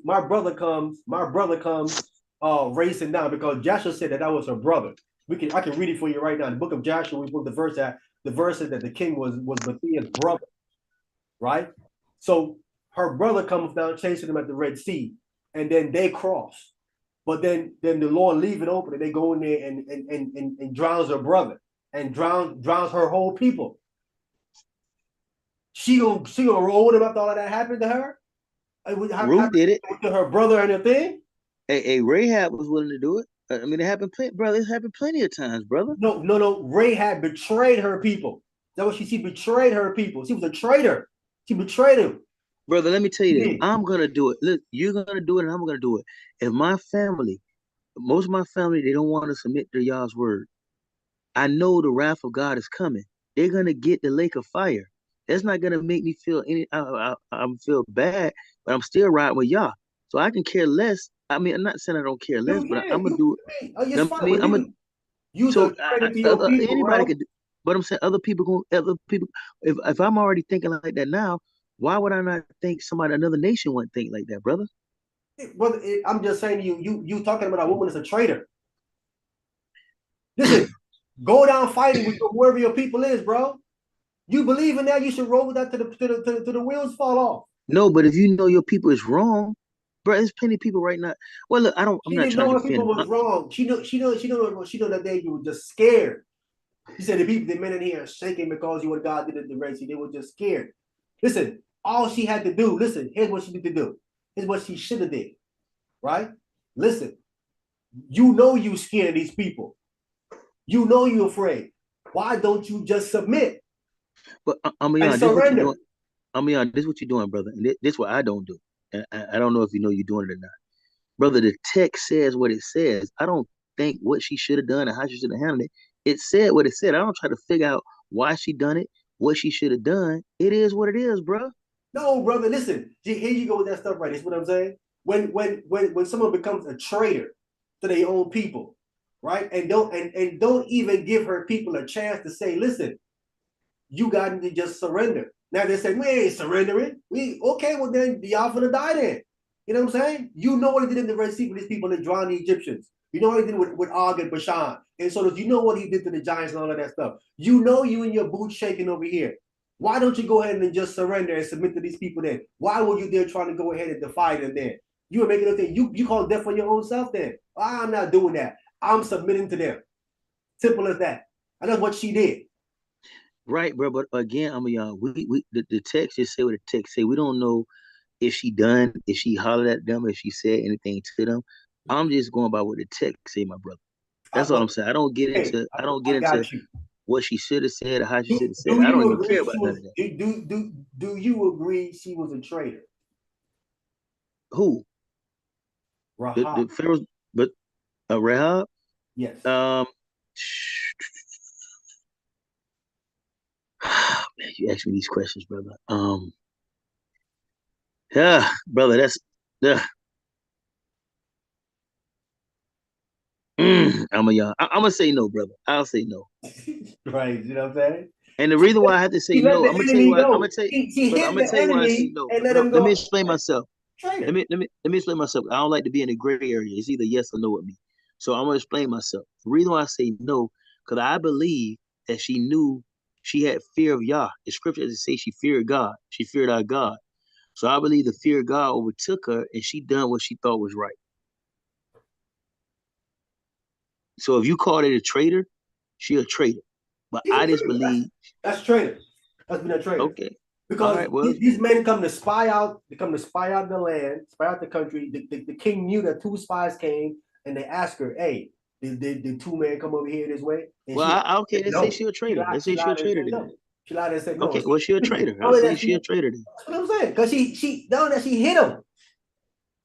She was complicit. She was complicit in the deception. Hey, that was a hell of a trade. I do the same thing too. I'll be a That's traitor. okay. That's what listen, bro. I don't roll with traitors. If you're gonna betray them, your own people, then how can I trust you? See How what can I trust happens? you? See You what you're betray your doing? own people, and I can't trust you. See what you're doing? But I see that's what I'm saying, bro. When you think like that, What are you our ways doing, are not bro? his ways. No, this is what happened. Our ways are not his ways. If she don't do that, brother, if she don't do that, these spies are done.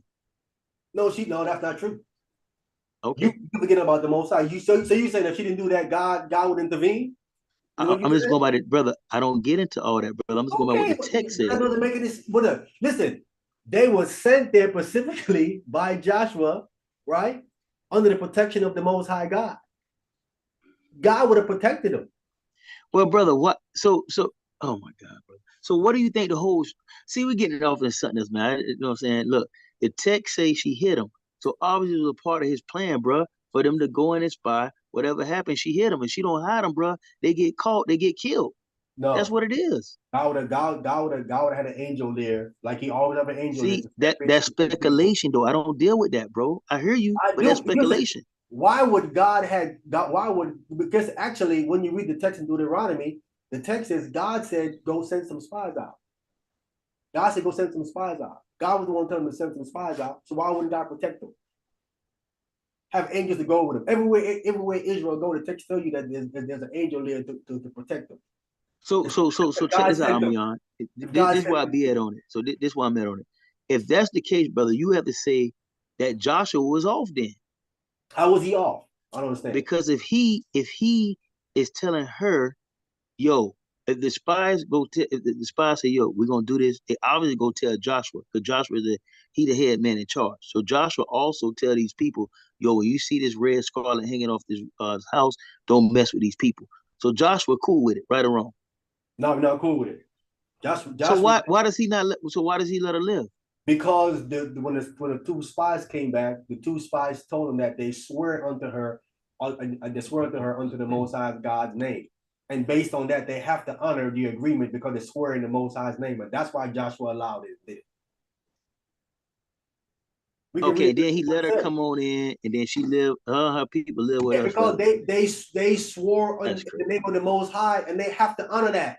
Whatever it is, if it's wrong or what, we swear in the Most High name, you have to honor that. Period. But I'm saying, I with you, but I'm saying you don't think. Do not swear falsely in my name.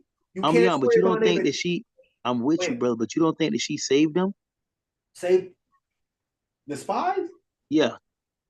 No, I don't think she saved them. But I mean, I listen. I would argue with no one that said that they did. I would say no. I could go with that. I could go with that. But I'm saying at the same time, God is the one that sent them according to the text, and that God would protect them if He sent them. You know what I'm saying? But if you want to say, well, she saved them, whatever. I wouldn't even argue that. That's not even me. I want to argue about. You know what I'm saying? It ain't worth arguing that point. You know what I'm saying? But she still betrayed her people. How you think she still betrayed her own people? And again, forget, according to the laws of God, she would die because she was a harlot. The Torah says, put harlots to death. I'll tell you this: right now today, if some spies, some angels, some holy spies come in and say, yo, and I got an opportunity to hide them, and I know they finna kill my whole nation, brother, I'm hiding them to get me and my family saved. I'm doing the same thing she done. I don't care what nobody say. If I got opportunity to save me and my house for hiding some men of God, I'm hiding the men of God, bro. I don't care what you do to this nation. Just save me and my family, bro. Who wouldn't do that? Brother, you not say. Listen, how are you really saving? Listen, if those two spies don't swear to her in the Most High's name, right? They don't do that. Even though she hit them and then they got away and all of that. If they don't swear to her in the Most High's name, right? And then Israel come back. If Israel come back in there, she dead. Her and her whole family's dead. It's only because they swore to her in God's name is why she's alive. And plus, even if they didn't do that, let's say they said, you know what, man, we're going to do with her, but she's a harlot. What if the Torah says about harlot? Put them to death. She'd have died on that ground anyway again. Yeah, but remember, one thing saved her. Only one thing saved her, bro. If they're swearing in the Most High name, that's what saved her. That's it. Because God said. So you don't think her action, brother? So you don't think her action is kind of? See, this is the thing, bro. The same thing Bethia done with Moses. Watch this. The same thing that Joshua aided Bethia. You agree the reason why she didn't get the plagues put on her was because of her getting Moses out of the river, right? Oh, she blessed Israel first. Okay, so you don't see that as a blessing, her hiding those spies so they don't get killed? I can see this as a blessing. I mean, I wouldn't call it, brother, I wouldn't call it a blessing because I'm saying to you is that they wouldn't have died because God sent them and God would have protected them. That's why I'm saying that to you. You know what I'm saying? But what they hide, so they, brother, all I'm saying, I hear what you're saying, but the text say they obviously we have to say this then to be fair. They didn't trust God then because they hid. I can say that. So I can say that, yeah, clearly. Yeah, I have no problem with saying that. Clearly they didn't because they could have been like, we don't need you to hide us. Or God. Yeah, I don't know. I mean, I don't get too deep in the story. I mean, I don't get it all that deep. My thing is that she got spared, bro. You, Servant Smith, You need to get deep into the story. That's what the text says. The text says in Joshua 1:8, it says, meditate in here day and night. You need to get deep into the story. That's when you pull off all these different layers and get to understand a deeper meaning what the text is saying. You can't stay on the surface, bro. You gotta go deep, bro. You gotta go deep, bro. You know what I'm saying? Okay. That's what they do on the streets are. They on the surface level. That's why they don't understand the fruits of the spirit. They don't understand how you're supposed to love people. And they don't understand the deeper levels of the text. They too carnal minded. That's surface stuff. You got to get deep. Got to see beyond that level. You know what I'm saying? All right, let's go back to Cornelius, Acts chapter 10. Chapter 10. And we was in read verse 2 again. It's Acts chapter 10, verse 2. A devout man and one that feared God with all his house, which gave much alms to the people and prayed God always. You say pray to God always, right? This Greek word here is diapantos. This always. Dia is through, and pantos is each properly. It says throughout the entire time of his life. So the entire time, according to this Greek word here, in the entire time of his life, he was praying. He's been praying to God his entire life. So that means he was not converted. He was born this way. His entire life he's been dealing with God. Just at this word right here. Fact check me. Always. Diapantos. This is what it says. Now, are we going to throw this definition out? Because I got a problem. We could throw it out. If we harp on definition so much, this definition right here will refute that this man was converted. That's Diapantos? Diapantos. Diapontos. Let me get the correct spelling.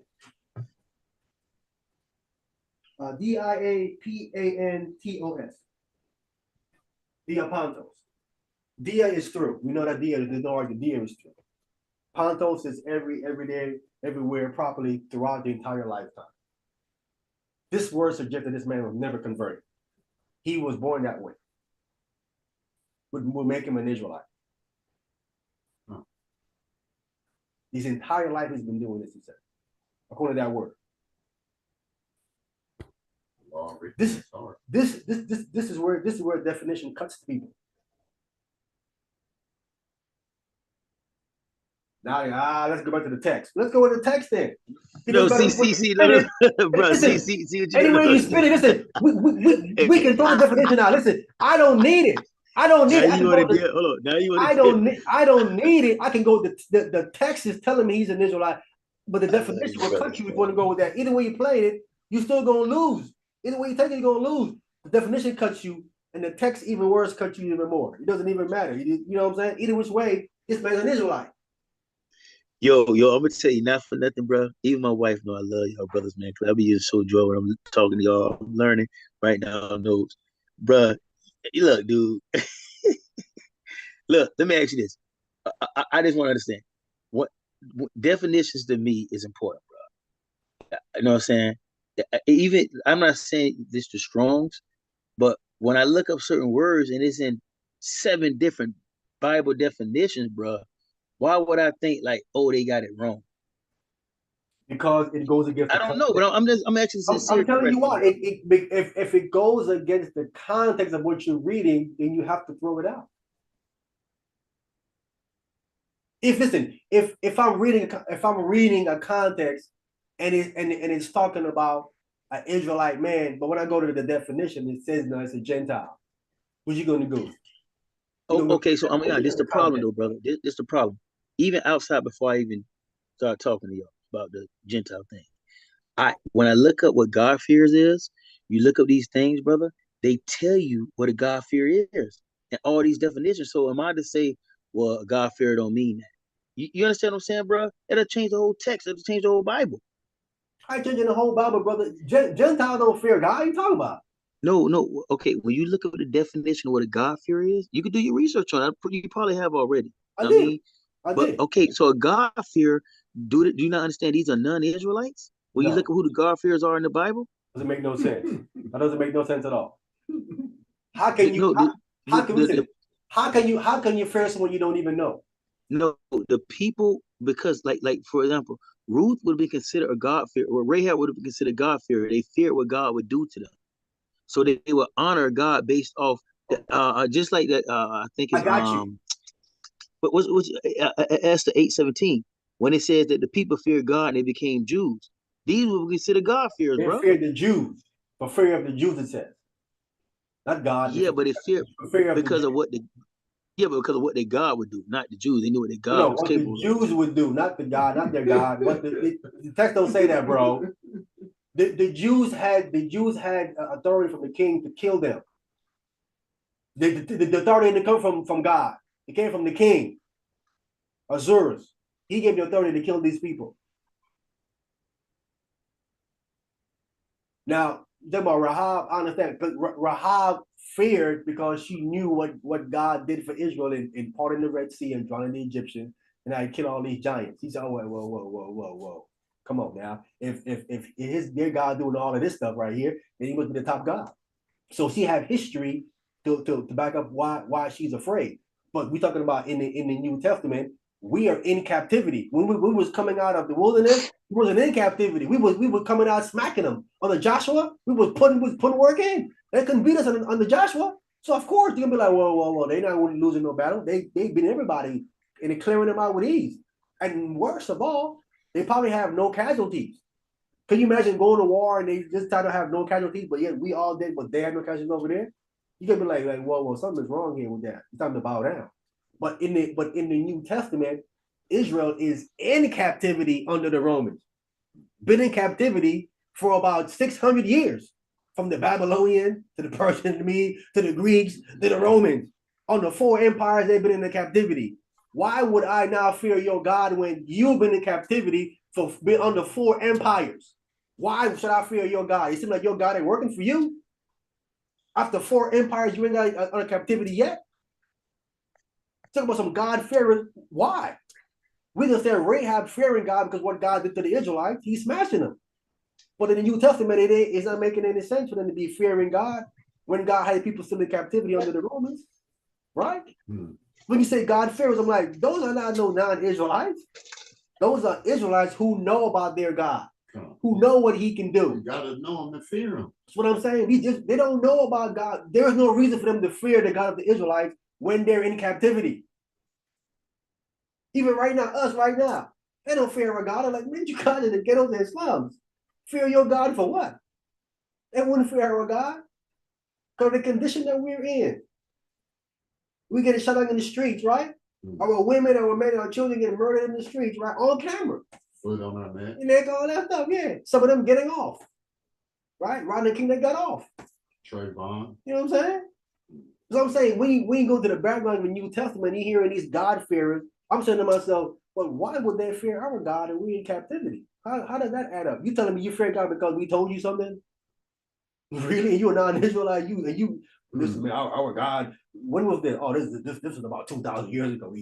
He parted the Red Sea and did all 2,000 years ago. What are you doing right now for y'all? Oh man, Brother, you remember the two soldiers that was at the that was guarding the tomb? You don't think they fear God? They believed when they heard the earthquake. You don't think they understood what was going on? Nope. They got paid off in lies. They paid them off and they lied. If they fear God, they would have like, nah, ain't no amount of money you can pay me for what I saw. I fear him. I'm not lying. Yeah, that angel came there and rolled that rock away, and that man came out that thing. Yeah, that's what actually happened. But no, they paid him off and they went and lied. So nope, they didn't fear God.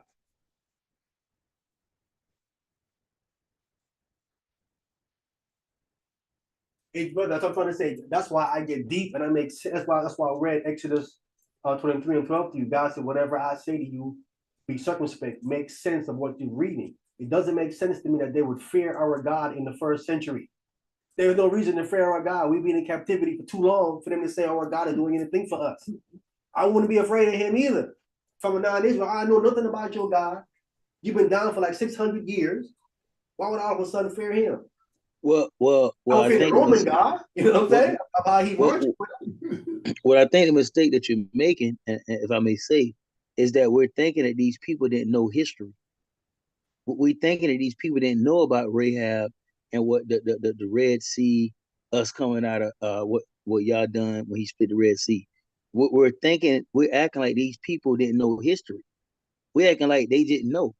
These people knew what happened and why Israel was in the situation. So if you know the history of Israel, you already know what time it is. They fear us right now. Prove they knew our history in the first century. Come on, bro. See, that's what I'm saying, bro. If you I'll prove it to you. I don't have the information now, but I'm gonna prove. I'll send it to you this week that these people knew history, bro. You would say that these guys didn't know what they didn't know who Israel was. They didn't know the captivity. They didn't know this stuff. Come on, bro. Israelite history. No, you don't think they knew? Israelite You don't think they knew this crossing of the Red Sea? You don't think that story was well published? Nope. Okay. Well, how we know it? We got the records. So you don't think they had the records back then? The non-Israelites, no. Bro, come on, bro. Back then we had all the records. After 70 AD, when they burned the temple down and burned up all our records, it was dispersed about people who copied the scrolls in different places. That's how we still have it. The three wise men and the guy that sent them, these were non-Israelites. They had the records, bro. No, they Israelites. How you gonna be non-Israelites? How you a non-Israelite? Wait a minute, brother. Hold on, I'm talking about the king. I'm talking about the king. Was the king Herod? Not King Herod. Who sent those magi to try to kill Jesus? No one sent the magi that was reading the sky, and the sky told him there was a king going to be born in Jerusalem. I'm saying, this was non-Israelite, right? They are Israelites. They're looking for an Israelite king. No, I'm talking about the brother that sent them, that made a decree to kill the babies, to kill Jesus. Herod? Yeah, well, he was Edomite, right? Yes. He had the records, right? No. He called the Pharisees for them to read him the prophecy about Micah about where he's going to be born. Because remember, the wise man came and they said, well, he's born in Jerusalem. And said, well, then he called the Pharisees and the scribe, and they came and they said, well, it's written in Micah, and so on and so forth. Herod didn't know that if the scribe didn't read it for him in Micah, but he didn't know that stuff. Brother, I'm young. Now you just said all this stuff, right? And all this, what could be and how it could be. So you would tell me you don't think that the Romans knew our history? Come on, brother. No. That's crazy. No. And they got us in captivity. They don't know nothing about Antiochus Epiphany, nothing about the Maccabees, how we defiled the temple.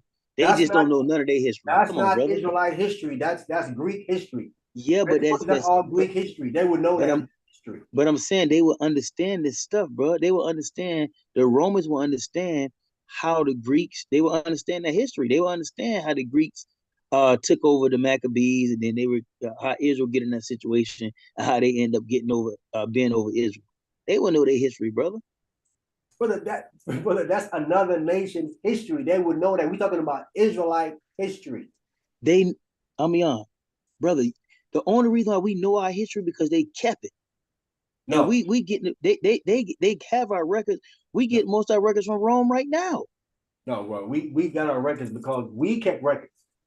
No, but I'm saying Rome has most of our records right now. What about Josephus? Wait a minute. You saying Josephus didn't keep our? What about Josephus? He didn't keep our records? I'm not saying that Israelites didn't keep it, but I'm saying Rome also Rome has more of our records right now than we do, brother. How you know that? Brother, the Vatican, the Russians, you get the Russian icons. These people got more of our history than the so-called Israelites right now. We don't have nothing. We want to get information for them. Listen, that stone that was in the first century. That was our records. That's why I said to you, we in the first century right now. We're not dealing with after. You dealing with in our time. Of course they do, because they took us down and they burned our temple. But I'm saying in the first century, we had our records. They didn't know our history because our records stayed with us. And they wouldn't have been interested like that. Why would they care about our history anyway? Because they made all the way because brother, they knew the game plan. They conspired against us to keep us down. This didn't just start. They've been knew to keep Israel down. So all the nations, according to the text, they would conspire against us. So they were always joined together to keep us down. They've been doing this. Wait a minute, and how are you making this argument about these God-fearing be non-Israel? If they're conspiring to take us down, why would they then fear our God? No, this is what I'm saying. The nations, the people that's over there, nations, they knew about us, so they want to keep us down. But you had individuals in that nation that was rocking with us, that knew, hey, these the people I'm rocking with them. They didn't go with their nation. They didn't side with their nation. Why would they do something like that? That don't make no sense. It don't make, well, to you it don't make sense, but to me it makes sense because Listen, they want to submit to God. Bro, you got some people. If my nation is beating your nation down, I mean beating you down bad, I'm gonna say, you know what? I'm gonna go swap over there to your God and start fearing your God from If my you don't love individual nation.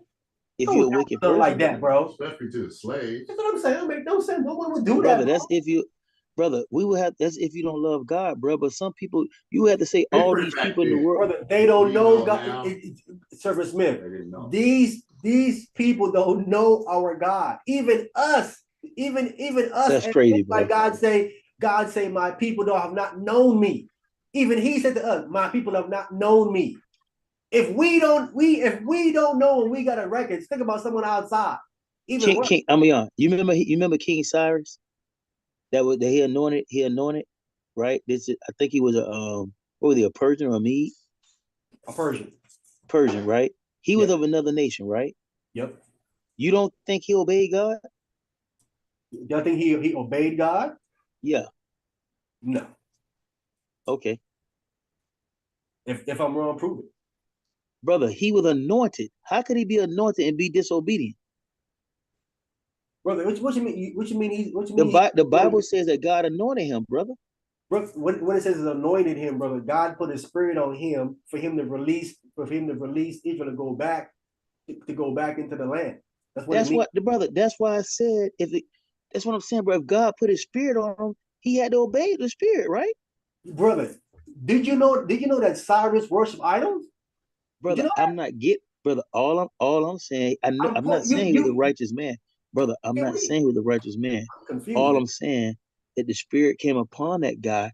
He done what he's supposed to do. Just one thing. He just did one thing. That was it. You make it like something blowing this one thing up like it's something big, bro. No, but it's a He's the idol worshiper, bro.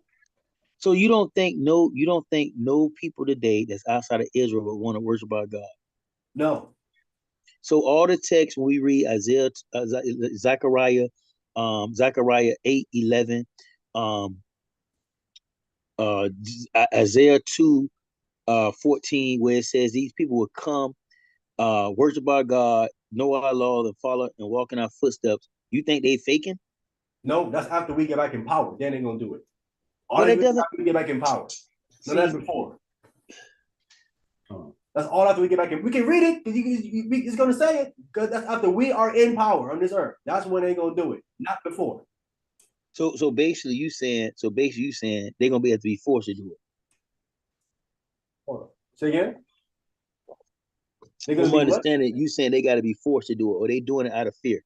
No, not forced. They're gonna see how God is working with us, and then they're gonna want to try to find out. Like I said, they 10 men out of 10 languages. So grab a scream as a Jew and say, "We have heard God is with you." So, brother, I'm a young. So, right, I hear you, but I'm saying right now, you don't think nobody.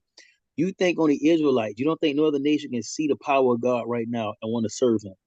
No, that's crazy, bro. That's crazy. Show it. Okay, show it to me. Where is brother? it? That's crazy, bro.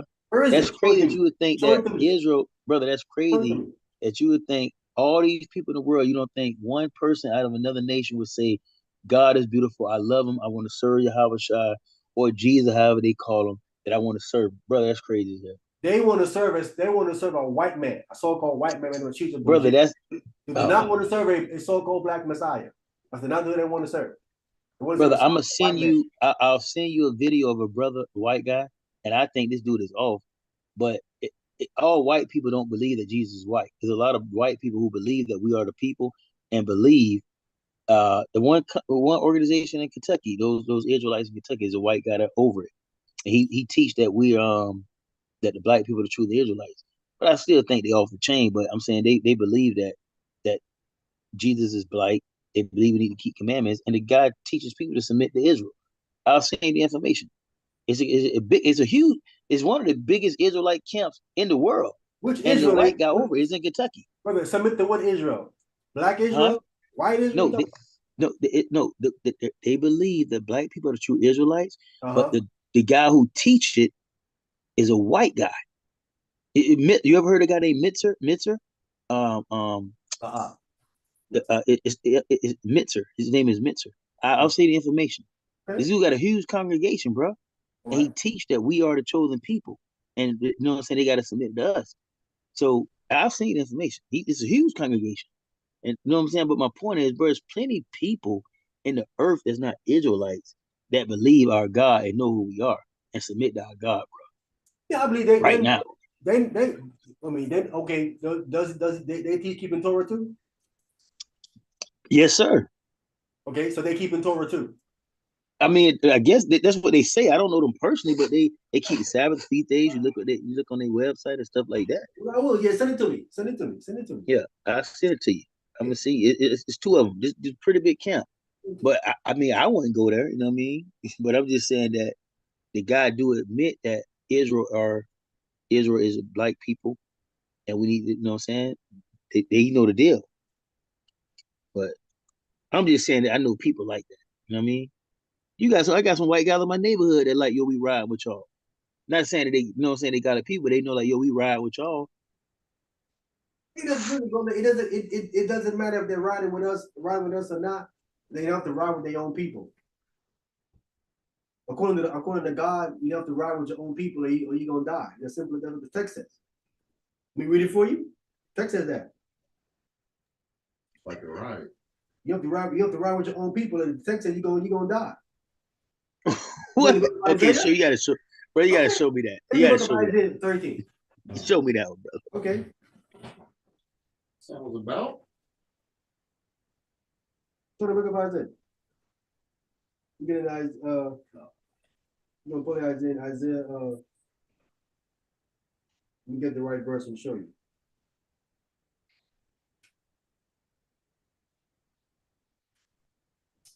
That's believable, not even looking at it. I mean, I guess I'm just here to educate and show these verses. Y'all doing this in the spirit of edification, like the scriptures say, do all things in the spirit of love and edification. So, you just need to go ahead and show this. Let me get the verse for you. Nate, I forgot about your boy Nathan. Naaman. He was no Israelite. He done it. Naaman. He was no Israelite. What you talking about? Naaman. He wasn't an Israelite, right? And then that brother worshiped God. No, he still worship his idol. No, but he asked for permission because he understood he didn't want to get in trouble. But he still, and God granted him that. God granted him, but he knew who God was, and he served our God, bro. You know the text. How did what the text say God granted him that? Brother, did not brother take a heap of dirt and to worship our God? Heap of dirt? Yeah, the text say that he acknowledged who our God was, and our God was the only true living God. That's what he said. He acknowledged that. Right or wrong? He did. Okay, so that's proof that another person that from another nation, and he was a leader. He done it, brother. He done what you say they wouldn't do. He was still worshiping his idol. He didn't stop worshiping idols. Yeah, but when you read the text says he was he done it for a certain reason. I can't recall it, but I think if I'm not mistaken, because he was still under his particular thing.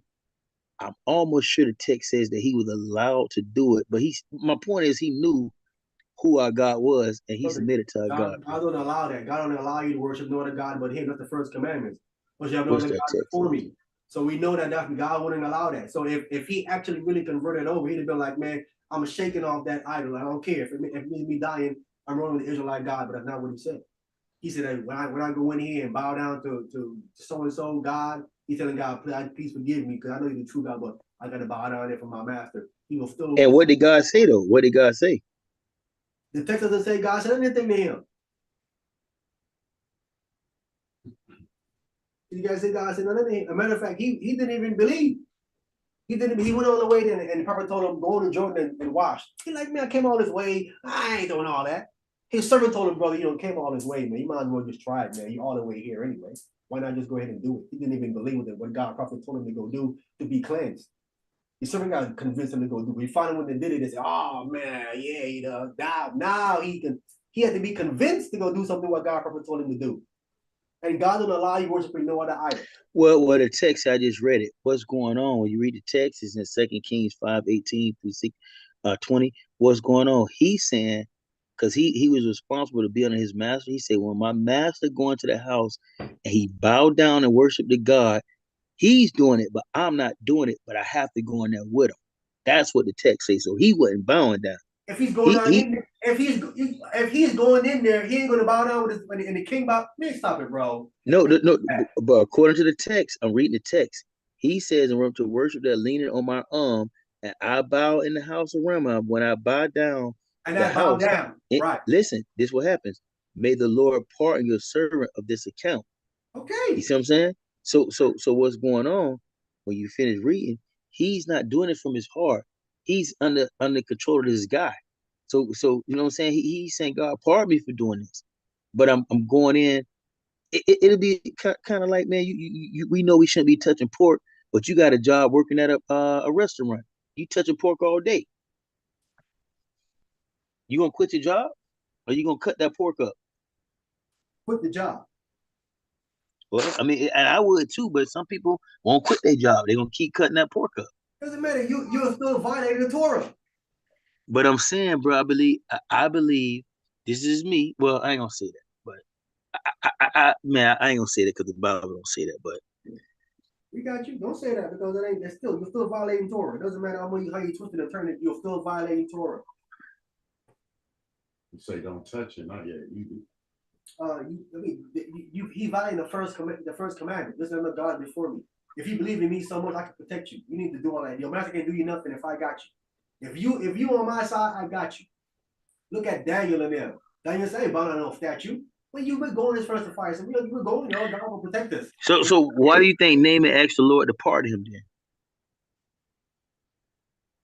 Because he wanted God to pardon him for worshiping another God.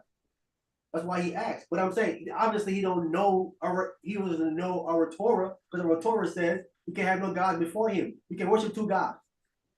You have to pick one, bro. You can't straddle the fence when it comes to the Most High. It's either him or nothing. It doesn't matter you do it from your heart or not. God ain't working with that.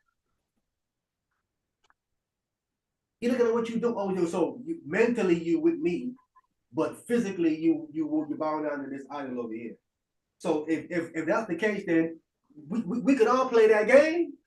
We can all play that. God, I really believe in you. I don't want to do this stuff from my, from my mentally, from my heart. I don't want to be that way. You know what I'm saying? No, I can see that. I can see that. That wouldn't work. God is saying that wouldn't work. Isaiah chapter 13. Let's get that. Isaiah chapter 13. We're gonna get verse. Let's start at.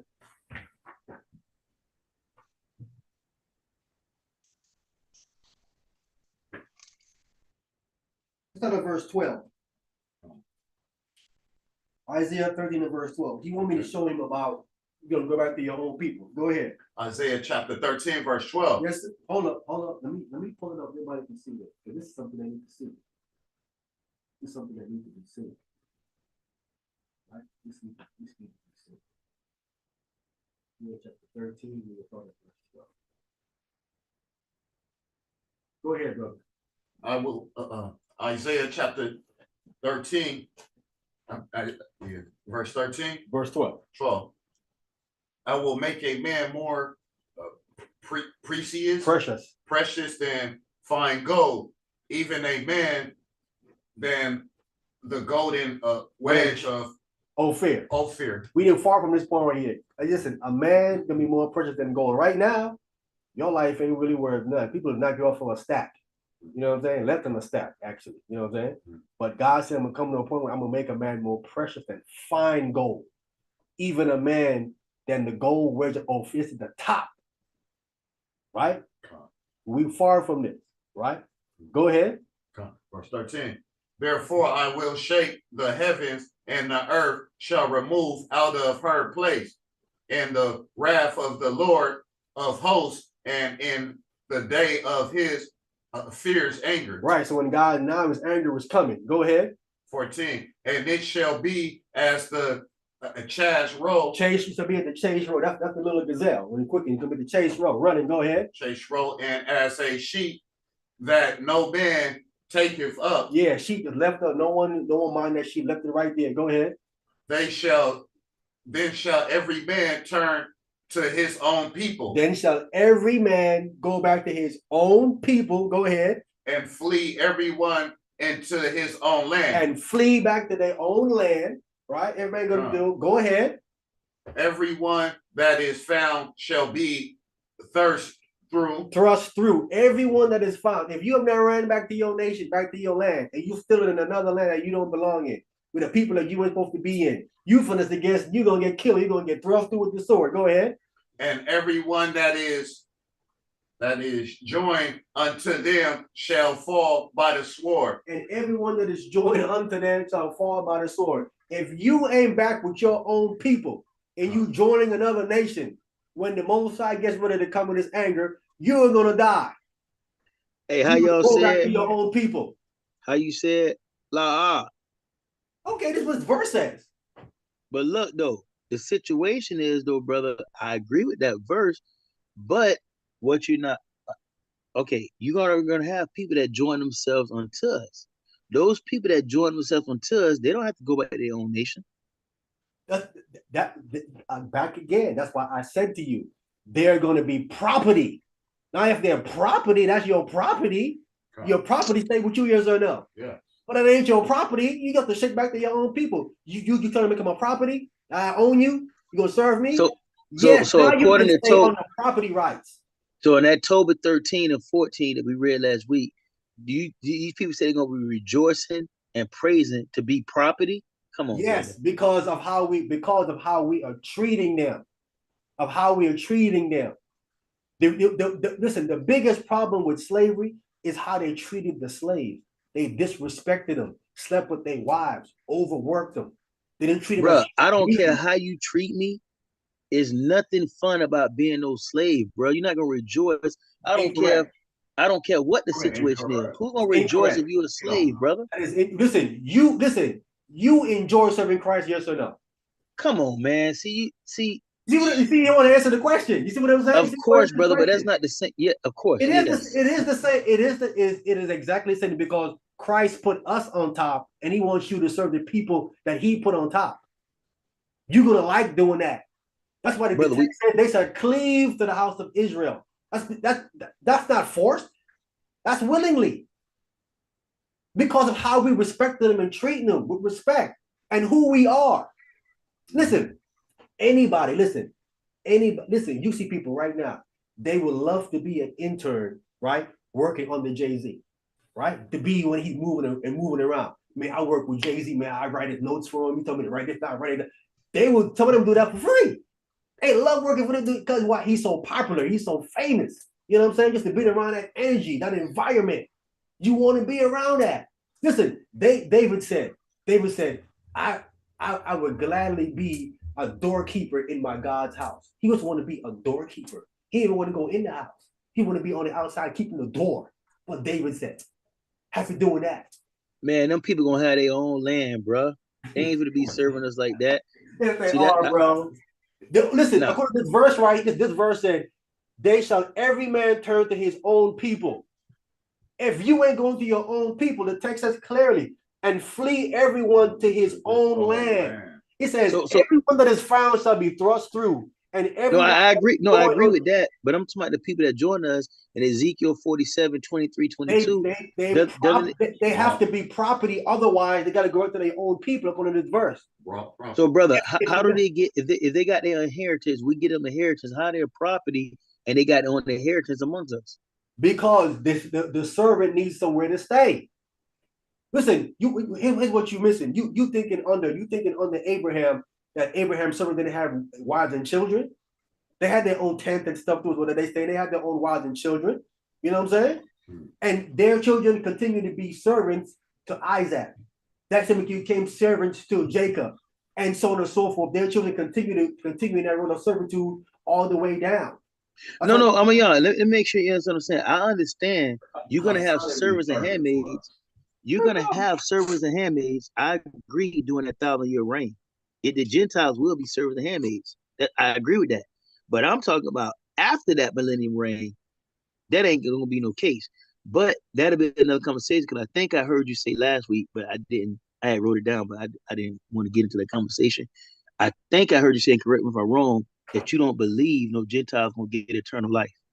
That's correct. So you don't believe they're gonna be there after the 1,000-year reign? No, they're gonna be there. Like I said, they're gonna have children, and the children are gonna succeed in their role as a servant. As it So, always so let me ask you this then. See, this is the issue. Do you believe or in immortality? Do I believe in immortality? What you mean? Immortal. Like people after the 1,000-year reign will be immortal. Immortal, like you don't die. Some people, yes, Israelites. Okay, so after the 1,000-year reign, the Bible said there shall be no more death. For the Israelites. No, it just say no more death. It don't say for the Israelites. It does because it's quoting Isaiah 66, and Isaiah 66 is specifically speaking to Israelites. It said, "Your people, there should be no more death among your people." No. And that thousand in Revelations 21, it says nothing about your people, brother. And that ain't quoting no Isaiah. Yes, it is. I can prove it. It is one Isaiah. So hold on. So check this out. When he says no more death, no more crying, you telling me you believe that's just for Israel? Yes, because he's quoting Isaiah. It's a fulfillment of a prophecy. Man, we have to get on that another time. We will. That's easy to show. Because you're not gonna. Ain't gonna be no more death. Period. Because the only way. This is how I know it's not gonna be no more death. Correct. I'm gonna tell you how it's gonna be no more death. Because death is a product of sin, and there ain't gonna be no sin in the kingdom. There is sin in the kingdom.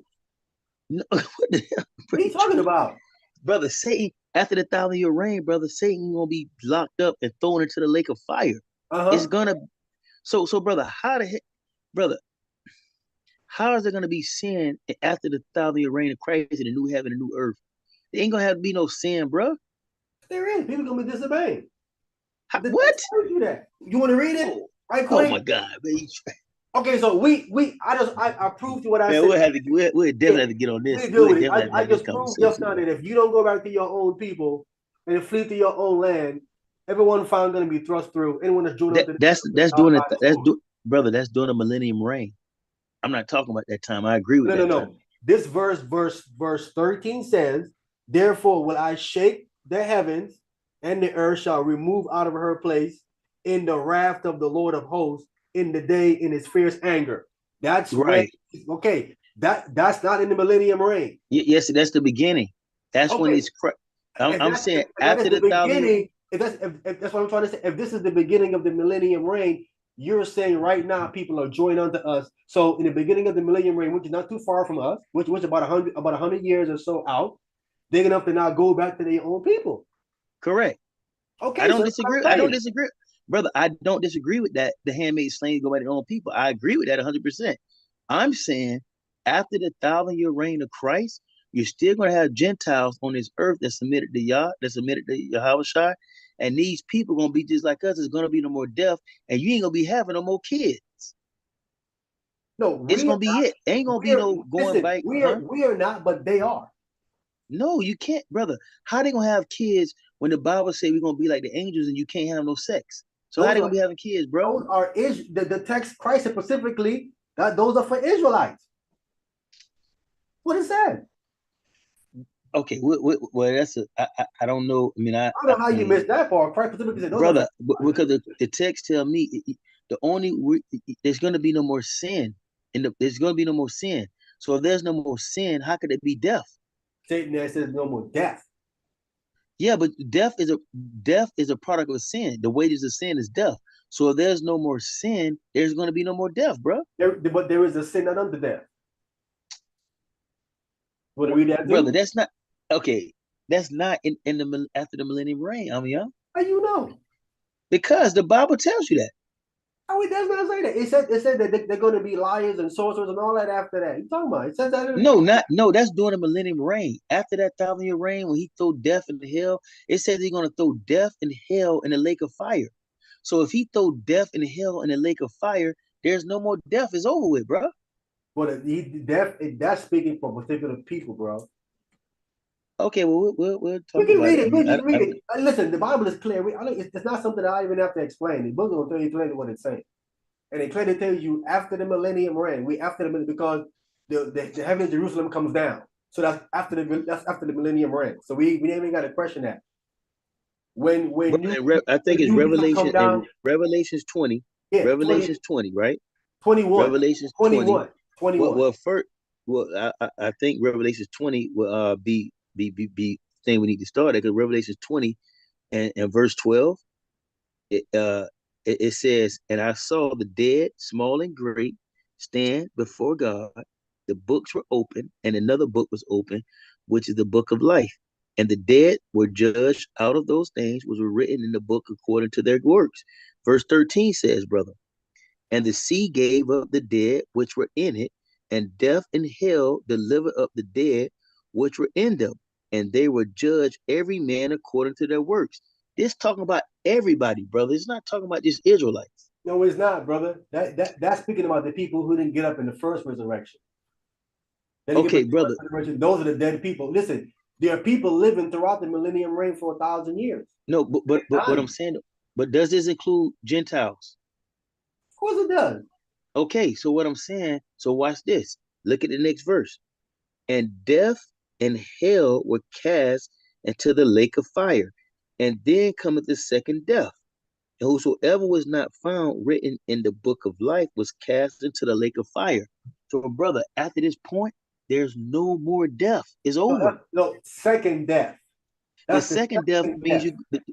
those are the Killing people. of your spirit. The second death, it says. Correct. But the second death. Yeah, the second death of the people that they got raised up, that didn't believe in Yahweh Shai. That's the second death. I mean, their spirit is over, like you said. So after this is over, bro, there's no more death. Period. It's what over. About there's two deaths. The first death is you dying. Spiritual. Okay. So if one of them is gone, one of them is still there. Yeah, no. The first death is me. Like, say I died. Say somebody died today, right? That's the first death, right? When Christ come back, if you believe in Him, He gonna raise you up, right? But if you didn't, you're gonna stay in that grave for 1,000 years. Then after that 1,000 years, He's gonna raise you up, and then you're gonna get the second death. That's spiritual. That's eternal damnation. Okay, so my question to you then. What about the people that's actually living when this is happening? When the dead is being raised up, the sea gave it up and all of that. What about the people that's actually living at that time? The living Okay, people, what about them? That goes to that first Thessalonians 4:16. The people that's living, like say Christ come back today, it says those of us that's living, if like let's say me and you and the brothers, if Christ come back today, we get translated over to the kingdom, we get our new bodies, we become immortal. No, right? brother. Listen, no, you're missing what I'm saying. Listen, you have the first resurrection, that's 1,000 years. But you have people that didn't get up in the first resurrection, meaning that's a whole 1,000 years of them still staying dead. Right? The first resurrection, they're gonna rule Christ for 1,000 years. Right? When you're reading about the great white throne judgment, that's after the 1,000-year reign. Then right. So this is what I'm saying. So I'm saying after the 1,000-year reign, there are people still living in Christ's kingdom, into the reign, living. This text is addressing people who have not gotten up, or people who are dead, not right. people who are living. Correct.